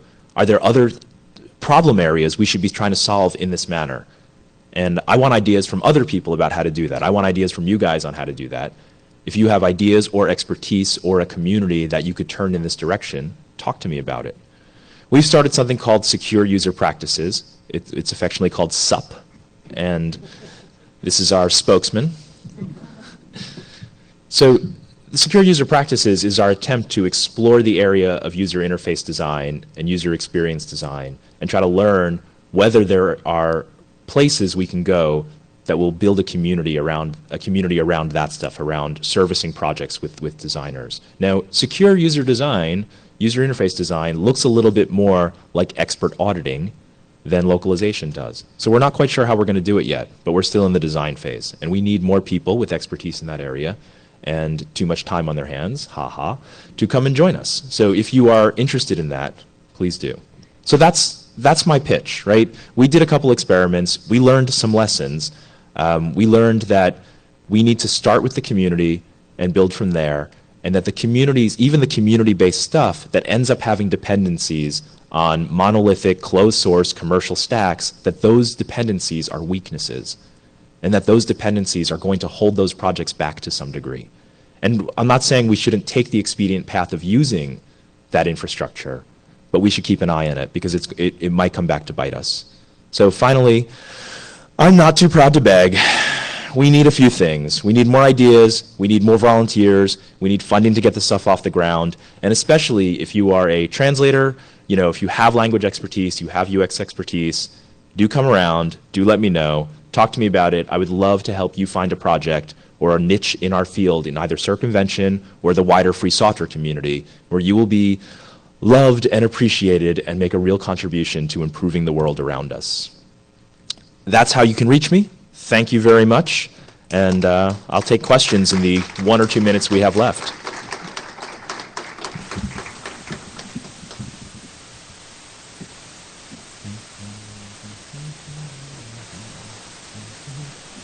I can't actually see. I think there might not be any questions. No, we do have questions. Wow, that was accurate. Okay. I'll repeat the question.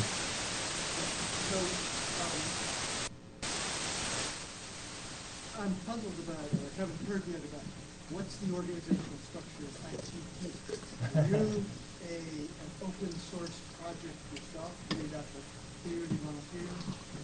It's disconcerting to hear you using a sort of NGO model of organization where you step in and provide services to us needy folks. Yeah, absolutely. So the question was how is OpenITP organized? Are we some kind of, NGO invading a space trying to prescribe solutions to a native population that we don't understand?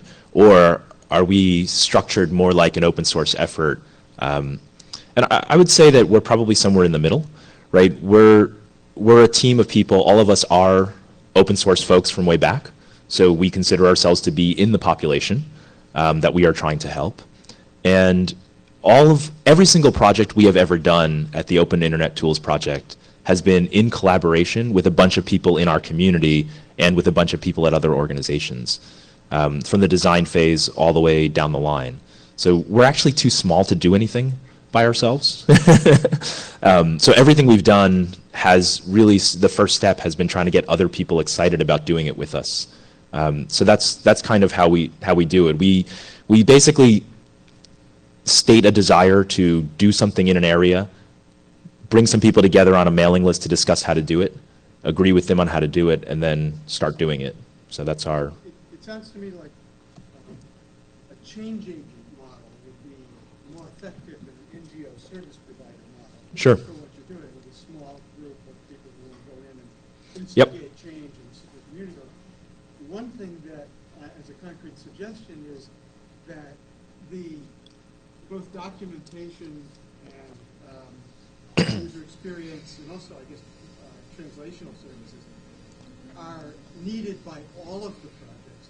And so an open source organization that focused on doing that for other projects, a sort of meta level would still be able to work just as an open source, democratic, flat, Sure. non-hierarchical model, and yet could provide a continuous feed Yeah. for that. Cool. I wonder if that's something you consider. Yeah, definitely. Thank you for your comments. I think we have time for one other question. I'll repeat the question. Yeah, so I'm really glad to see you're doing this. I think it's so important. I have a question about the motivation of volunteers. As I'm sure you know, it's really hard to motivate people to volunteer sometimes, especially when you need experts who spend all day at work doing something. And the motivations that come to mind are money, glory, and just really wanting something so you can use it for yourself. But I can think of a few other motivations, but yeah. That's what I'm going to ask. So, in a decentralized system, you can't split glory over 1,000 people. If you're dependent on 1,000 other people, it's hard to get that motivation of being able to use something for yourself. What other forms of motivation? Sure. So, the question was, how do we motivate people in these spaces, especially the UX folks? If you're a UX designer, man, you've got a skill that everyone wants. Like everybody I know who can do design, the graphic design or UX design, is constantly fending off folks who are like, "Hey, man, can you do my business cards?" There aren't that many people who have come up to me and been like, "Hey, man, can you run me a mail server?" It doesn't happen that often. People who are in the design field are constantly training themselves habitually to say, "No, I'm sorry, I can't split my attention that way. I can't give you that." We're not giving tons of money and glory to people in that field when they come to help. What we're giving them is an opportunity to make a real difference. We're giving them a way to contribute to improving the world around them, a way to wake up in the morning and do some work that, in their opinion, not anybody else's, but in their opinion, will matter. And that turns out to be a pretty powerful motivator. I know it motivates a lot of the other people in this room. The number of people in our community who are doing work that gets them zero money and zero glory is very high. And it's not that different. So that's how we're reaching out to people. Plus, we try to make it fun. So, I'm out of time, but I really did enjoy reporting back on the thing that started at Hope a couple of years ago. It was really important to me to close the loop on that. This community is really important to me. I love the work you guys are doing, and I'm really honored that I get to participate in it through my own work. So thank you very much, and I look forward to continuing the conversation with you guys in the hallway and online. Thank you. Thank you. And one last thank you to the woman who set me up with this AV setup. I just really appreciate the extra mile on that. That was really awesome. I don't have a card, but that is my contact information. Thank you, James. Stick around. We got some more cool stuff coming up. That was a really good talk, and usually I don't like sharing the stage with people with more interesting eyewear than myself, but I'll make an exception for him. Okay, stick around.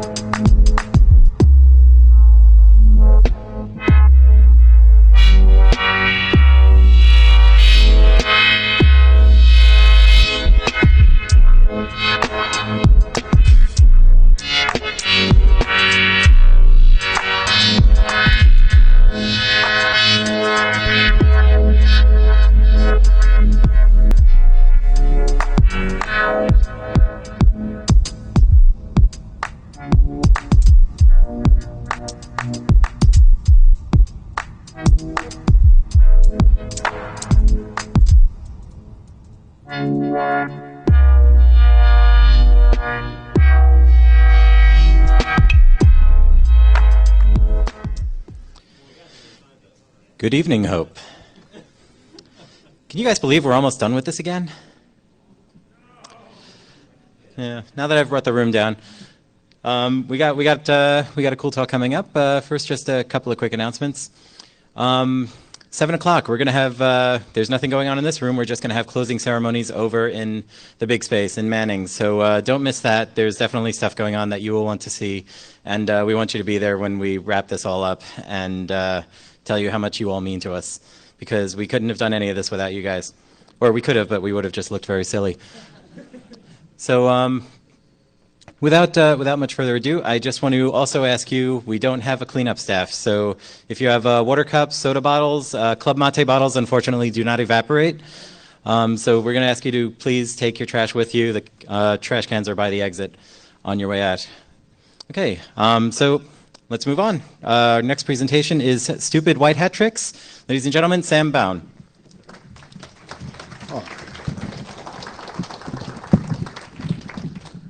All right, thank you. So,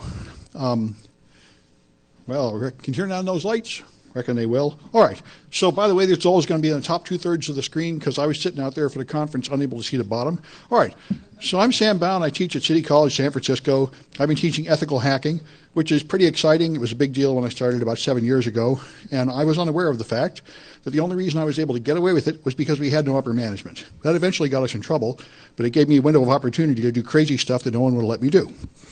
So I got involved in the hacking scene and teaching classes and going to conferences. And then I got involved in this crazy activity called white hatting, which is quite controversial. I think it's less controversial than it was when I started. But it started with me when PBS got hacked. Back in 2011, the year of LulzSec, when everything was just completely insane. I got on an airplane, got off for like a 1-hour layover, read PBS had been hacked. I had time to tweet about it, then to jump on another airplane. By the time I landed, everybody was screaming at me that I shouldn't have tweeted about it. And it got me involved in this because I thought they've been hacked. Where's their data? And people said, why do you say they got hacked? Why, they might still be wide open. They might not even know about it. And I said, well, I didn't even think of that. Is it possible that somebody got hacked and they didn't even notice yet? They didn't even fix the problem yet?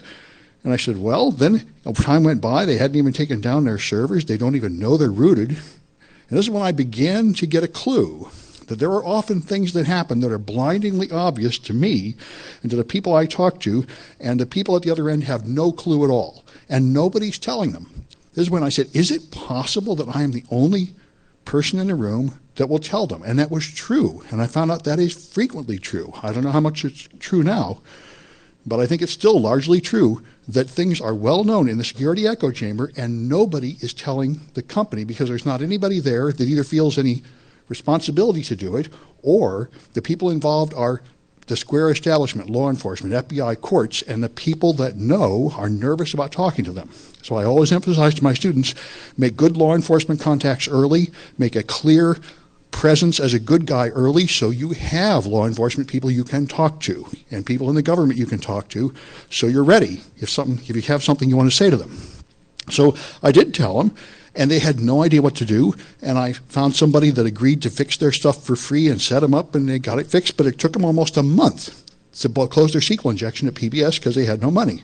When the same thing happened to a big media outlet, I think CNN, they fixed it in one day. Of course, they have a lot more money. So this started me in this game. When you know something about somebody else's servers and they don't know, you can try to tell them. And this was considered highly controversial at the time. A lot of people told me who are security professionals, and I'm relatively new at it, never do this. You will do no good. They will not listen to you. They will prosecute you. They will blame you for hacking them. They will call you a bad guy. You'll get in all kinds of trouble and do no good. And I said, well, I think I'll try it. But this is kind of insane. And obviously only for someone too much time in their hands, or with me, students that need homework, which amounts to approximately the same thing. So I'm not going to get paid. I'm probably not even going to get a thank you, but you might do some good. And the interesting question is, how much good can you expect? And I think it would help a lot for people to understand the answer is 25%. Only 1/4 of the people that you tell about horrible things will ever do anything about it. So don't freak out if you tell them something that seems all important to you and they don't care. Expect that. Anyway, so there are laws, but the laws basically say that you can't run code on somebody else's machine. It's not complicated. I remember I taught ethical hacking, and people said, where's the lessons about ethics? And I said, well, the lessons about ethics are like one sentence. Do this on your own machine. Don't do this to somebody else without their permission. CISSP has a code of ethics, which I thought sounded really good, although if anybody knows even one case where these code of ethics have actually done any good for anybody, I would love to hear it. They sound good, but I've never seen it work in practice, that these actually accomplish anything, except to harass good people, and when reports are made of clearly unethical things, they don't do anything. So I'm getting kind of as frustrated as other people have been about the actual practice, but the idea is a good idea, that people with that certification anyway, and people with certified ethical hacker, which is the same rules really, are here to try to hold things up and not break the law. So anyway, it is very, very common that there's something that somebody might care about. So let me see where my mouse is. Okay, still don't seem to have a mouse. Well, this is going to foul out my demo if I don't have any mouse. You see it? Oh, now I've lost, that's funny, now I've lost, oh, it's over there. I see, my screens are not mirroring. Oh, good, well, that's a solvable problem, okay. Displays, arrangement, mirror, life is good. All right, now we should see the same nonsense. I think so, all right. So, now I've got a few things to show you live here. All right, there we are. So I just looked on Pastebin last night. There are always people dumping SQL injection vulnerable sites on Pastebin. And here's the latest batch of them, maybe about a month old. Here's some company called LWSA Design. And if you go to that URL, you get a glorious SQL syntax error. And as you probably know, this means you could just take over that server trivially. It means you could deface their website. I mean, it's not entirely certain that you could, but you very likely could, because the fact that this apostrophe here broke the syntax means I could follow this with more code and it would execute that code on the server. Now, what I have done right now is not illegal. And I can talk about it to people over the telephone with unencrypted email. I can post blog posts about it, because this is a really good thing for a white hat. The first thing is I did not find it. I did not perform a vulnerability scan without permission or anything to do it. Somebody else found it and somebody else published it. Now this person may very well have committed some sort of crime, but I didn't.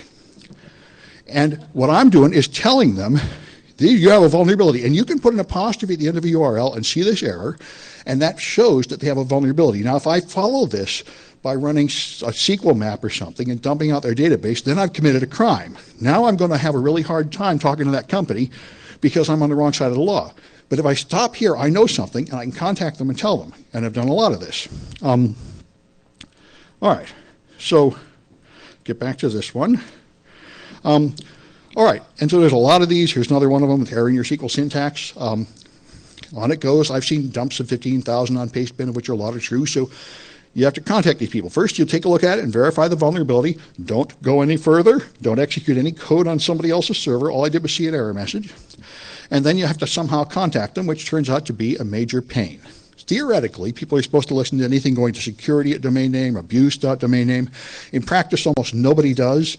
I was sort of horrified when I found out that MIT has a form to fill out on their website. It says we no longer pay attention to abuse.mit.com. We want you to find our form and fill out our form. So when I've got a list of 10,000 companies, I'm supposed to go hunt through every website for whatever junk they made up instead of obeying the standard. But that's the way it really is.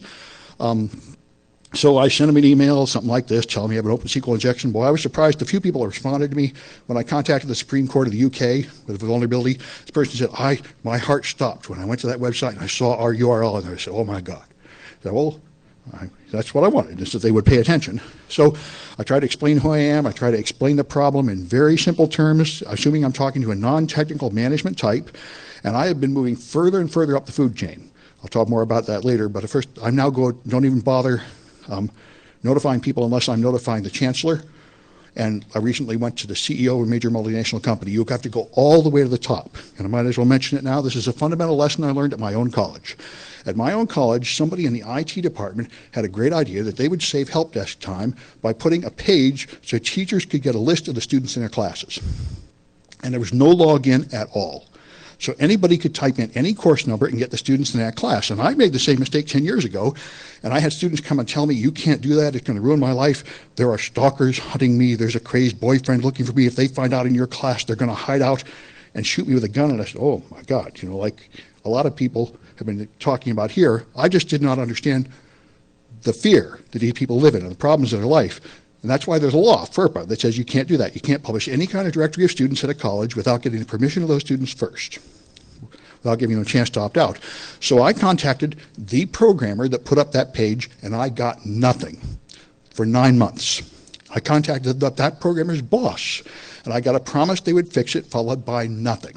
When you go up to the C level, you get there. And I finally realized I learned this myself when I worked under contract with the FTC. I was a database analyst at a company that was returning money to people who had money stolen from them, and I was amazed to discover that 90% of the workers had no concept of what the company did, and they didn't care either. All they cared about was that the stuff on my desk is where it should be, and I get out of here at 5. They didn't care whether they were driving the ship towards the rocks or backwards or going straight down. All they cared about was getting my paycheck, and if you showed any glimmer of clue about what the purpose of the company was, they would promote you immediately to management. This is where I ended up in a hurry. I didn't mean to be in charge of a division, but I actually cared about getting the job done, and I learned this. And the important thing, I think, is not to hate people for this on either side. Your detail end users worry about their details, and they don't drive the ship. The guy driving the ship doesn't know about the details, but they care about driving the ship. They're different jobs, and you have to go all the way up to somebody that can actually understand we have to obey the law or the government will shut us down, and that would be a problem. And this is not true that everybody in the company can understand that, not at all, or even care about that. So that's the point here. I put in real name, no demands, no threats. I did a simple investigation of 23 high-profile companies, and 30% of them fixed it after 3 days, and that was in 2011. So I started shooting my CSSP students doing the same thing. They contacted hundreds of sites. They got something like 15% fixing rate. Very few of them actually say anything, but a lot of them either take down the page or fix it. Well, some of them do, 15%. So I reported a lot of these to a lot of big companies. Then I came across, this one got me in a lot of trouble. See, LulzSec in 2011 would hack sites and dump stuff, and they would dump like 100 pages of garbage on Basebin. And as far as I could tell, nobody read that stuff but me. And somebody gave me a tip, and way down, 3/4 of the way down a 200-page dump, they had 6 OpenSQL injections into Chinese government servers. And that week, Obama said if there was a cyber attack in the United States, we would respond with military violence. And I said, this is a really bad idea to have OpenSQL injections into the Chinese government. This means anybody that wants to stir up trouble could use it and get stuff blamed on them. Of course, now I think that was pretty naive of me. That's basically been the situation all along. But anyway, right here, I knew that the anonymous people had that. And the LulzSec people had that. They didn't use it, but I was afraid they would use it. And I wanted to tell the people in China. And I didn't know how to get contacts. I didn't know enough about these structures that you can't just call somebody in the Chinese government on the phone. You can't just call somebody in the FBI on the phone that can do something. You need a contact. So I started using Twitter, asking, I need a contact inside Microsoft. I need a contact in the Los Angeles Police Department, Apple, Oracle, and then somebody got something in the Chinese government. For about a week or two, I was posting a lot of these crazy tweets implying that I had really high-value security vulnerabilities. And what I didn't expect was my primary opposition would come from professional security experts who were very, very jealous. How do you know all this great stuff? You must have done something terrible to find it. And I wasn't willing to tell them where I found it because they had made it clear from their attitude that they probably would do something stupid like hack China or hand it to bad people or something. So I refused to answer that question for about a week, and that got me in a lot of trouble. So anyway, it did also do a lot of good. These high-value companies, you can sometimes reach them, although you might like this one. The UN had a wide-open injection hole, so I couldn't find any security contact on the UN website, so I called the New York City Police Department. And I said, do you have someone there? Do you have any idea how to report something to a security problem at the UN? And they hung up on me. And I said, well, I should have seen that coming. Anyway, so a lot of them got fixed. Some people got very upset. They accused me of being a spy, performing bogus scans, and they sent an official ethics complaint to the ISC to revoke my certification for unethical conduct, which was complete garbage, and all I had to do was write a well-formed letter to get rid of it, but I found it pretty annoying. And that is how the structure works. If you have any accusation against anybody with a CISSP, no matter how bogus, you can write a letter. You do not need to be their client or to have anything, and if you do, they have to respond in 30 days or they lose their certification. So anyway, that's the way it is. So let's talk about some colleges, because colleges are the worst.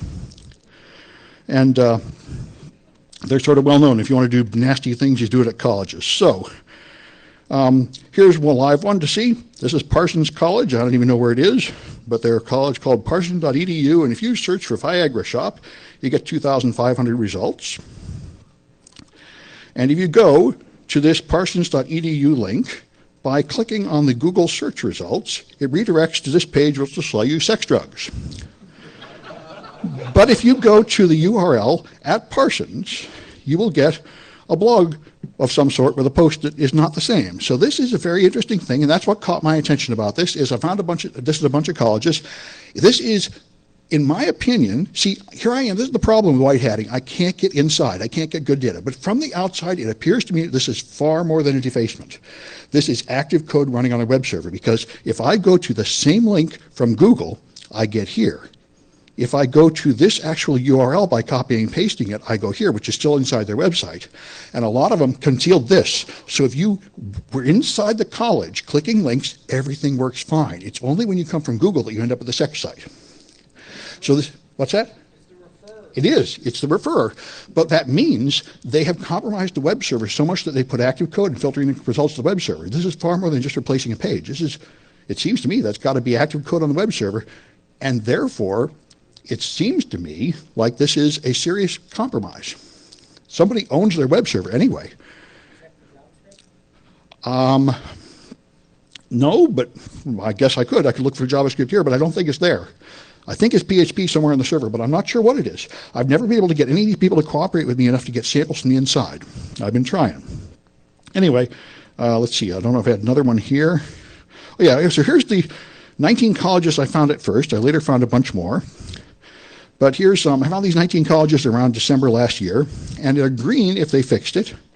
They're yellow if they fixed it within 7 months. They're green if they fixed it within about 3 weeks. There's Parsons. These are the ones that's still infected, and there's the links. Berkeley in there, a bunch of them. Anyway, and here's all the people I notified. At this time, I didn't know who to notify. I went to each website and hunted around for people. I was beginning to get a clue, which has become my standard. I do the chancellor, the IT staff, and somebody else who appears technical, in hopes that somebody will listen. And as you see, a lot of these guys actually did eventually fix this, because this is an actual "you are currently owned" alert. And that might get a little attention, you would think. There's the Kentucky Wesleyan College one that started it all off. So 5 fixed within a few weeks, 7 still fix it. So less than half of them are still currently infected. But those 7 have been infected for 7 months now. And it seems to me that it is a fair statement to say for 7 months, those web servers have been under hostile control by Russian criminals selling drugs. Because these pharma websites are very well known. They come from Russia. They pretend to be in Canada. It's a big scam. And the point, I think, is reputation theft. They just want to up their Google rank by getting your EDU pages to point to them. Anyway, it is, so I mean, you could say the college can still do its work, who cares? But I think it implies that those guys could traverse laterally through your network and steal more stuff, and just ignoring it completely is unwise because of this. California already lived through this a couple of years ago. Maricopa was a college in California. They got compromised in 2011. The security team went and found out what they should do, and they didn't do any of it. And so 2 years later, they got hacked again, and they stole all the data and dumped it out. And now they had a huge breach to report and apologize for and everything.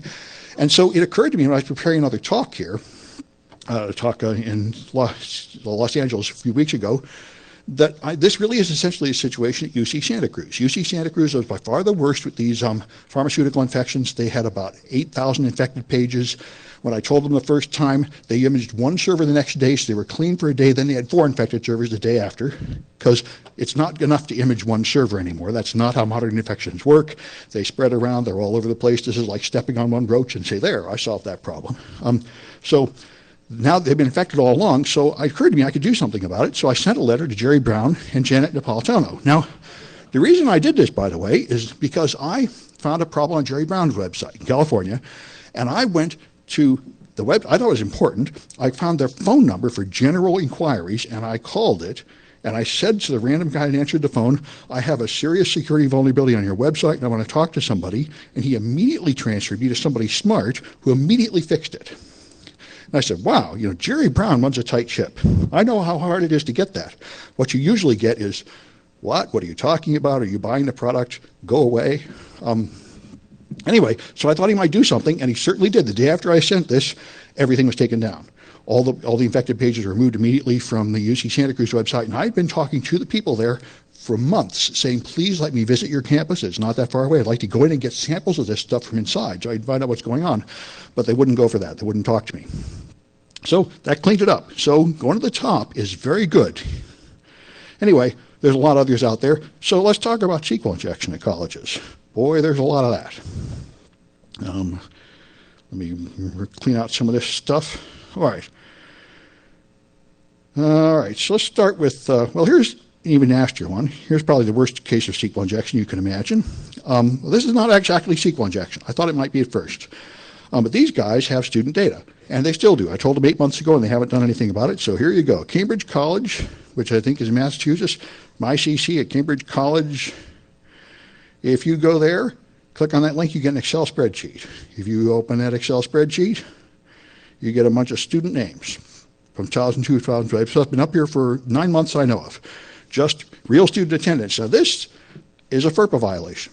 And most of them were able to understand that when I notified them. A lot of them took this junk down right away. And in fact, it turned out that the vendor who wrote the software they were using called Jezebel or something like that, he actually updated his stuff to get rid of this. There was some kind of software which would make a copy of the things you typed into it in some directory which could well be saved with the world, shared with the world. So anyway, that's one problem. Here's another one that's kind of hard to believe. Notice what's going on up here. The URL has got SQL in it. ID equals -1 union. This is not, now I would not dare do this. Remember I told you before I can put an apostrophe at the end and they get an error message, but I wouldn't type a bunch of code. See, what happened is some kind of automated tool from another country attacked a bunch of websites, found all these things, and stored the entire URL complete with the injection on a public list. And that got indexed by Google. So I went and started, I found almost all these with Google Docs. I went to Google and I looked for stuff like union and select in the URL, and I found a bunch of these. So again, here's my defense. No one's tried to lock me up yet. I'd say, I didn't do it. I didn't publish it. I found it somewhere. And look, I'm just pointing at it. Look at what this rotten guy did over here. Not me. So, but this one's kind of incredible because it does a union select, group concat, username, user password, and you get the password. This is the password hash. There's the username, there's the password hash. And so I contacted them 9 months ago, and I said, hey, guys, this is no way to run a college. They're in my town. These guys are in San Francisco, for crying out loud. And I said, come on, guys, what's wrong with you? And they said, they ignored me, so I went on Twitter and contacted, oh my gosh, that's terrible. Tell the webmaster right away. Nothing ever happened. Now, to be fair, I can't crack that hash. I've been trying. So maybe it's okay. And that's what defense in depth, that's why you do things like hash passwords, right? That's why if you have a problem, maybe your next barrier will stop it. And at least for a wimp like me, I can't crack that hash. Now, if anybody's a good hash cracker out there and they can crack that thing, I'm interested. I tried Googling it. And I tried a little bit more than that, but I couldn't crack it. It's not just a simple MD5, or if it is, whatever's behind it is not simple. Anyway, that's then here's one at Harvard. Here's one at University of Illinois, my alma mater. And here's another one. All right, this is Harvard. Again, these are all things I told them 7 months ago, and they don't care. This is University of Illinois. Notice down here you got your Microsoft syntax error. Same thing, syntax error near union select I and all that jazz. Here you got Yellowstone database. This is Washington State University, and again, this is how they decided to display this information by just putting SQL right up there. And this is just madness. This is like, I have a store. Here's a cash register. Please take the products and put the cash in the cash register. I'll see you next week. Yeah. I certainly could, but that's just what I'm not going to do. And again, I found this all ready to go someplace. I didn't develop it. Otherwise, I'd be committing a crime. All I'm doing now is... Their code is doing it. No. I know that's not true. I could go to jail if I type commands up here and execute them. I'm totally violating the law. I'm executing code on their server. What if you're executing code? No. No, this is actually extremely important. If I put in any commands up there, I'm executing code in excess of reasonable use of their site. There's no way that that was the intended use of the site, and I'm not going to be able to justify it in court. Now, they might not press charges, but they totally could press felony charges against me for computer trespass, and they would logically win, because I am typing in codes to do something on their server that they clearly never intended. And unless I have been hired by the company to perform pen test, I don't have the right to do that, not legally. So that's where I stop. And I say, I'm glad you brought this up, because an enormous amount of people that call themselves white hats do not stop at this point. And then they really have committed a crime, and now your life is really difficult when you whine and say they punish you. If you actually stop committing crimes, you'll be a whole lot safer. Anyway, all right, so, but this is a huge issue, and I was amazed when I see how many people cannot understand that you just have to stop before you commit the crime. Anyway, what's that? Yeah. It is. It's executing code on their server, but I didn't put the code there. All I did was find a link somebody else had and click on it.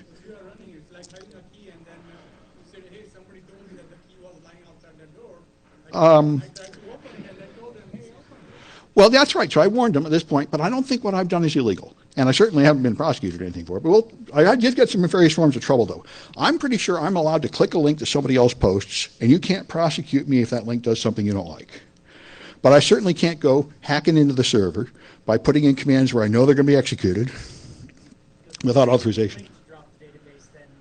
Yeah, if the link dropped the whole database, that would be fine. Like that one link dumped out the password. I would never dare do that. Yeah.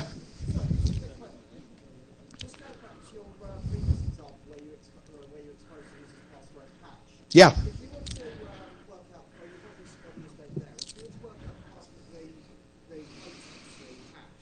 Yeah. Yes.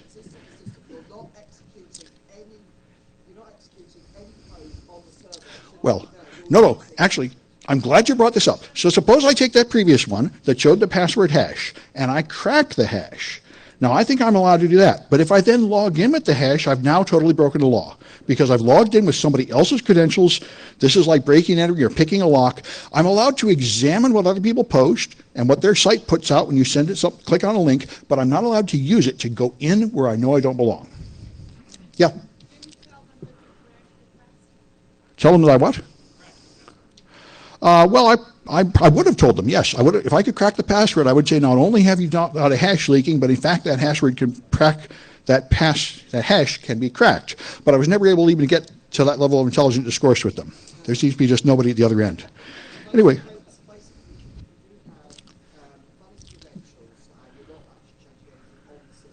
Oh.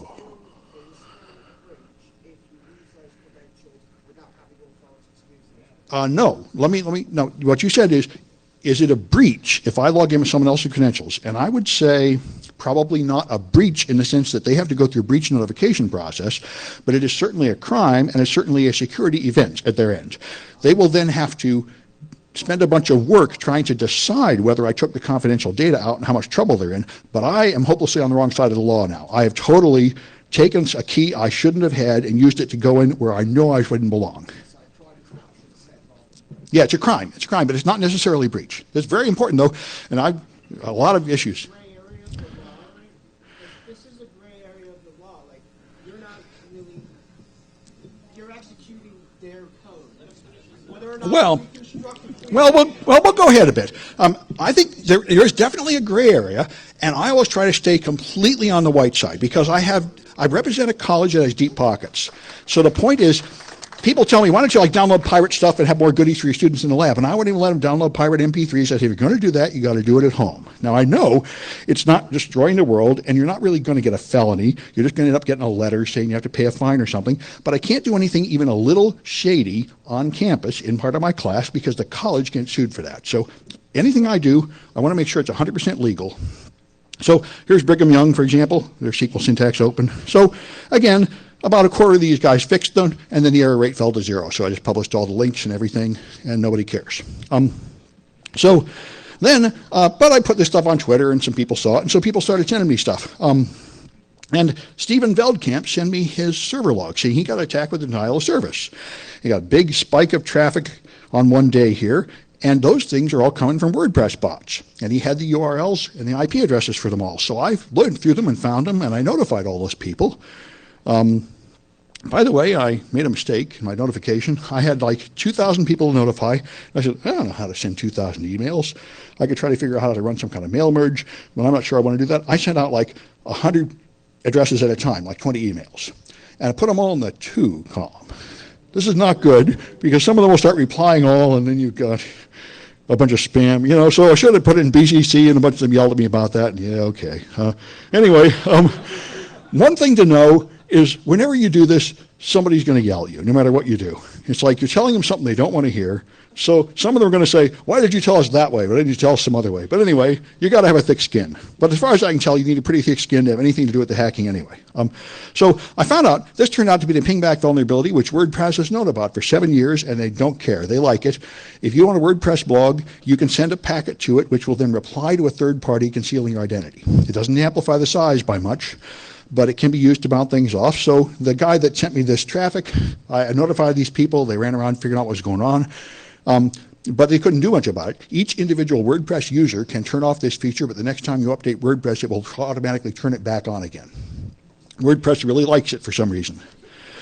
So here's the service that's being used called NetSpoof. You can go here and pay these guys money to get various attack tools. Here they are in NetSpoof. They have all these different attacks they can perform. And the cheapest one is renting those 2,000 WordPress bots to bounce things off of.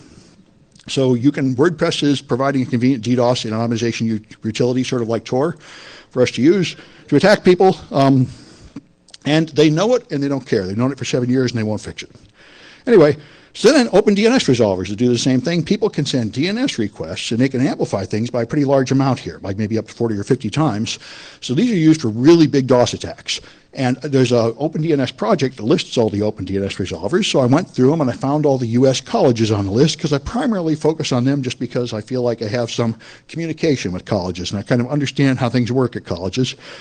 So here's the list of the ones I found, some of them, and I notified a bunch of them. And that did have some, maybe 38% decrease in open resolvers. Only 2 colleges out of the list of about 50 I sent actually have no open resolvers anymore, but most of them decreased the number of their open resolvers, which is kind of strange. Now, I got a list from Cloudflare, with very kind of cooperation, of people doing NTP amplification, which is really nasty, like a factor of 110 amplification, and I was going to notify those guys, but in fact, most of them noticed anyway. When people use your servers in an attack like that, they freeze your whole network. So you don't really need some idiot professor writing you next week telling you that a bad thing happened. Most of them figure it out by themselves. So anyway, then I decided to try insecure login pages. Now, I thought, how long has it been since they invented HTTPS? You know, how many people would really do this? You wouldn't think big name people would do this.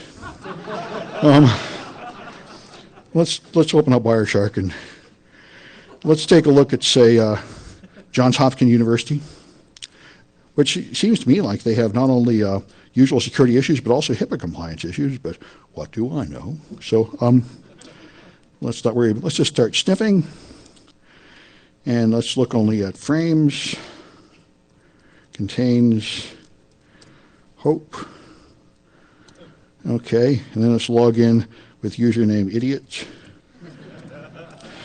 and password hope rocks and log in. Okay, and there it is.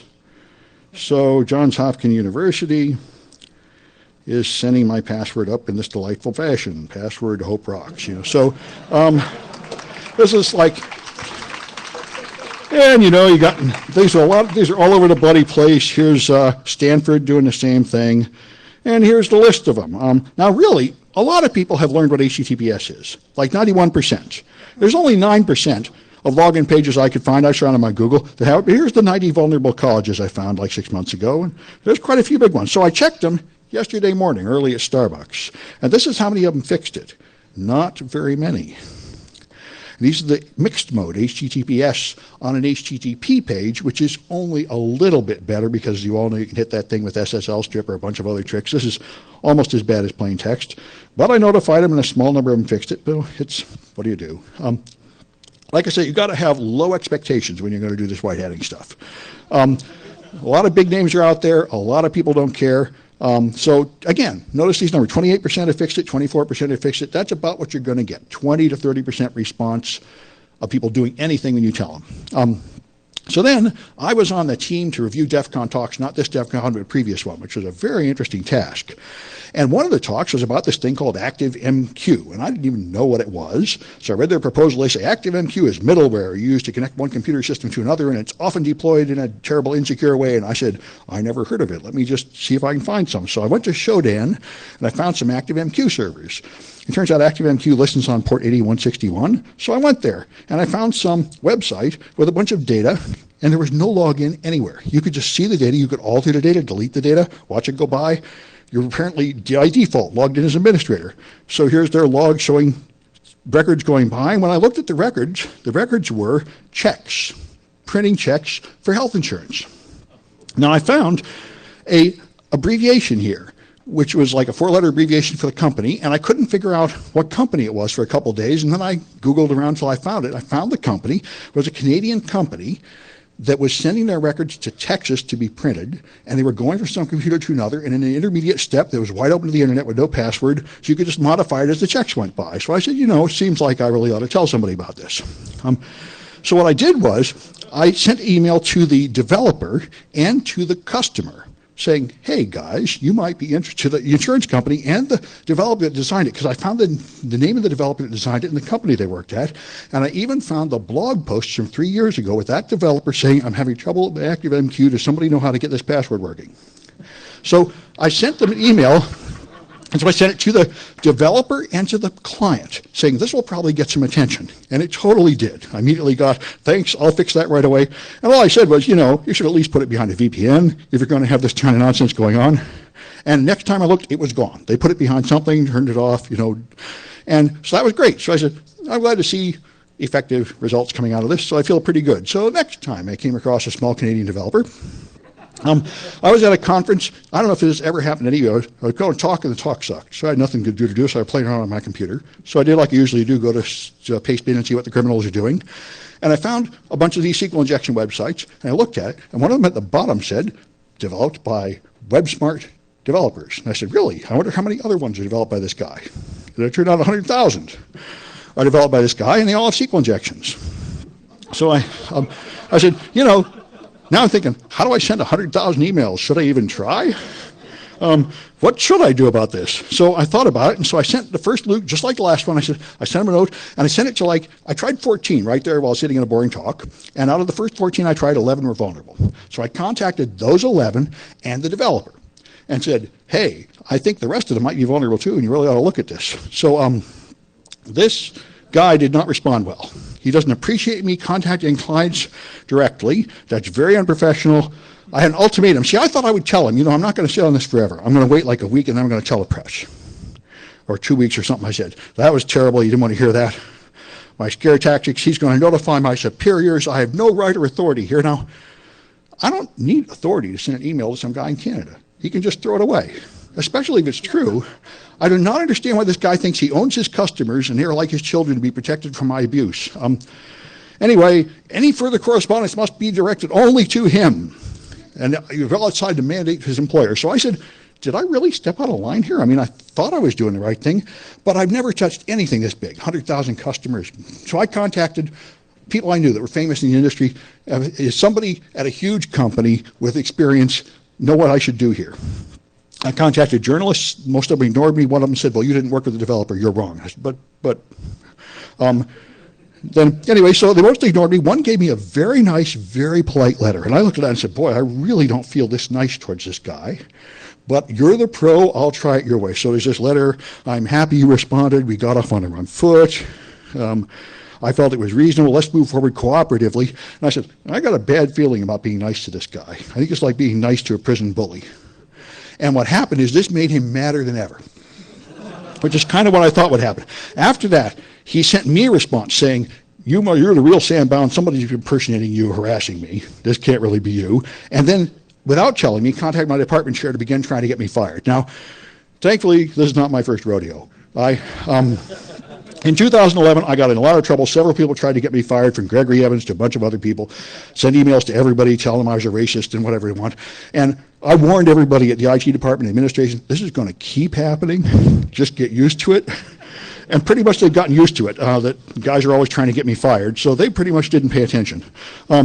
But I did hold off a few days to meet with them to make sure they get a chance. So anyway, then I decided to go back and search, got my students looking through how many other websites out there. What do we do with 100,000? And I thought maybe we could find the most important ones somehow, the government agencies, the schools, or something like that. And then I found that there were prior reports already in 2010 and 2012 of people finding all these and publishing them, so the bad guys already know. So I said, at this point, I'm not worried about maintaining secrecy anymore. I just published the whole thing on my website. And anyway, he screamed bloody murder. He found some journal to write a big article about what a rotten guy I am, which there's enough of them out there. I'm getting used to it. And anyway, now 10 of the original 11 have finally been fixed.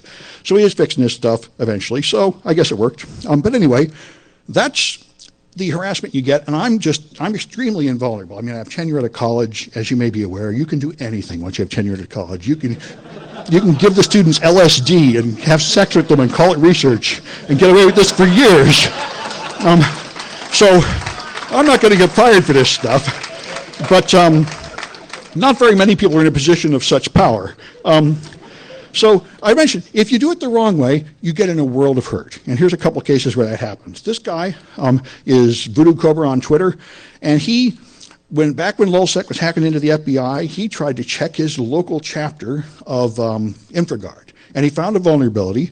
So he went on there and downloaded stuff, and then contacted them. And they prosecuted him because at that point the FBI was really, really sore about LulzSec, and you couldn't tell them you hacked the FBI and expect them to say thank you at that point. So they prosecuted him, and he got a felony. So I was on Twitter talking about this white hat stuff, and he said, never do this. Never tell people. They will just throw you in jail. They're a bunch of rotten bums. And I said, why do you say that? He said, I got a story I could tell you. I said, fine, email it to me. It's like 2 hours later, I got this email, very clear. I said, man, you should just send that to 2600. He said, well, they wouldn't publish it. I said, sure they would. And they did. It was in a couple issues ago. And he's a very good writer, so I started hiring him to write technical projects for me. Because he used to work at a college. He's a cool guy. And I don't think he's a rotten guy because you hacked the FBI. I think he kind of learned to quit doing that. And so here's another guy, Storm. This guy was 18 years old in New Zealand. He started hacking universities, which the kind of stuff I'm talking about, although I stopped, before I break the law. But he didn't. He broke into universities, dumped out all their data, went back in after they said they patched it to prove they didn't patch it, and so on. And then he went on the media and started giving interviews. Then he said, if they're going to arrest me for helping people, lock me up forever. And I'm saying this, it just hurts, I got students like this. This is what I'm there for, to stop my students from doing self-destructive things like this. Say, look, I know you're brilliant. I know you want to change the world. This is not the way to do it. And if you get a felony on your record, you're going to cripple yourself as you try to get real jobs later and have somebody trust you. So I called him. I went on Twitter. I said, talk to me on Skype. So I talked to him for about a half hour. And I talked, you got to knock this off. I said, what you doing? You're playing Russian roulette. He had a website with all these people he'd tested, and then he listed his clients. And I said, what's going on here is those are your victims. Those are not your clients. They didn't authorize your tests. You hacked into them, and they didn't happen to press charges. But this is Russian roulette. You're just waiting for the one that will press charges, and then you're going down. And on top of that, he dropped his anonymity. He published his real name. And I said, look, there are clowns like the Jester that do this, and you can't stop him because you can't find him. And then there are people like me that put their real name on everything and don't break the law.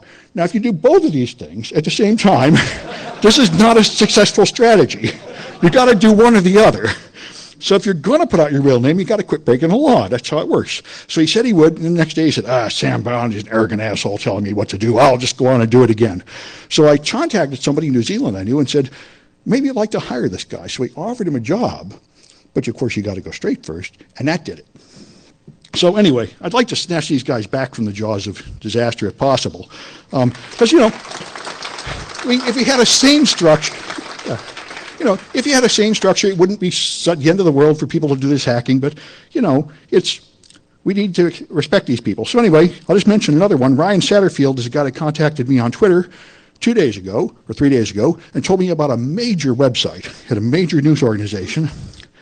And he said, these clowns are using WordPress 3.4.1, 2 years out of date. Now, as you may be aware, WordPress all by itself is pretty much a security nightmare. Using WordPress that's 2 years old is like just begging for it, like having SQL injection right in the URL. And he said, I called them, and they just screamed at me. They said, we don't need your help. Go away. Who are you anyway? And I said, boy, well, I contacted the CEO of the whole company on Twitter. He followed me. I sent him the message. He said he was going to do something. So far, nothing happened. I've censored this slide because I'm not yet ready to publish all this and humiliate them exactly yet. It's only been a few days, but that time will probably come. Anyway, I think I ran out of slides. And it looks like I about ran out of time, too. So if you got any questions, feel free. If somebody can turn on the lights so I can see people, that might be good.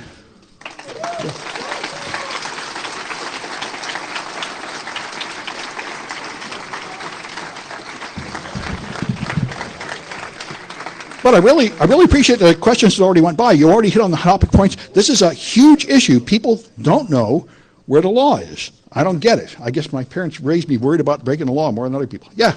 Actually, an interesting legal question I have that you might know the answer to. If you disclose responsibly a vulnerability to, let's say a bank, something really big, right? And you disclose this and they just say, screw off, we don't need your help.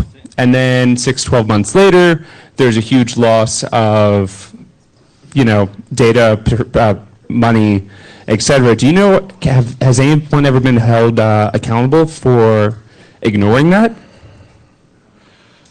I'm not aware of a case like that. I do know, that Maricopa College thing was very close to that, and I think I heard that Facebook got sued for having their entire user database behind the password happiness, so it all got stolen. I mean, if you just had a bank and you didn't close the vault at all and just left it hanging open and somebody stole the money, you would get sued. And we're getting to the point where there will actually be some kind of minimum responsibility required or you get punished.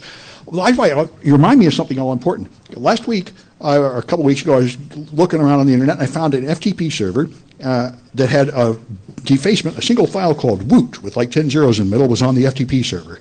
And I searched and there's this is happening in Microsoft FTP servers. There's about 150 of them with this woot file on them. It's some kind of attack and I don't know exactly how it works. But so I looked at a university with the woot file and then I said, you've been defaced. You've got a woot file on here. And then I said, what are these other files on here? And they were medical data from patients. It was a medical teaching college, thousands of records. I said, well, I was going to tell you about that woot file, but let's just forget about that. And this is why I gained respect for HIPAA. Now, a lot of people in security community say HIPAA is no good because it doesn't mean you're secure enough. But what it means is somebody cares. I sent an email to their HIPAA compliance office, and that thing was down in 4 hours. So that's what the benefit of compliance is. It means that somebody's listening. Anyway, go ahead. If you haven't dealt with an independent software vendor that treats their customers like their property before, you haven't been around that much. They all tend to do that. However, my actual point was, it goes without saying that you need to communicate very clearly when you're reporting these. I think you have, obviously, but I got, of all things, emails from AWS a while back where they said, you have a SMTP relay open. No, I don't. We went back and forth 16 times, and finally we actually meant you have an open resolver, but every single email we sent you up to this point actually said open SMTP relay. Oh, yes. Because they tried to overload the one process with a different vulnerability.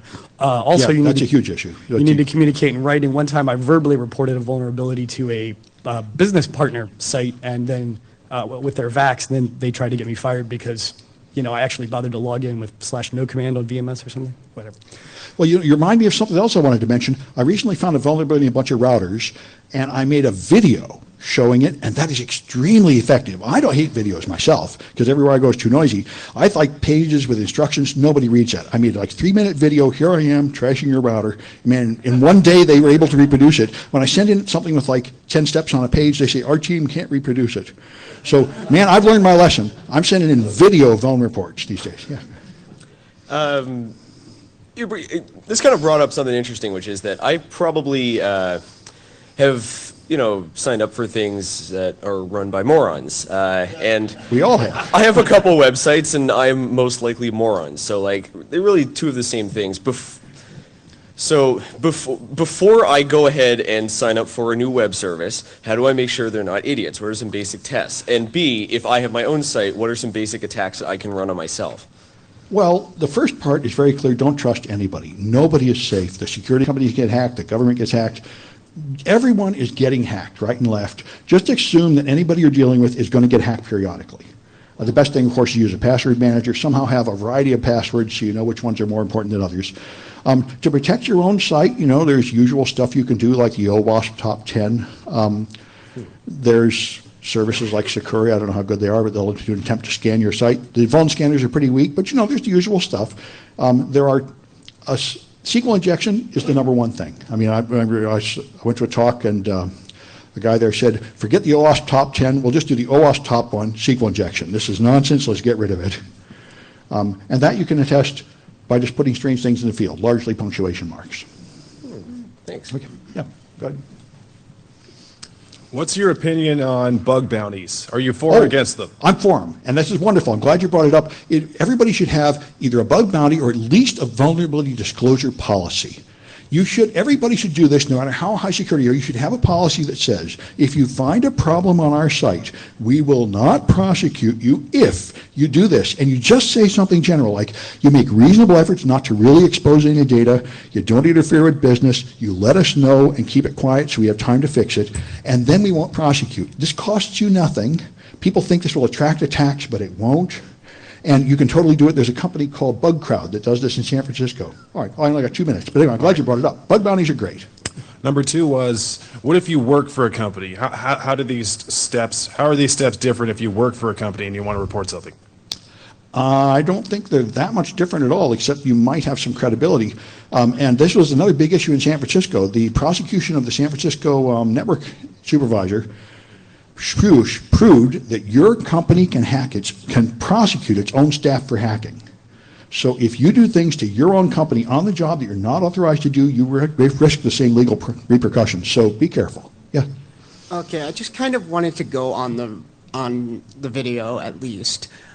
The SQL injection that you mentioned, I'm just kind of going to repeat your answer, as in that it's a bad idea to do it. Bad idea to execute any code that you didn't stumble upon yourself, like modify the query. Well, no, in you the can't. URL. You can't hack into somebody, which means you can't do things to their server that you're not authorized to do. Despite the fact that all you're doing is, you're reforming a URL. Yes, and see, this is, I think, a huge issue, and I hope I can get this to the world. People that are technical think what matters is how smart was the thing I did. That has nothing to do with legality. If there was a window and you threw a brick through it and went in and stole the server, you just committed computer trespass. It is not a crime based on how smart you are. It is a crime based on what you did. And if the result was you went to someplace that you had no right to be, you're hosed. Anyway, I think I have 1 more minute. Go ahead. Yeah. Regarding the cracking of the password hash, Yeah. I'm not convinced that action would be legal. I think under the Computer Fraud and Abuse Act, even the unauthorized possession of an access control device could be illegal, not just the usage. So the act of cracking it, I've heard Wow. cases where that's been used against people. That's interesting. I've been doing it for years. They do it at DEF CON. Maybe it is illegal. If it's illegal just to crack the hash, that's an issue. I've certainly been doing it, but all right, time to quit. Thank you very much, folks. Thank you very much, Sam. Stick around. We got the last talk in this room of the conference coming up. That'll be coming up in a few minutes. Stick around.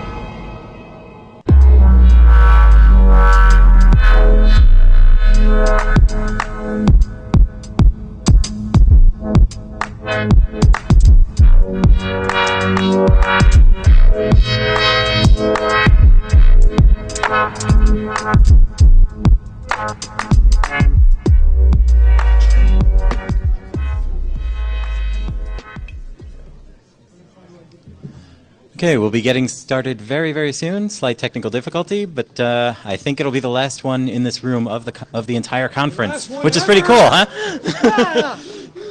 All right, a couple of very brief announcements before we get going. This is the last talk in this room, and right afterward, we're having the closing ceremonies for the conference right next door in Manning. So right out that way to the left, and to the left again, and come enjoy the closing of yet another successful Hope.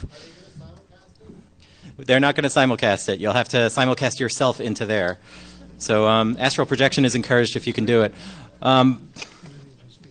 Also, just a really important reminder, after the closing ceremonies, we need to break the stuff down in here, we need to get it packed away, we need to get the hotel cleaned up, and we need all the help we can get. There are no cleaning staff that are going to help us, it's just us. So if you want to volunteer a bit after the conference, it'll be obvious after the closing ceremonies who you can go up to, ask what you can do to help us out. We depend on that because, we only have 2 hands each, and yours are a valid addition. Okay, without... While he's enjoying my socks, I'll tell you that the next presenter is... This is a very interesting talk, and I'm glad we're closing the conference off with this. This is Jumping the Carbon-Silicon Boundary for Fun and Mostly Profit. Give it up for Tom Keenan. Thank you. It's great to be here. I am a native New Yorker, but I moved away when I was 22 years old, so you can imagine that was a long time ago. But one of the things that I did was I learned to program here in 1964. I was a student at the Bronx High School of Science, but I didn't learn there because the darn school only had one computer, and it was very restricted who could get to use that computer. So I went down to NYU, of all places, where they had an Atomic Energy Commission computer, and I used to carry printouts with me that on the bus, when people would all look at me, and I thought, I'm this real special guy. I've got these printouts, 132 character, fan-fold stuff, and now I realize they just thought, that's a creepy kid. We better sit on the other side of the bus.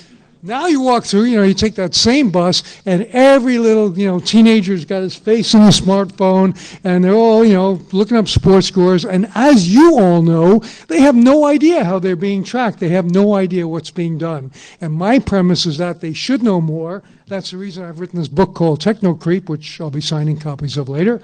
And the reason I think that it's going to get even more interesting, because that technology is going to move into our body. So obvious disclaimer, these views are mine, not my employer, which is a university, which couldn't have a view if it tried. And it's also not the views of my publisher, although they're very good people and probably share my views. They've also published Julian Assange's book and the Chelsea Manning trial information, and they have great books. So, anybody know what that thing is? Yes, close. It's a Kurzweil reading machine circa 1976. And the opening story I wrote in this book was about how I first understood unintended consequences.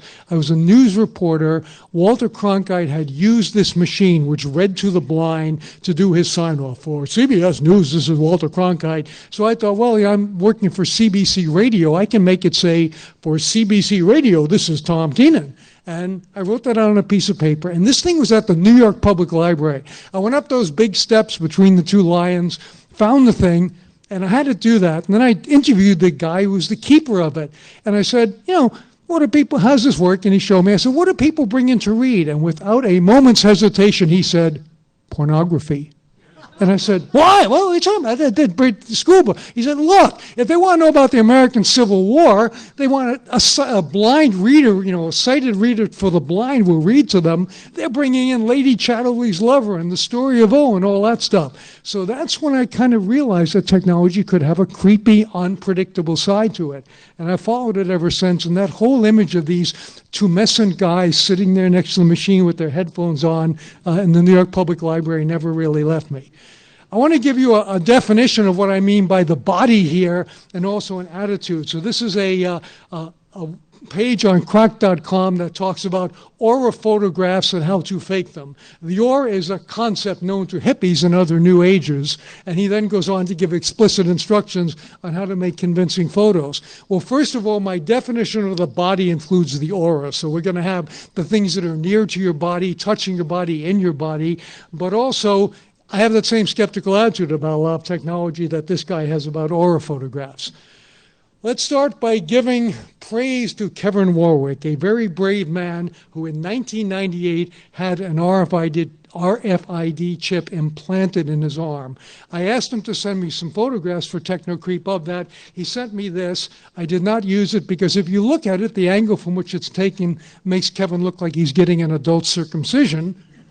Look closely at the photograph. He's not. He's getting the chip implanted in his arm. However, the circumcision maybe isn't too far off, because I heard Kevin speak about this chip, and he said, it's great. I can control this remote control arm. And he sent me a photo of the arm as well. And I actually saw him once do a transatlantic hookup with his wife. And I'll just leave it at, he probably invented teledildonics on that very day, because the wife was there, and we couldn't see her on camera, but we could see what Kevin was doing, and she seemed very, very happy about the whole situation. So that was indeed the dawn of teledildonics. We've come a long way since then. Of course, I can't see anyone, so this is kind of moot, but would you raise your hand if you have, or your real or your bionic hand if you're already chipped? Are any of you chipped? I sat next to someone earlier in the week who was chipped. Anyway, the chip, the idea of embedded chip caught on, sort of. There's a beach club in Ibiza that used it. I couldn't figure out why, and I watched the news report. It's pretty simple. They're wearing just about nothing. They have no pocket for a key or a credit card, so having the chip in there allowed them to walk around essentially nude, but also to get into the VIP area and to charge things. There was a U.S. patent issued way back in '91 called Method Enabling Dental Identification of Humans and Animals, in which a chip could be put just below a filling in your tooth. And there are these persistent rumors that Obamacare is going to chip us, that for some healthcare reasons we're going to need chips. Well, they're sort of true. Way, way back a few years ago, the FDA did approve computer chips to be planted in humans. And just to show you the size, next to a U.S. penny, something we don't have in Canada, and which Australia got rid of several years ago. But that next to a penny, that's what the chip looks like. We do it to our dogs. We do it to cattle up where I live in Calgary. Apparently, we're doing it to grandma down in Florida, too. Company called VeriChip, which is now turned into Positive ID, chipped 200 Alzheimer's patients in a trial down in Delray, Florida. And a couple of things happened. First of all, there was no security, so it was trivially easy to clone. So obviously, if any of you became grandma or grandpa, you would be making everybody have the same ID, and so there'd be thousands of you running around the store or the old age home confusing everybody.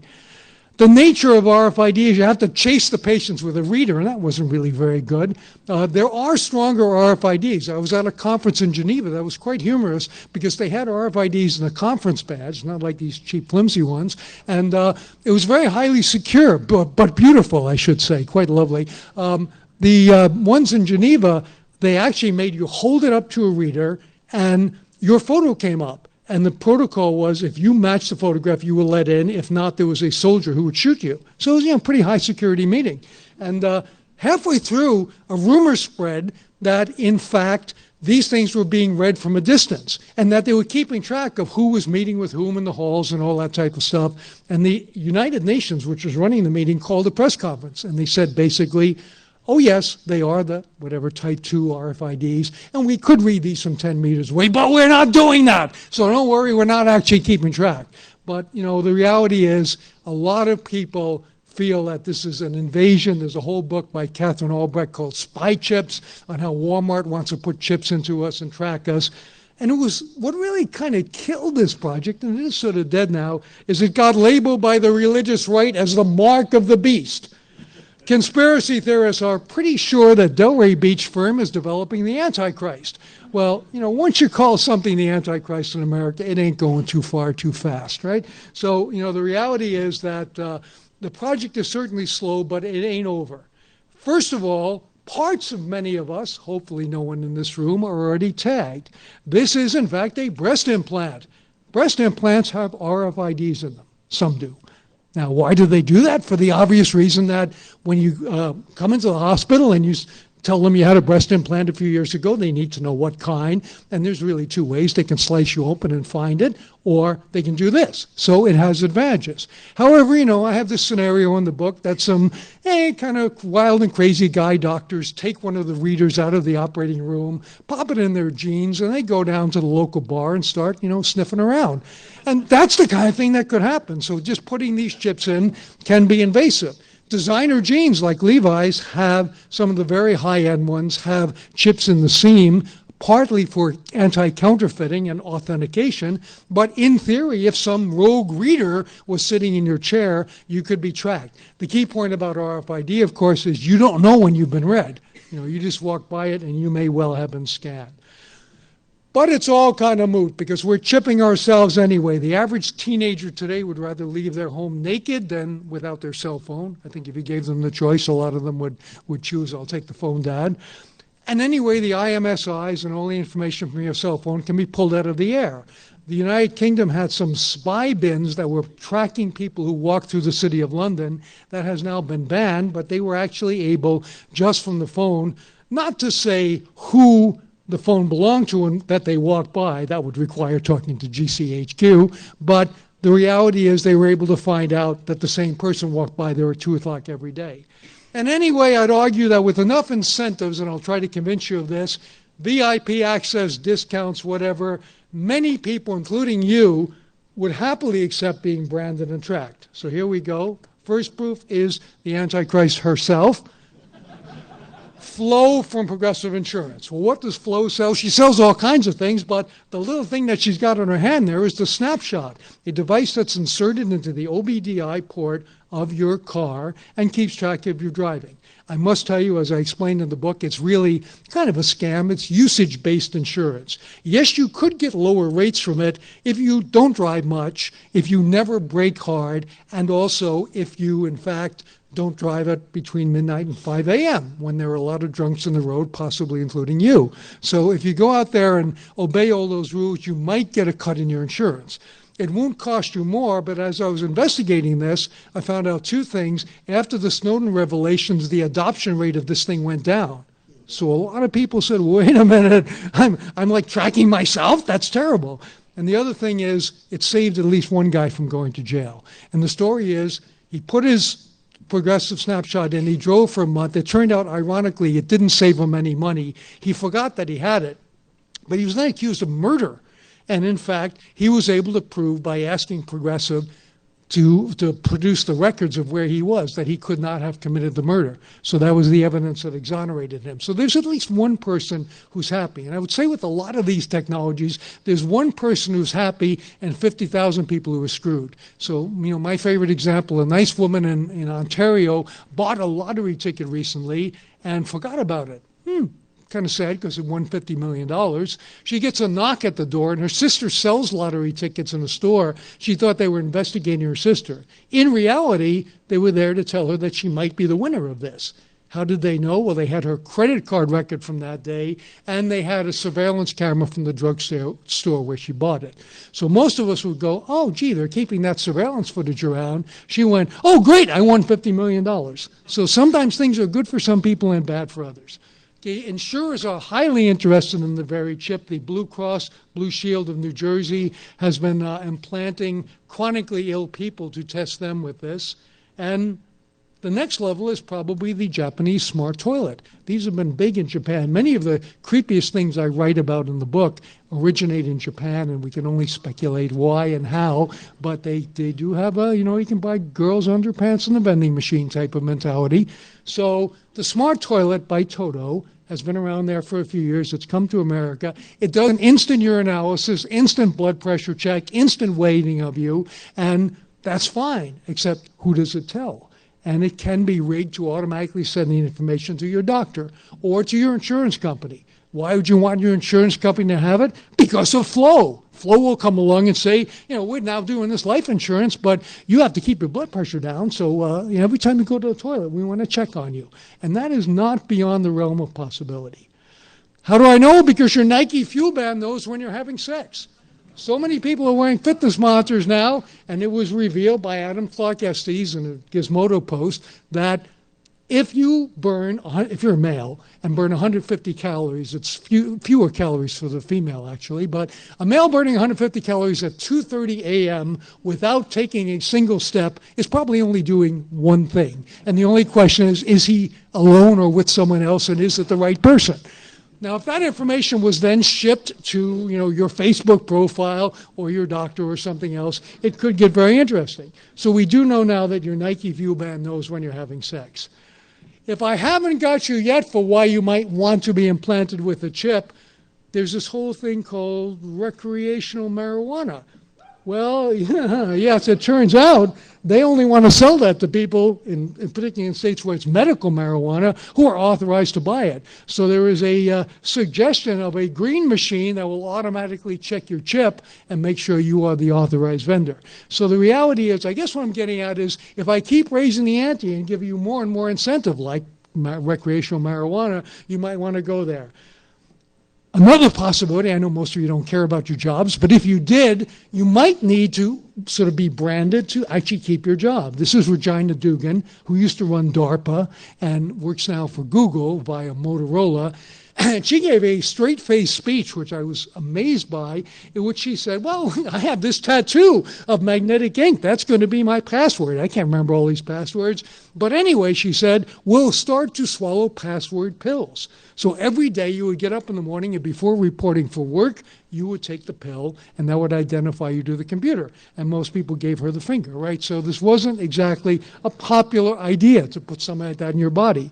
But if I told you that if you want to be an executive at Google or some company like that, you got to take the pill with the Kool-Aid, you probably would do that. If I still do not have you, I will make one last try to convince you want this. And here she is, adorable little child. I mean, how could you not love this child? When this child grows up, thank you, Photo Bucket. When this child grows up, you are going to find that this child wants to go to one and only one place, the creepiest place on earth, a Disney theme park. Disney theme parks have tunnels under them with little teenagers who come up and pick up all the garbage. They have tunnels that have characters in them. It is alleged that occasionally the characters do rude things under each other's costumes. Stuff happens in those tunnels. They're called the utilidors. However, on top of Disney, they now have something called a My Magic Band. How does this thing work? You go there, you pay the money, they sell you this band, and it gets you into the park. So it's your ticket. But it doesn't stop there. It also tracks you through the entire park. And so that little girl, let's call her Sally, has come with you. You're holding her hand. Her little tiny wrist has the magic band on it. And then suddenly, Minnie Mouse is appearing on the horizon. And Minnie gets on her iPad. Sally is approaching now. Her favorite character is Minnie Mouse. Her remaining spending limit for today is $43. So underneath from the thing comes the $40 jumbo mini doll. Because the reality is that they know all about you. If you're on the Disney property, they track you. The other thing about it, though, is that you don't have to get it. It's something that I call de facto mandatory. And the reason is you can still get a paper ticket. You can tell little Sally, we like our privacy. We're going to get paper tickets. And you do that, and you get in the park. However, when you're in the park, you're totally screwed because you don't get the priority on the lines. You can't jump lines. So now you're explaining to Sally, now Sally, that family over there gets to go ahead of us and we're getting on this 2-hour line because we really value our privacy. It's just not going to wash. Sally is going to give you the finger even at the age of 5. I understand that at DEF CON this year there will be several people who will be reverse engineering the wristbands and presumably selling some that give you lifetime access to all Disney theme parks. So stay tuned for that. Anyway, in researching Disney, I discovered the biggest thing of all, why no one ever farts at Disney World. There's a patented machine called a Smellitzer. That's a photo of it. Doesn't look like much, but it's the reason that you only smell cookies when you walk down Main Street, USA, because they bake the cookies off in a factory somewhere, but they pump out the cookie smell. And when you go on the haunted house, they pump in the musty house smell. And Pirates of the Caribbean has the sea smell, and on and on and on. And of course, farts don't stand a chance against those smells that are constantly being belted out by something that is actually called the Smellitzer. That's what the Disney people call it. In looking at this, I found that the whole world is being manipulated. We're being led around by the nose, even in funeral homes. The next time you have the misfortune to go to a funeral, hopefully not your own, take a deep breath and you will smell cinnamon, because almost all funeral homes cover the not very pleasant odor of decomposing flesh with cinnamon. Sports arenas use it widely. The St. Louis Rams, most people deny. Most companies deny using this technique. The St. Louis Rams admitted it and said, not only did we do it, but when we pumped the smell of cotton candy into the whole arena, our concession sales went up, not just for cotton candy, but for hot dogs and drinks and everything else. It's known that the Barclay Center in Brooklyn has a signature smell that they pipe out to cover all the sweaty people from New Jersey who are coming in there going to games. Sorry. Nightclubs. A number of nightclubs have custom smells. There was a premiere of the movie Willy Wonka and the Chocolate Factory. It has special chocolate smell. Even Holiday Inn, not the classiest, probably a lot of you are staying at Holiday Inns. But anyway, the reality is it's not the classiest, but they figured this out too. When you have a wedding, they pump in the smell of roses. When you have a business meeting, they pump in leather. And speaking of smell, there's a lot in the book, a whole chapter called Sensor Creep. Like, the chapters are simple, nice simple titles. Camera creep, sensor creep, and so on. Well, part of sensor creep is urine. I mean, let's face it. Somebody once told me if the people with urinary incontinence were stretched end to end, they would reach 3 times around the world. Babies, teenagers, adults, and so on. A Spanish company called Siempre Secos now has a sensor that goes in the diaper to alert care staff or parents or whatever when baby is wet. And in fact, there are sensors everywhere. Which brings us to something some of you may have seen, that your behavior is being tracked. When you go out and buy something on Amazon, it always suggests other stuff. I discovered, and I grabbed the screen capture, that if you selected Call of Duty 3, you also were offered adult reusable cotton diapers. And there's a correlation there for a reason, right? So they don't do it anymore. Now they go remarkably. They actually use the word remarkably. We have no other product to suggest for you, right? But cotton diapers and Call of Duty seem to go together.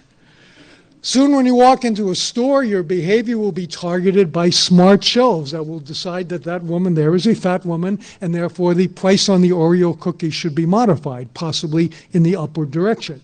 And the slim woman on the left may find some other things. They actually, by 2016, will have smart shelves in grocery stores. They don't identify your face, though they probably could by then, but they go out there and they actually track your body mass and, of course, your gender, which is no problem at all, because there's already an app called SceneTap. Has anyone used SceneTap? Oh, you're dirty if you did. SceneTap is a way to check out a bar. This happens to be a bar in Boston called the Beantown Pub, and find out the current population in it, how full it is it chillin' or hoppin' or whatever, and what is the gender ratio. So if you're a guy, you don't waste your time, unless you're gay, going down there to meet a lot of other guys. So you can even get the average age. How the F do they do this? They put 5 cameras up in the bar, they capture images, and they have processing software that allows them to deduce, not with 100% accuracy, because sometimes I can't tell when I'm a human being, is it he or she, Arthur or Martha, but the reality is they're pretty good at deciding are you a male or a female and posting that information. And of course, they got to monetize it, so they also tell you about the drink specials today. So that's the app called SceneTap. The newest vulnerability, of course, is your face. There's a company called NameTag, and their PR stuff says, our app will allow users of Google Glass and smartphones to capture images from their live video, scan them against photos from social media and dating sites, including more than 450,000 registered sex offenders, just the kind of people you'd like to meet. But in reality, that's what it does. It allows you to look at somebody's photo and now run them against the registered sex offender database. But in the future, Facebook. So you walk down the street and, oh, who's that guy? Oh, Sam, yeah, how's your wife, Sally? And you're looking up into the Google Glass. So this is coming along, but of course it comes at a price. Girls Around Me was called the taking creepy to a new level by the New York Times, simply because it did something very interesting. All young people seem to have this fear of missing out. They want their friends to know where they are at all times. So as a matter of fact, they go into bars and they check in on Foursquare. A number of people have poorly secured Facebook profiles. Girls Around Me united the two, and you could walk up, take your phone and go, oh, she's kind of cute, and I see she's not in a relationship, and her favorite band is the Bare Naked Ladies, and her name's Sally. I'm going to go, hey, aren't you Sally? So the point about that and why it's creepy is the power imbalance. So I actually have a chapter in the book that I worked long and hard on, developing a theory of creep. And one of the things about the creep is that if you don't know what's happening to you, it's creepier. Also, if it's unpredictable, it's creepier. I mean, you have to pay your taxes every year. That's nasty, but it's not random, not unpredictable. It's going to come every April 15th. But the reality is that things that come out of the blue that you don't understand strike us as creepy. Who has your face? The government has a huge database, every passport, every visa, every denied visa.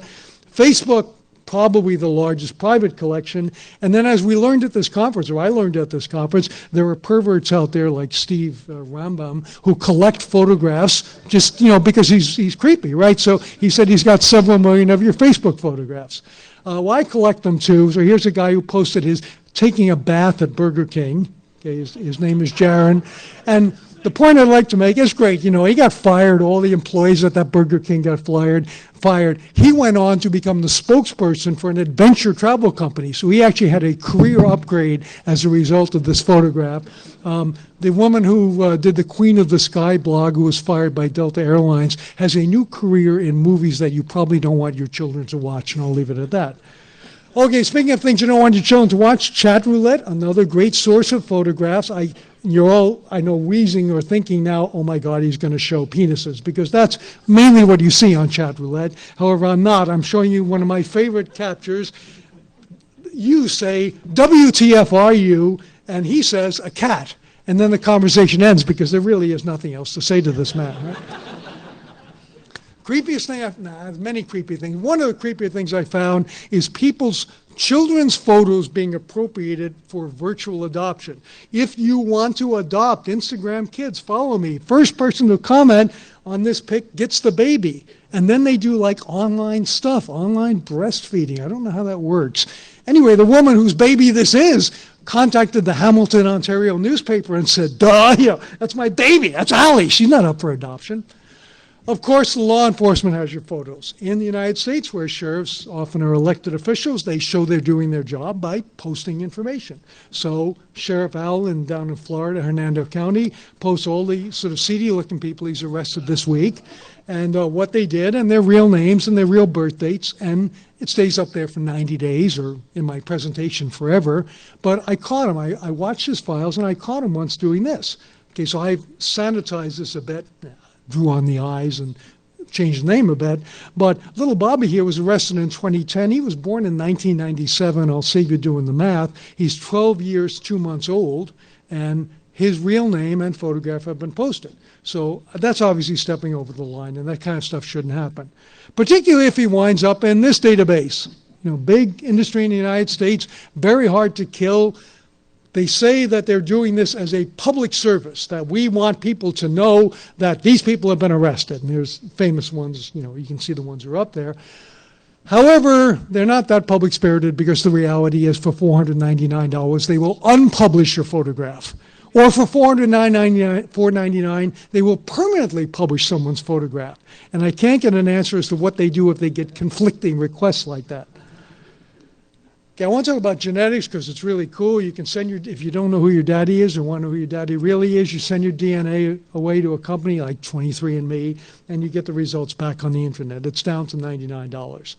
You can even, if you're here in New York, there's a mobile truck that goes around, and this guy is about to create a reality TV series on the stuff that he's discovered in his mobile DNA, drug, and paternity testing truck.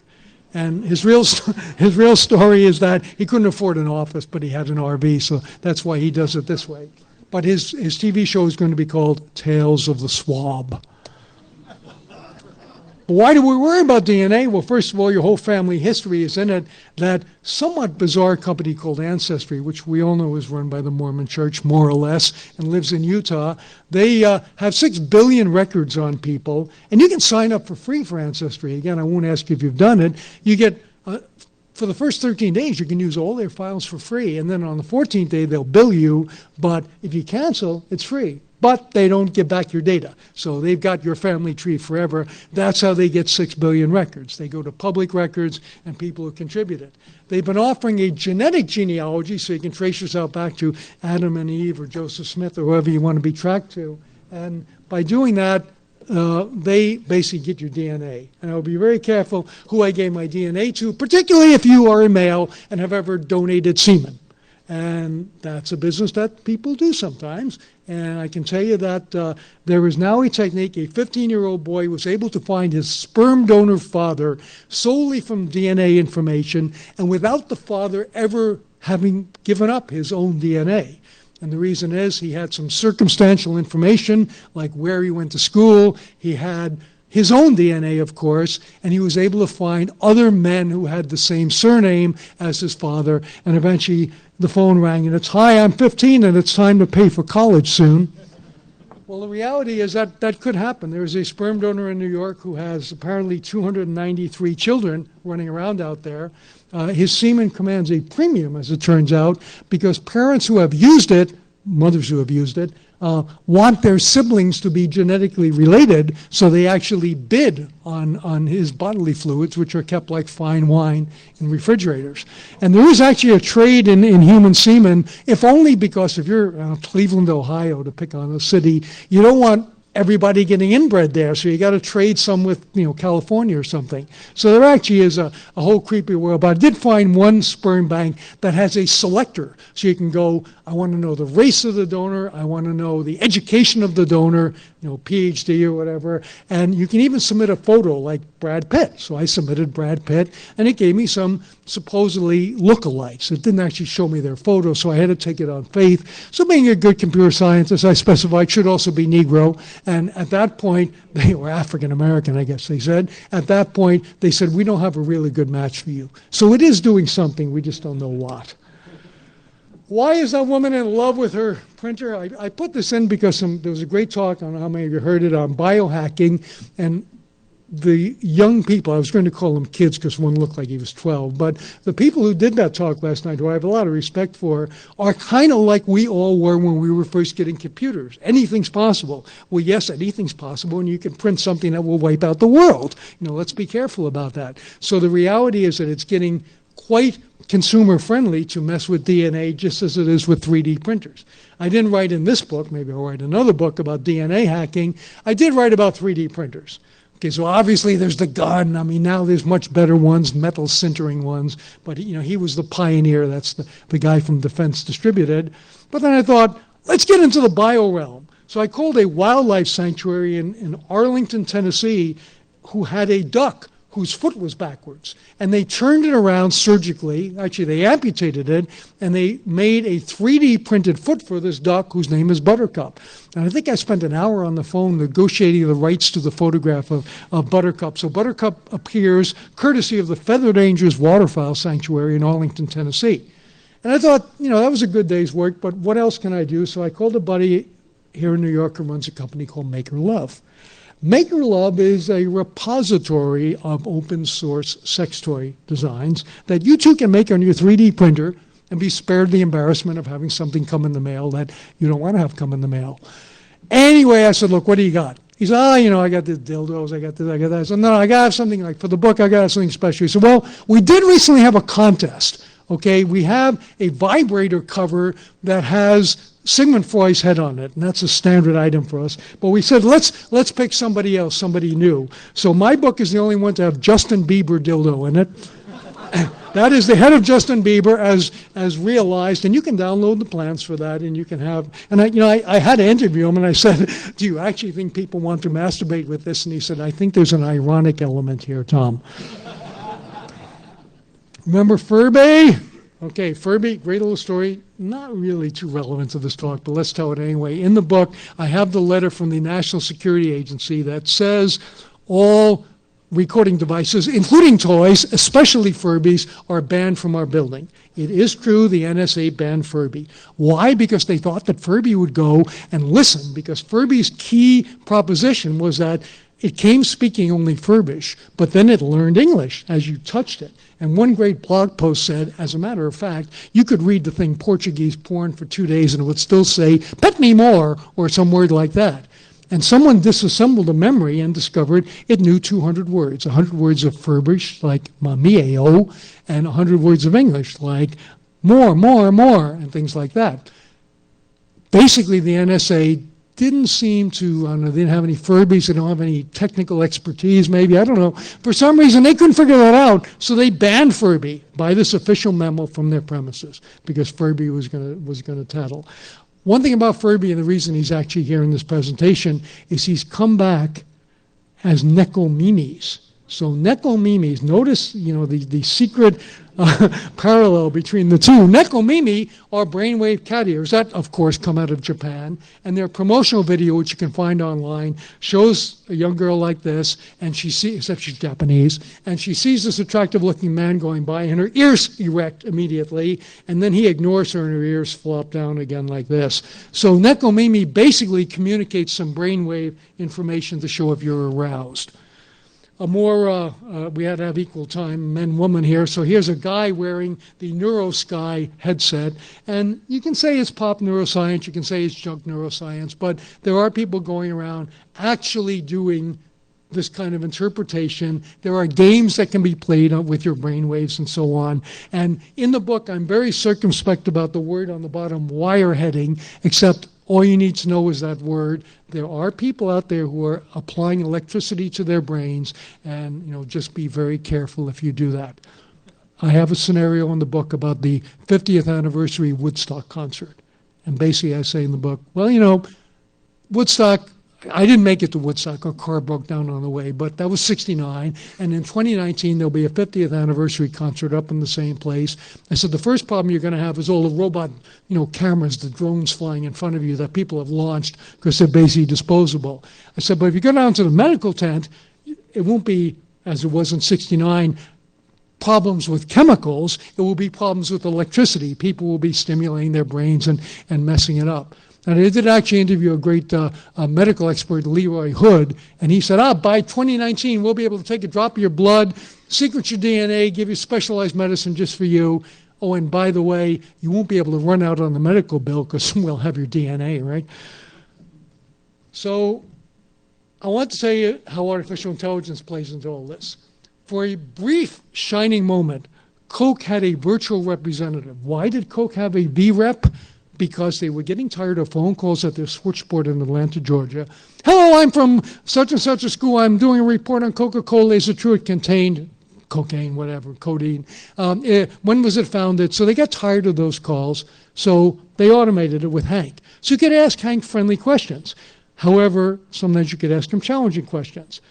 One of my friends said, Hank, do you like snorting Coke? He replied, of course, I like all the products of the Coca-Cola company. And then someone was smart enough to say, are you a Mormon? And he answered, we are not in a position to comment on the ownership of stock. However, the Mormon Church is not among those who hold more than 10%. Why did he say that? Because Hank was a bot that was programmed for frequently asked questions, one of which is, does the Mormon Church own Coca-Cola? Which apparently it does not.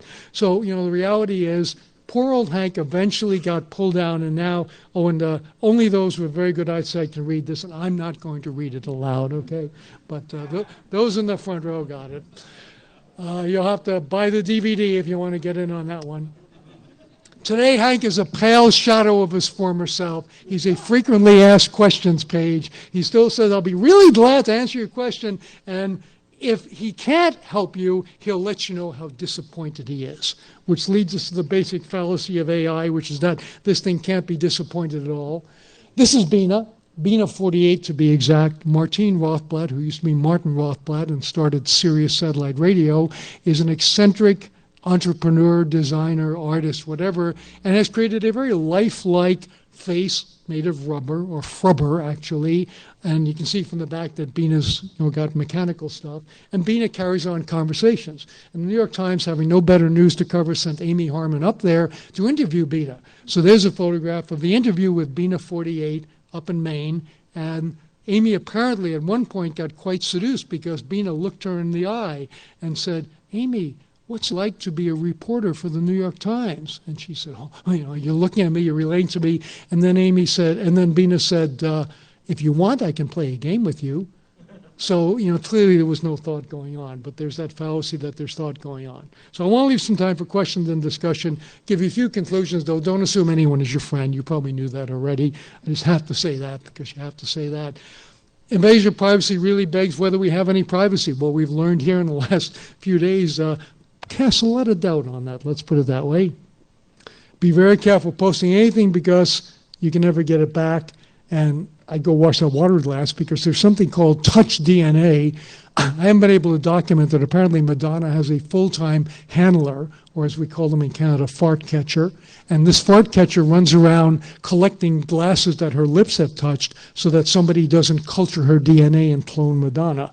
May or may not be true, but, touch DNA is real. I have a scenario in the book that in the future you'll go into a store like Target, you will type on the keypad, and the keypad will then vanish, like those toilet seats that revolve, and give you a fresh one, and they will sequence your DNA, and the next time you come, they will say, oh, hello, Mr. So-and-so, Miss So-and-so, we did your DNA sequencing, and you're pre-diabetic. You didn't know that, did you? So here's a special coupon on our pre-diabetic medicine or whatever. Is that going to happen? Well, Target, I have to tell a little side story here. Many of you may know it. Target knew a girl was pregnant before her father did. How? Because they were tracking her purchases, even though she didn't have a Target red card. They just tracked her credit card, and her dad's credit card, and they knew that she had bought some things like unscented lotion and so on that women who are pregnant often have. So they started sending her ads for things that were good for pregnant women, baby carriages, things like that. And what happened? Dad found out, Dad found the ad, stormed into the store near Minneapolis and said, hey, my daughter is 16 years old. You're encouraging her to have sex and have babies? Well, a week later, Dad calls back and he said, there were some things going on in my house I didn't know about. She's due in August. I'm sorry.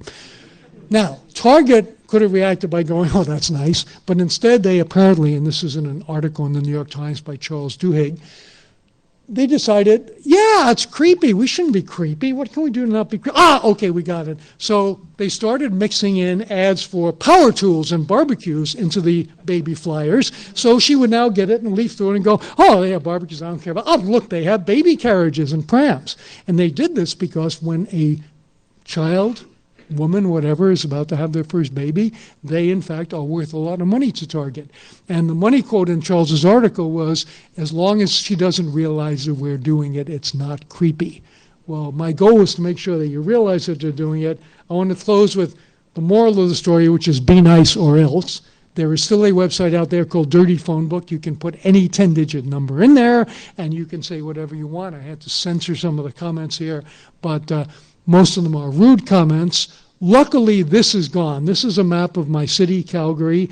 All of those red houses are rotten neighbors. How do we know they're rotten? Oh, there's one good neighbor. That's the Calgary Flames hockey team. Go Flames. But the reality is, we know this because people had posted on rottenneighbor.com, vindictive neighborhood busy, watch your kids around this trailer, things like that. And there's no policing. It's total vigilante justice out there. So that is kind of the world that we live in. When you combine this with all the biological stuff that I just told you about, it gets a little creepy. There was a fellow at DEF CON 2 years ago who showed how his implantable insulin pump could be taken over and controlled wirelessly.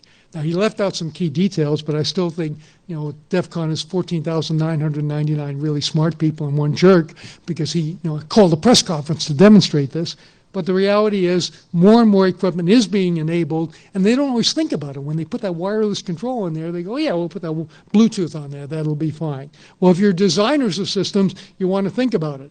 And mostly we're all going to have to make choices. This is a real apocryphal, but I think real ad. Free to good home, beautiful 6-month-old male kitten, orange and caramel tabby, playful, friendly, great for family. Or handsome 32-year-old husband, personable, funny, good job, but doesn't like cats. He says he goes or the cat goes. Call Jennifer, come see both, and decide which one you'd like.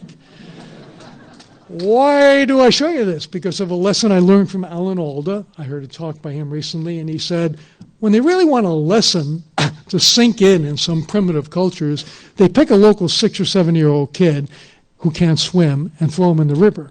And then everybody gets quite agitated and occupied, and then they tell the story that they want to tell. So I hope that you remember the key story that every time we use a piece of technology, every time we vote for a politician, every time we fart, every time we do anything, we are making choices. Okay, and those choices need to be thought through. And it's not easy. It's not getting any easier, but that's why we're all here, because we're smart. That's my contact information. We have a few minutes for questions, and thank you very much.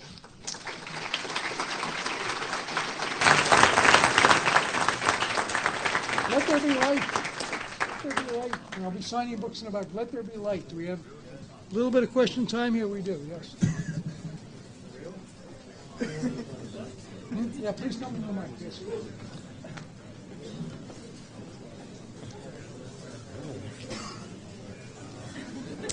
So I'm not sure how within scope this is, but it looks like you did a lot of research in a pretty broad area. Yes. So a conversation earlier this weekend, we're asking what happens to your implants in your body after you pass away? Yeah. Including, electronics are getting more and more complicated, so they're both toxic and contain a lot of information. Yeah, I think my understanding is they're incinerated, okay, that basically they go with the body, yeah. So even like creepy chemicals like lithium batteries, you think they just go in the oven? That's my guess. I mean, unless there's a protocol and I've never seen it, I think that's where they go. Hi, my name's Jeff. I'm a fellow Canadian. Thanks very much. Yes, yes. I throw you out a fun one because it's been 10 years I've been working in real-time location systems and everything creepy that you've talked about. The previous startup I was working at was doing essentially Google Street View Live, where you'd stick a camera in your window, film a public area, and have that shared, which was a lot of fun.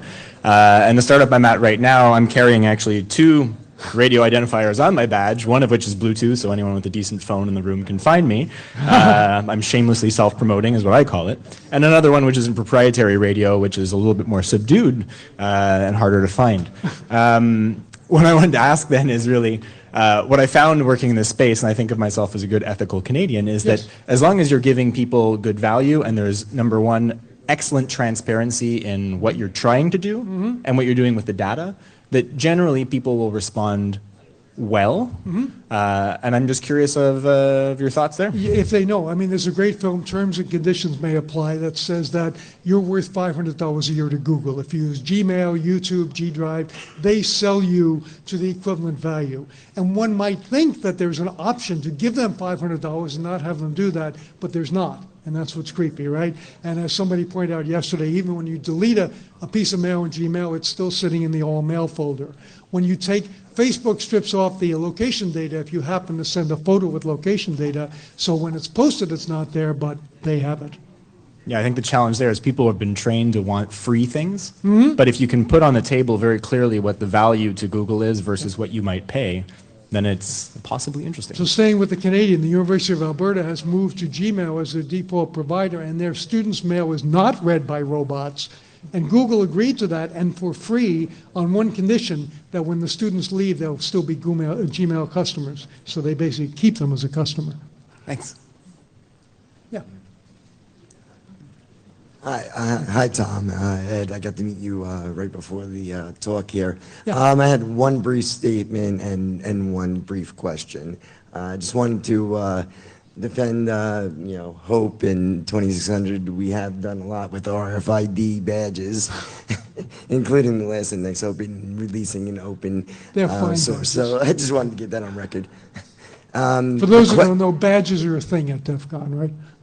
And my question for you was, in your book or through your research, I happened to join a military branch as the year of 1994.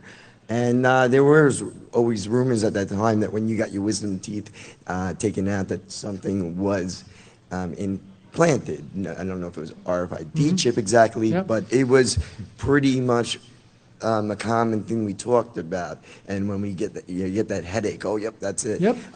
Just wanted to know in your research, is there any truth to that? Did you found anything? I've never seen a documented case. They show up on X-ray. Like if you looked at the breast implant, you could see it on X-ray. So as far as I know, they don't have one that can't be detected. So they didn't take my wisdom tooth out and chip me?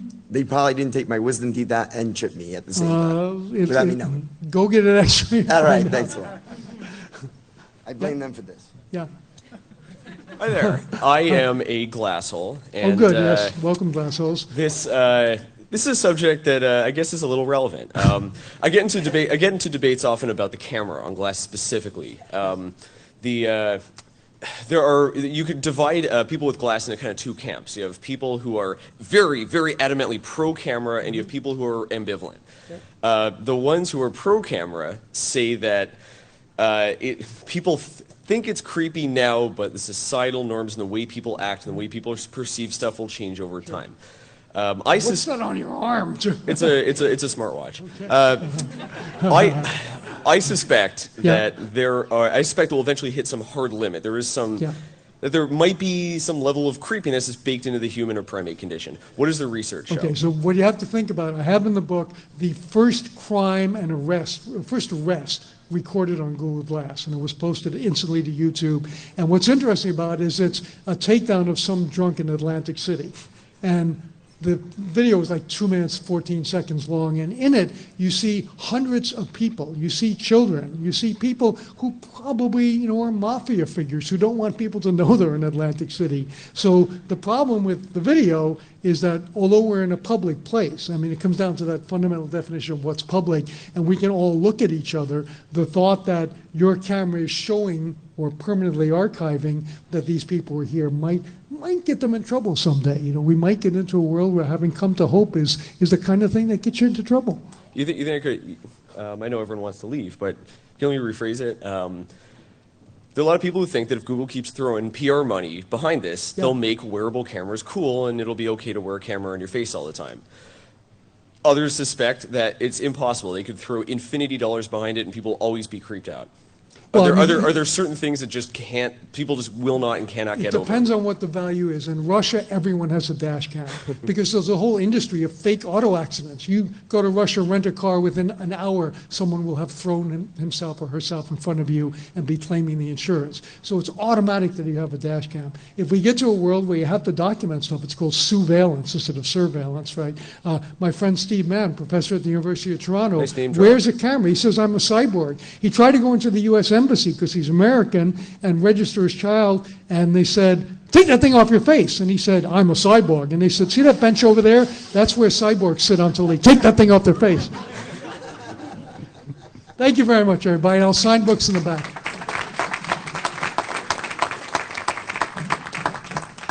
Thank you. And that's it for this room. Go next door to the Manning Room for our closing ceremonies. Thank you, Serpico Room. You were good to us.